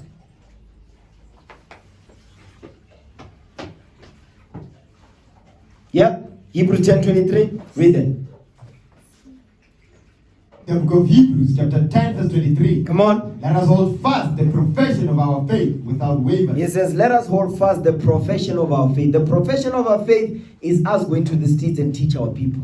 Because our people don't know that God is black. Do they know? No. Do they know that Jesus is black? No. Do they know that the Jews are black? No, they don't know. Because I'm sure you are a Jew. So you are an Israelite from the tribe of Judah. They don't know that. So that's why our people have a low self-esteem. I'm sure you know with our people we don't temper ourselves. So the reason for that is that because they don't know who they are in this Bible. But who's responsible for making sure that our people, they start to have confidence? They start to stop doubting themselves. You're responsible for that. Who's going to teach them? Exactly. So in order for that to happen, you obey and apply the things that you learned today. Okay? Read that again, verse 23. The book of Hebrews, chapter 10, verse 23. Let us hold fast the profession of our faith without wavering. Read. For He is faithful that promised. He is faithful that promised. Okay? Hebrews 4, verse 14. Read that. The book of Hebrews, chapter 4, verse 14. Come on. Seeing then that we have a great high priest that is passed into the heavens, Jesus, the Son of God, let us hold fast our profession. So your true profession is not you being an engineer. You being an engineer, yes, you must become one, but that's not your profession. That's just the means to an end. It's a way for you to survive because we are slaves. You know we are slaves, right?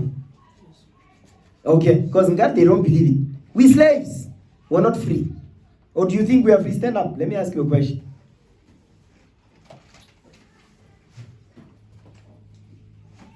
Do you think we are free or are slaves?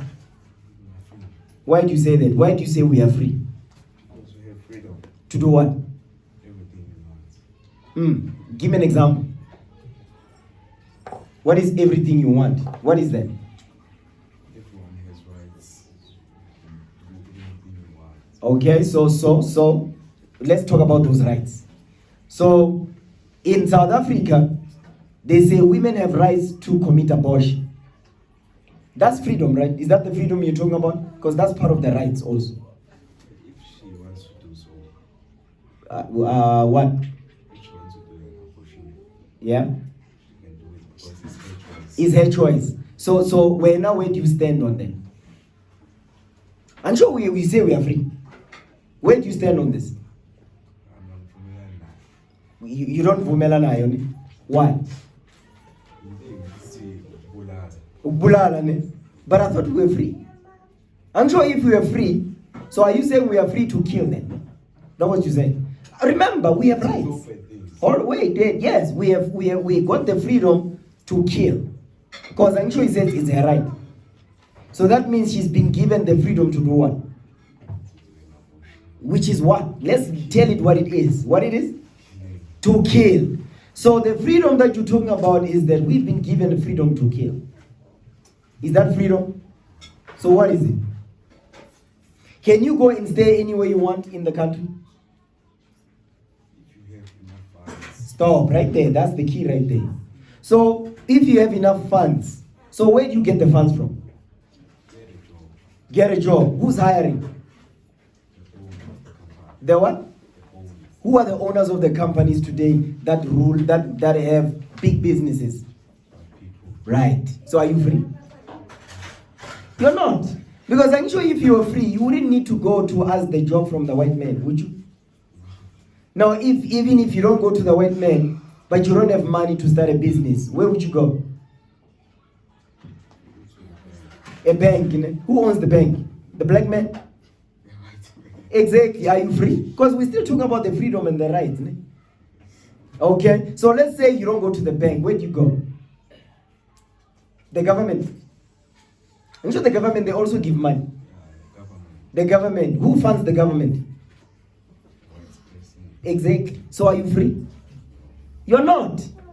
I'm trying to show you you're not free. You're still a slave, man. And that's something that in the schools, they're not teaching that in the schools.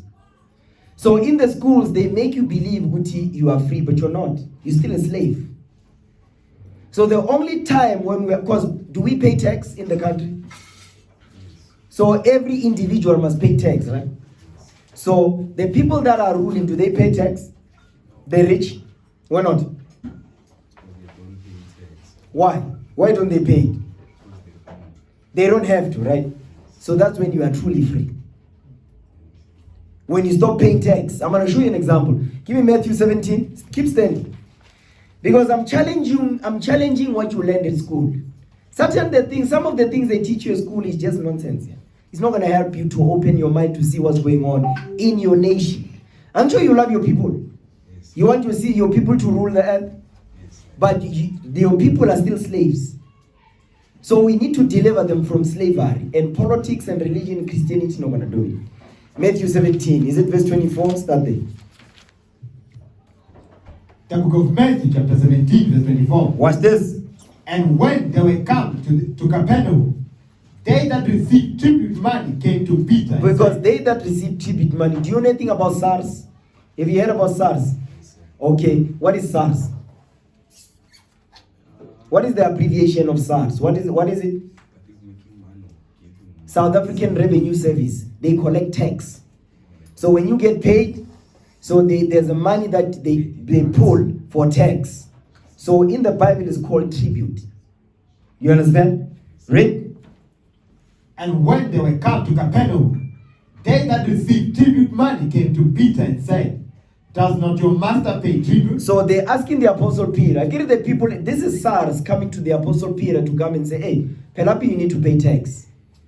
So now they even ask him, say, hey, do you know that your master pays tribute, meaning Christ? Christ paid tax when he walked the earth too. Because Christ, when he was born, Christ was a slave, by the way. Christ was born into slavery. When Christ was born, who was ruling? Rome. The Roman Empire was ruling when Christ was born. And we were in slavery under the Roman Empire. The Roman Empire is white people. So when Christ was born, Rome was ruling and we were in slavery. Do you understand? Read. He said yes. He says yes. Go ahead. And when he was come into the house, Jesus prevented him, saying, what thinkest thou, Simon? And of whom do the kings of the earth take custom or tribute?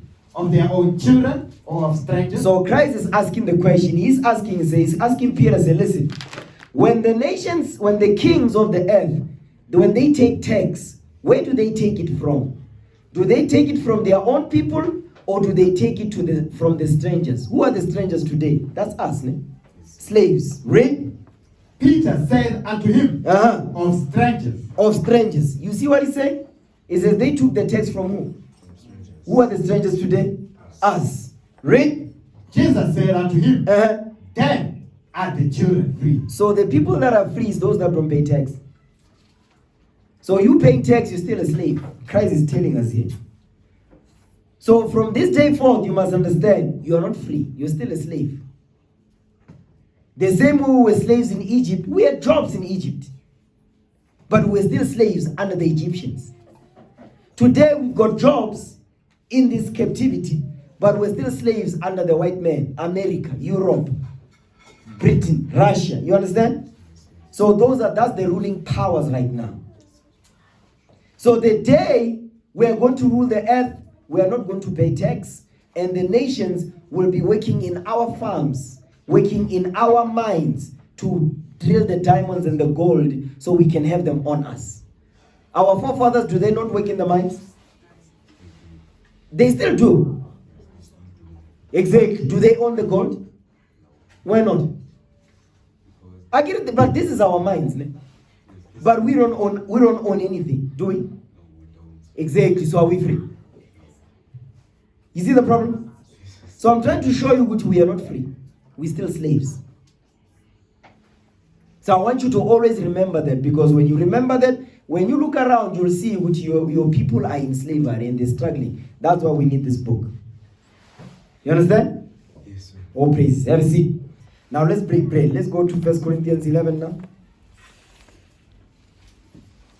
Let's break bread in the name of our Lord and Savior Jesus the Christ. Okay. Okay, let's raise our hands. For I have received of the Lord that which also I delivered unto you, that the Lord Jesus, the same night in which he was betrayed, took bread. And when he had given thanks, he brake it and said, Take, eat, this is my body, which is broken for you. This do in remembrance of me. After the same manner also he took the cup, when he had supped, saying, This cup is the New Testament in my blood. This do ye as oft as ye drink it, in remembrance of me. For as often as ye eat this bread and drink this cup, ye do show the Lord's death till he come. Wherefore, whosoever shall eat this bread and drink this cup of the Lord unworthily shall be guilty of the body and blood of the Lord. But let a man examine himself, so let him eat of that bread and drink of that cup.